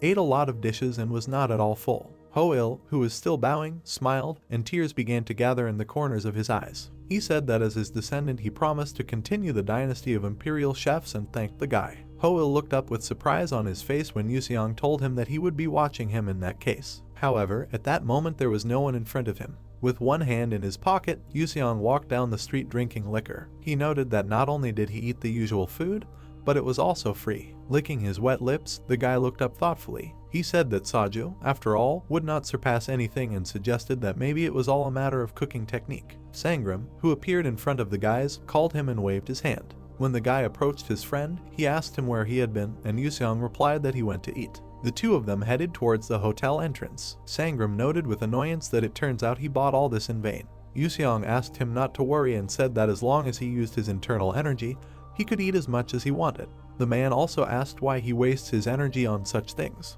The midday sun illuminated the Sangram mansion. The man sat on the sofa with his eyes closed in the lotus position, and energy blazed around him. Yuseong sat on a chair and watched his friend. He thought that Sangram had made good progress lately. This was not surprising for him, because he understood that this was not the first time the man had gone through this. Sangram opened one eye and looked at the leader. He asked what he was thinking about so much. Crossing his legs, Yuseong rested his chin on his palm. He said in a sluggish voice that he met one awakened one at the station and now he thinks which of them is stronger. Jip remembered a guy with gray hair and a sword. He said that for some reason he was unable to determine the abilities of the awakened. Sangram replied that the thing is that each of them has its own characteristics and items, so it is difficult to evaluate them. He looked at the leader when the guy said he thought he would have lost. Scratching his head, the man laughed and asked why this was, noting that he was in third place in strength in the Heavenly Demon sect. Yuseong replied that despite this, he would not even enter the top 20 here. With his face screwed up and his eyes bulging, Sangram pointed a finger at himself. He said that he wanted the leader to know that even without martial arts, he defeated some awakened ones. The man began to shake nervously when Yuseong grinned and noted that the one with the energy of a pea was telling him this. He said that he had seen with his own eyes the best awakened ones. He exhaled dissatisfiedly when Sangram came close to him and asked what if his strength returned to him. Yuseong replied that he would still lose. Grabbing his belt, Sangram began to laugh loudly. He said that this was not true, and if he had the power, he would definitely defeat that awakened one. Closing his eyes and gritting his teeth, Yuseong thought that for a man with 20 to 30 years of experience in martial arts, his pride. He looked at his comrade and thought that this was nothing. An image of Sangram from their home world appeared in his head when a man, showing all his strength and power, bloodthirstily killed his enemies. He thought that if Sangram fought tooth and nail, Young Won would only be able to defeat him once. After gaining the Nirvana entry skill, Yuseong returned to Young Won to take revenge. He walked down the corridor, holding a bloody sword in his hand, and behind him lay the corpses of people. His targets for revenge were the 9 great sects and the Alliance of the Righteous. Drops of blood ran down his sword. Having absorbed the minions of the demonic cult, he realized that they were outnumbered. An adult man with an open torso, raising a sword above his head, jumped on Yuseong, whose eyes glowed with a blue light. Therefore, he acted alone against their leader. Yuseong wanted to see fear in the head's eyes. First, he cut off his right arm and then absorbed the core. Swinging, Yuseong sharply plunged his hand into the head's stomach. It was like taking a warrior's soul. Turquoise energy began to ooze from the man's eyes and wide open mouth. Hearing that one of the sect leaders had been defeated, the rest tried to escape, but, as they say, you cannot escape from fate. The great elder of the Righteous Union remained, guarded by 108 warriors. Tall men, looking like monks, holding torches in their hands, guarded the elder's palace. Mount Taishan, Shaolin. However, Jin Yuseong succeeded here too. A shadow fell on the wooden floor in which the silhouettes of 2 men could be seen. A tall, bald man wearing a red cape, his face covered in scars, stood in front of Yuseong. He asked the heavenly demon to tell him how he was able to get here. Yuseong looked at the man with a gloomy face and bloodshot eyes. He said that it happens that at critical moments people's senses become heightened. One of the guy's eyes lit up blue and the other purple. He said that in this way he learned to use a special technique, immersion in nirvana. He said that based on her, the heavenly demon movement was created. The elder froze and his eyes widened in surprise and shock when Yuseong said that this martial art allows him to kill anyone in his field of vision. He said that no matter who tried to track him, they would not be able to detect him. The elder looked at the guy in surprise. A few moments later, his loud laughter was heard. The man, whose face was covered in blood, was laughing at the top of his lungs with a wide smile on his face. He knelt down in front of Yuseong, who loomed over the man with a grim face. The elder said that this was the first time he had fallen on his knees in front of someone. He told the sky demon that he had won. The man grabbed his stomach with his hand, and a white light began to emanate from there. He said that he would destroy his body with his own hands. Now, having conquered the forces of righteousness and united the region, the heavenly dragon stopped using that technique. A loud sound was heard in the yard of Sangram's house. Sangram ran out into the street with a terrified face and shouted, asking what happened. A picture appeared before his eyes of Yuseong, sitting behind the wheel of one of his cars, crashing into his other car. Yuseong, who used his technique to steal the car keys, looked at Sangram with a pitiful expression on his face. Sangram walked up to his favorite car, which Yuseong was currently driving. The guy said that he just wanted to practice before his horse arrived. The man sighed and looked at the head with irritation on his face when he said that it was more difficult than he thought. Tears flowed from his eyes in different directions. He noted that the head doesn't even know how to drive, and the guy apologized to him. As an apology, Yuseong covered the cost of repairs, accommodation, and food. There were 2 dark figures standing on the battlefield. Jiang Myung stood opposite Soo-hyuk with a sword in his hands. The guy with gray hair narrowed his eyes and frowned. Swinging his sword, he lunged forward. Maneuvering between attacks, Soo-hyuk dodged all of his attacks. He jumped back as Jiang Myung, holding his sword, made a spinning attack. The guy with gray hair lunged forward again, but Soo-hyuk stuck his hand out in front of him. Jiang Myung perked up when he saw his opponent's golden hand. A moment later, a huge golden fist struck him. The battlefield began to burn with a bright white flash. Han, standing on the 2nd floor, held the railing and watched the guys. He thought that they had finally entered the SS rank path. A bead of sweat ran down his face and he watched the battle with a smile and excitement in his eyes. He thought about the fact that they use skills even without the items themselves, and the area of use changes at will. Observing the battlefield, Han only saw fierce blows. He was thinking that this was a battle between SS ranks who had surpassed skill boundaries. The boys struck their final blows. They froze at the same time, clenching their hands into fists as sweat ran down their bodies. Jiang Myung suggested ending it here, and Suhak agreed with him. The guy with gray hair looked up at Han. He asked to call him at SG headquarters, and he asked why. Looking at him, Jiang Myung bared his teeth slightly. He said that to apply for promotion of their ranks. A few moments later they reached the second floor. Han asked if it was too early for them to rank up. He said that he understands that they have a great goal. However, Suhak looked at Jiang Myung sitting on the railing, who threw the ball over his shoulder. He said that this is not the case because before they only competed with each other. Han closed his eyes and grinned when Suhak said that now their work had meaning, and it was all thanks to the leader. Wiping the sweat off his face with a towel, Suhyuk glanced at Han as he asked if they were ready to fight an awakened anti-SG. Suhyuk frowned and Jiang Myung spread his arms to the side with a smile on his face. Han exclaimed questioningly when the guy with gray hair said that he, to be honest, wasn't sure of their victory. Baring his teeth, Suhyuk furrowed his eyebrows. He said that this time he would definitely not hesitate, and they would hold him until the other awakened ones came from behind. Closing his eyes, Han nodded and smiled faintly. He said that this would be quite enough. The guys grabbed their outerwear. Han mentally told anti-SG that they would protect Korea at all costs. Putting on his hat, Han and his two wards headed out of the training room. The leader mentally said that anti-SG might not even expect to win. At this moment, Yuseong, who was at school, perked up, and Soyun, paying attention to him and drinking juice, asked what happened. Yuseong replied that it was just his imagination. There were many people towering on the mountain, whose silhouettes glowed with a multicolored aura, and above them the blue portal of the gate sparkled. The awakened are people who received their power from the gate. The media is accustomed to portraying awakened people as rich and powerful people, but this work also has its downsides. Several people, shrouded in darkness, clutch their heads in agony. If the awakened ones stop receiving experience points, they will begin to suffer from headaches. Dark silhouettes of people gathered around a large round table on massive chairs. SG, instead of simply hiding the truth, set a limit according to which only 0.4% of the Earth's population could become awakened. Several men in white coats were sitting at a computer monitor. Scientists derived this figure during the study. This is the only way to control the gates and maintain not only economic balance, but also the social satisfaction of the awakened. The man was looking at his computer monitor, shining in a dark room. He shouted that these idiots are doing whatever they want with the country. He asked what he should do and is this normal? Kim Seong-dong shouted loudly and waved his hand forward.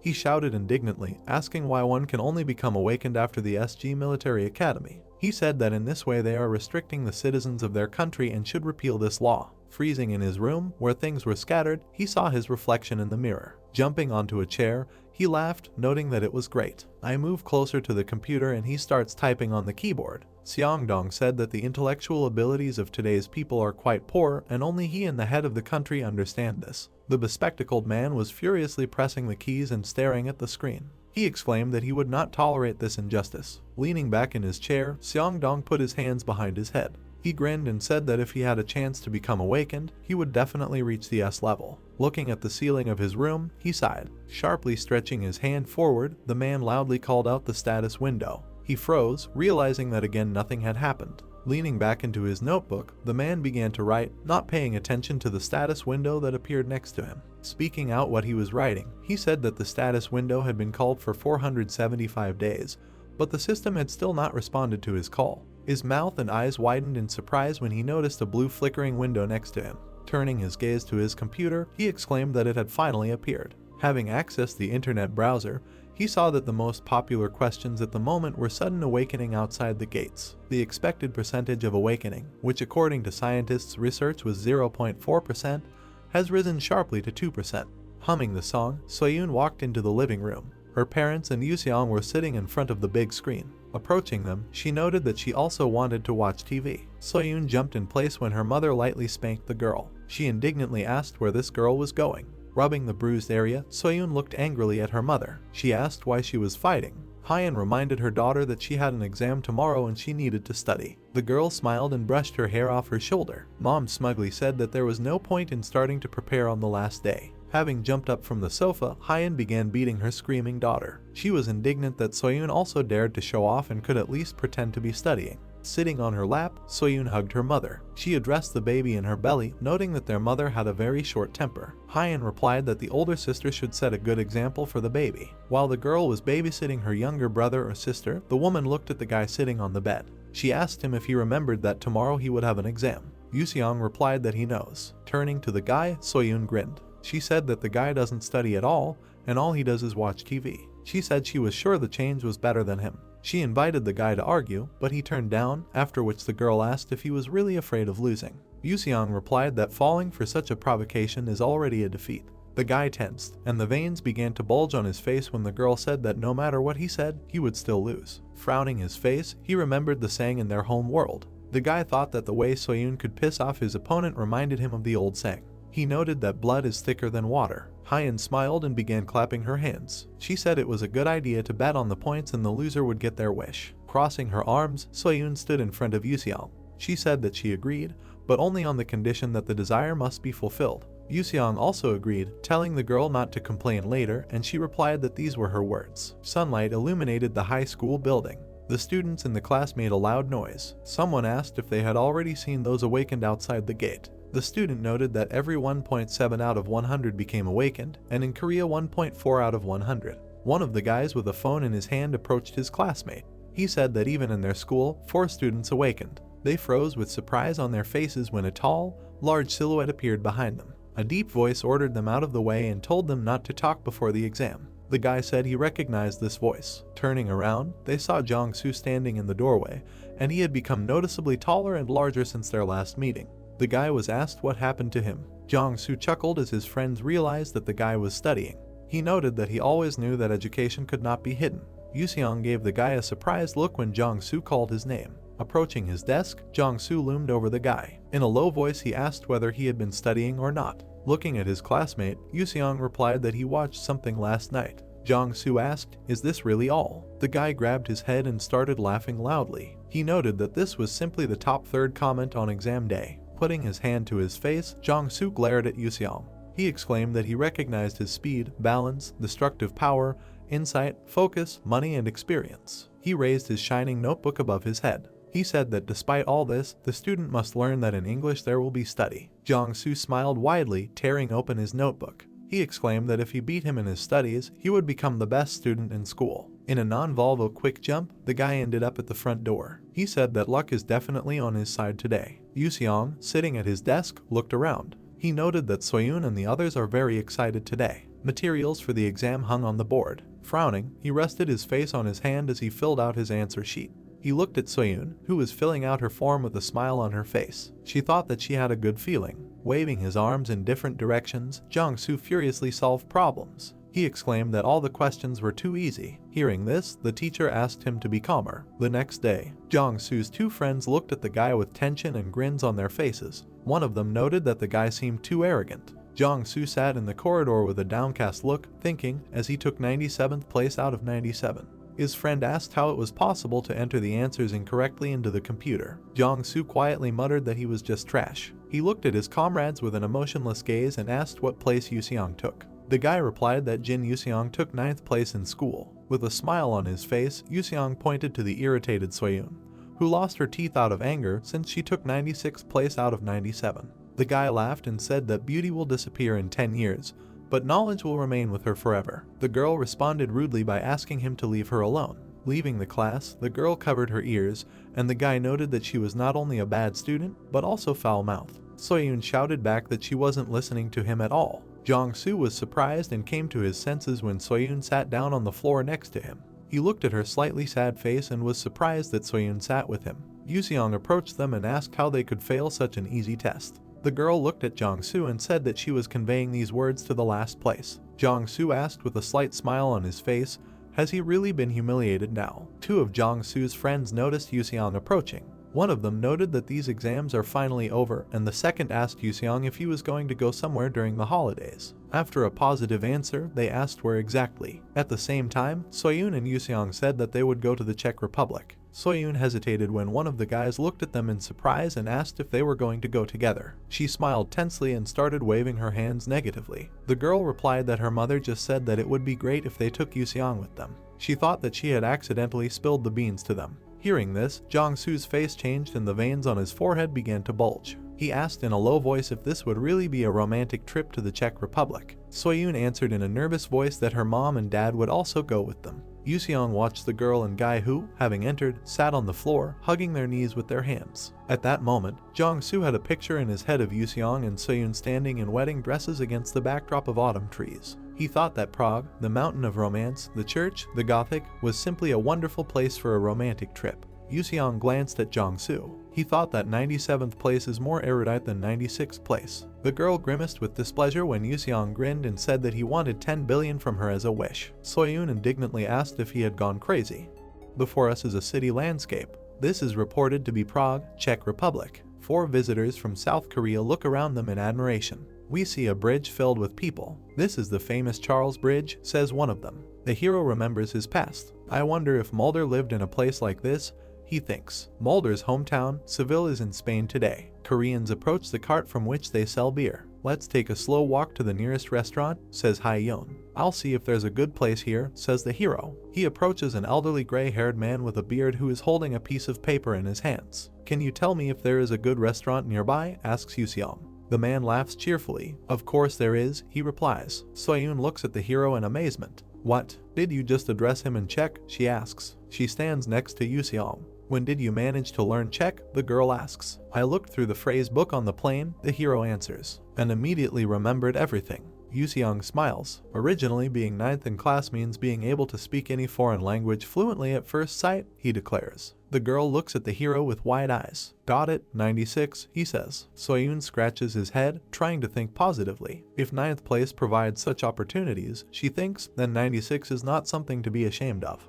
In front of us is a tree, buildings, and lanterns. Are you getting ready to go to a sports bar? Someone asks. Sangram answers, since the question was addressed specifically to him. Yes, today is a friendly game between South Korea and the Czech Republic. His wife, apparently, is not at all interested. Then I'll go for a walk near the clock tower with Soyun, she says. Don't give Yuseong alcohol, got it. Sangram, sweat streaming down his face, gives a thumbs up. Don't worry, he says. What kind of alcohol? He will behave well. Mother and daughter leave. Just one drink? Okay, says Hyeon. The hero managed to buy and put on a cap in the colors of the Czech flag and 2 cans of beer. Did you learn a language through magic? Sangram asks him. Yuseong confirms his guess. Let's get rid of that right away, says Sangram. Before us is Prague from a bird's eye view. Magic is quite useful, says Sangram. Is there anything else worth learning about? None, the hero answers him. He raises his fist glowing with blue energy. Most magic techniques are related to offense, Yuseong states, but my fist is much stronger. Yes, it seems so, says Sangram.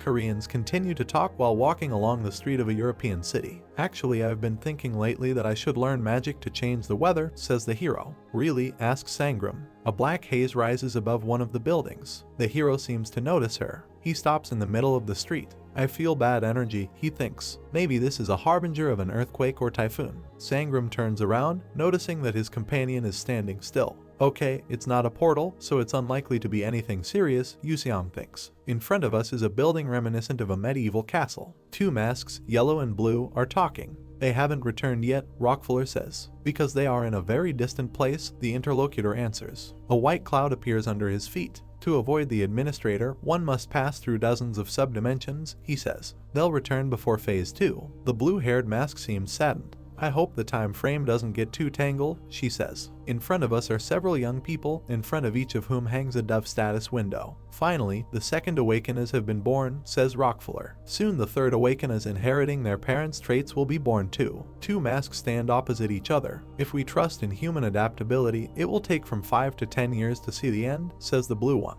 Otherwise they might return later than phase 2. Rockefeller raises both hands in front of him. And the biggest problem is Akasa, he says. Before us is a mask with yellow hair. Don't worry too much, says who is hiding behind it. Akasa has no will of its own. Time will resolve both issues. Before us is the eye of Rockefeller. What do you think if the first one doesn't return by the time phase 2 begins, says this character. Now we see the eye of his interlocutor. In that case we should enjoy dinner, answers the mask with yellow hair. Just us. The yellow hair mask begins to dissolve. I'll be off now, she says. Our plan is perfect, so don't worry about unnecessary concerns. The creature takes on completely disgusting features. Well then, Happy New Year, it says. Rockefeller stands still and is silent. We see him up close. Did they leave for the Central Plains to confirm the absolute ruler?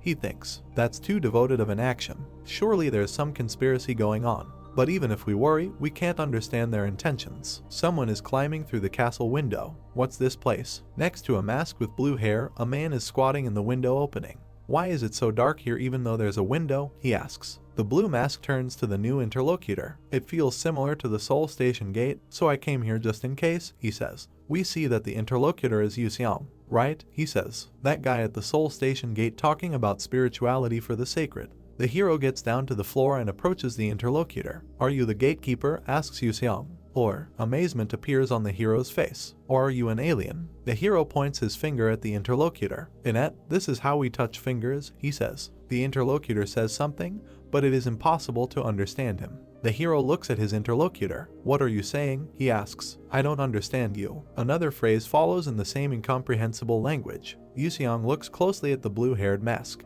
What is he talking about? He thinks. Mulder's spell. No, is it a language in the first place? The hero's interlocutor continues to make some sounds. Yuseong stands opposite and tries to understand what is going on here. Rockfuller, continuing to make strange sounds, extends his hand in front of him, fingers spread. The hero sits down on one knee. He looks ahead, comprehending his feelings. It's a huge mass of demonic energy, he thinks. Judging from the energy it emits, I need at least double my current strength to deal with it. We see a pumped-up naked giant who towers over the hero, dressed in a traditional Korean costume. Except for the strange being we met at Heavenly Palace Gate, all the opponents I've met so far were never capable of taking my life, thinks Yuseong. The hero sees an eerie purple cloud behind a mask with blue hair. But this one has the power to kill me, he thinks. Before us is the hero's sneaker. But, he says, where his foot steps, a powerful source of energy arises. Yuseong smiles and looks at his opponent. The fact that it has the power to kill and being able to kill is an entirely different issue, he says. Double my strength. Yuseong jumps high, releasing powerful streams of energy. When I was in the Central Plains, I could have had much more strength if I had just set my mind to it, he thinks. But I didn't. I don't need more power. Yuseong kicks and clenches his fist. Before us are blots and stripes. Because it was meaningless, the hero thinks. Yuseong looks at the enemy with his mouth open. When 3 steps are taken, even the sky will bow down to me, he shouts threateningly. The hero attacks the enemy from above. He reportedly used the 3-step heaven-gazing technique. The enemy's mask begins to crack. We see the face that was underneath it. There is a powerful flash of energy. White clouds rise in a magnificent hall with richly decorated ceilings. Rockfuller lies unconscious in an impressive crater next to which the hero stands. Rude guy, says Yuseong, just throwing out threats without any reservation. The hero looks at the enemy somehow strangely. Black jets of an incomprehensible nature are erupting from his mouth. Now Yuseong is smiling. It was weaker when it possessed someone, he says. So that is its true form.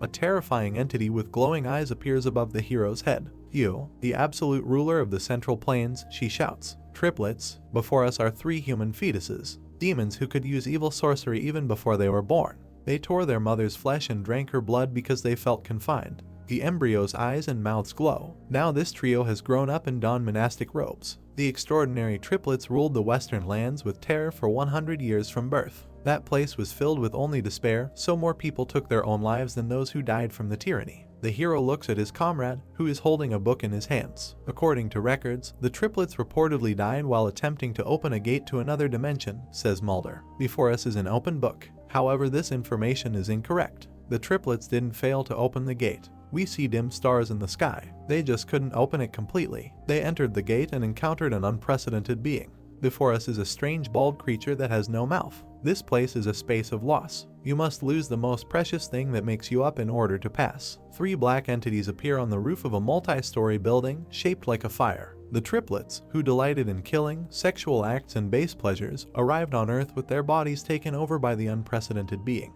The entities look at the city from the roof and think, it is a beautifully shining civilization. I want to destroy it. I want to annihilate this blossoming culture. A hand reaches out to a flying bird. However, they were unable to exert any significant influence on Earth. The bird flies right through the clenched hand. This was because the world's will, known as Akasa, was repelling the triplets' evil power. The moment they used their power against the will of Akasa, they risked being banished from material realm forever and having their existence erased. On the throne sits a very strange human being, whose face is almost completely covered with hair. In the end, they borrowed false bodies and amassed enormous wealth. Using that wealth, they achieved their desires. We see an eye covered with red veins. However, having lost their true bodies, they felt an unquenchable thirst. There is only one way to quench this endless thirst, to transcend the limitations of being human and become a god. We again see a terrible entity looming over the hero. You are the supreme ruler of the Central Plains, she shouts. Yuseong looks at her in surprise. The supreme ruler of the Central Plains, he asks. Yuseong calmly stands in front of the giant monster and looks at it.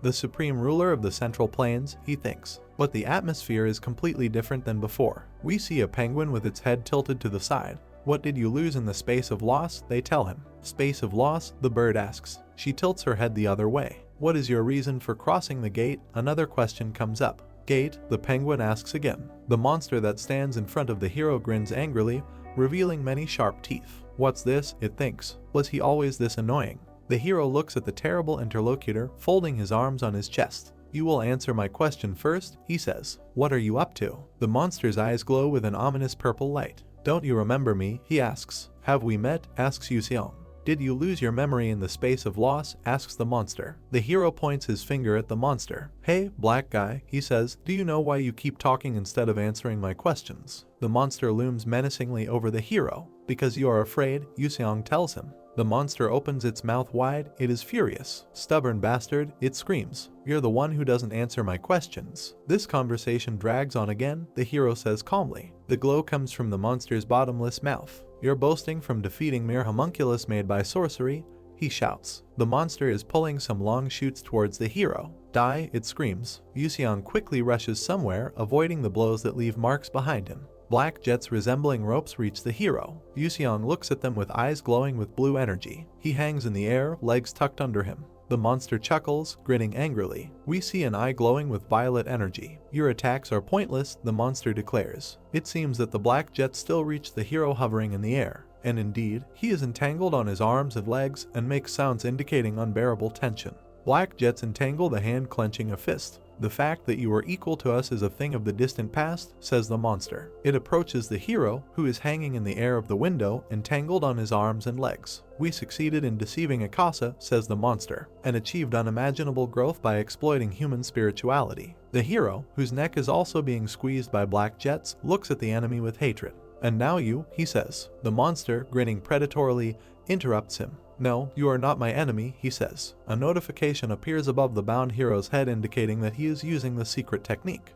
His doubles appear behind him. It is reported to be a mirror fantasy. The hooded mask, with its arms extended forward, emits jets of violet energy, and through it we see several heroes at once. All of their eyes glow menacingly. Here is a dream I created, says the mask. These phantoms are formed from your memories, so they have the same abilities as you. The mask has one eye that glows brightly. Now fight against the other you until one of you dies, she says. Below, on the carpet, there are a dozen heroes standing at once. They look at their prototype menacingly. Come on, fight, the mask demands. She looks in the direction of the hero. The phantoms begin to smile, they look much kinder than before. How did you do it? Asks the mask. Yuseong takes a step forward. When the movements of the heart, or intentions, and actions align, one can achieve the highest level of excellence, he says. Yuseong smiles with his hands behind his back. If the movements of the heart are slower than actions, it is the pinnacle of excellence, he says. Knowing how to stop the movements of the heart and act is a state beyond the pinnacle. Before us again are the phantoms of the hero, and if the movements of the heart become independent, continues Yuseong.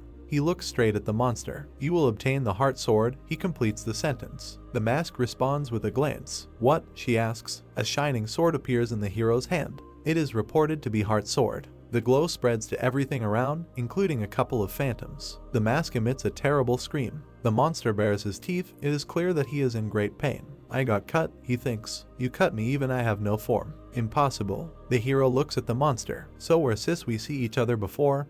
He asks. This is not a power that humans can wield, the monster thinks. It opens its mouth wide, emitting purple energy. First I must leave this place and hope for a future with our brothers, the monster thinks.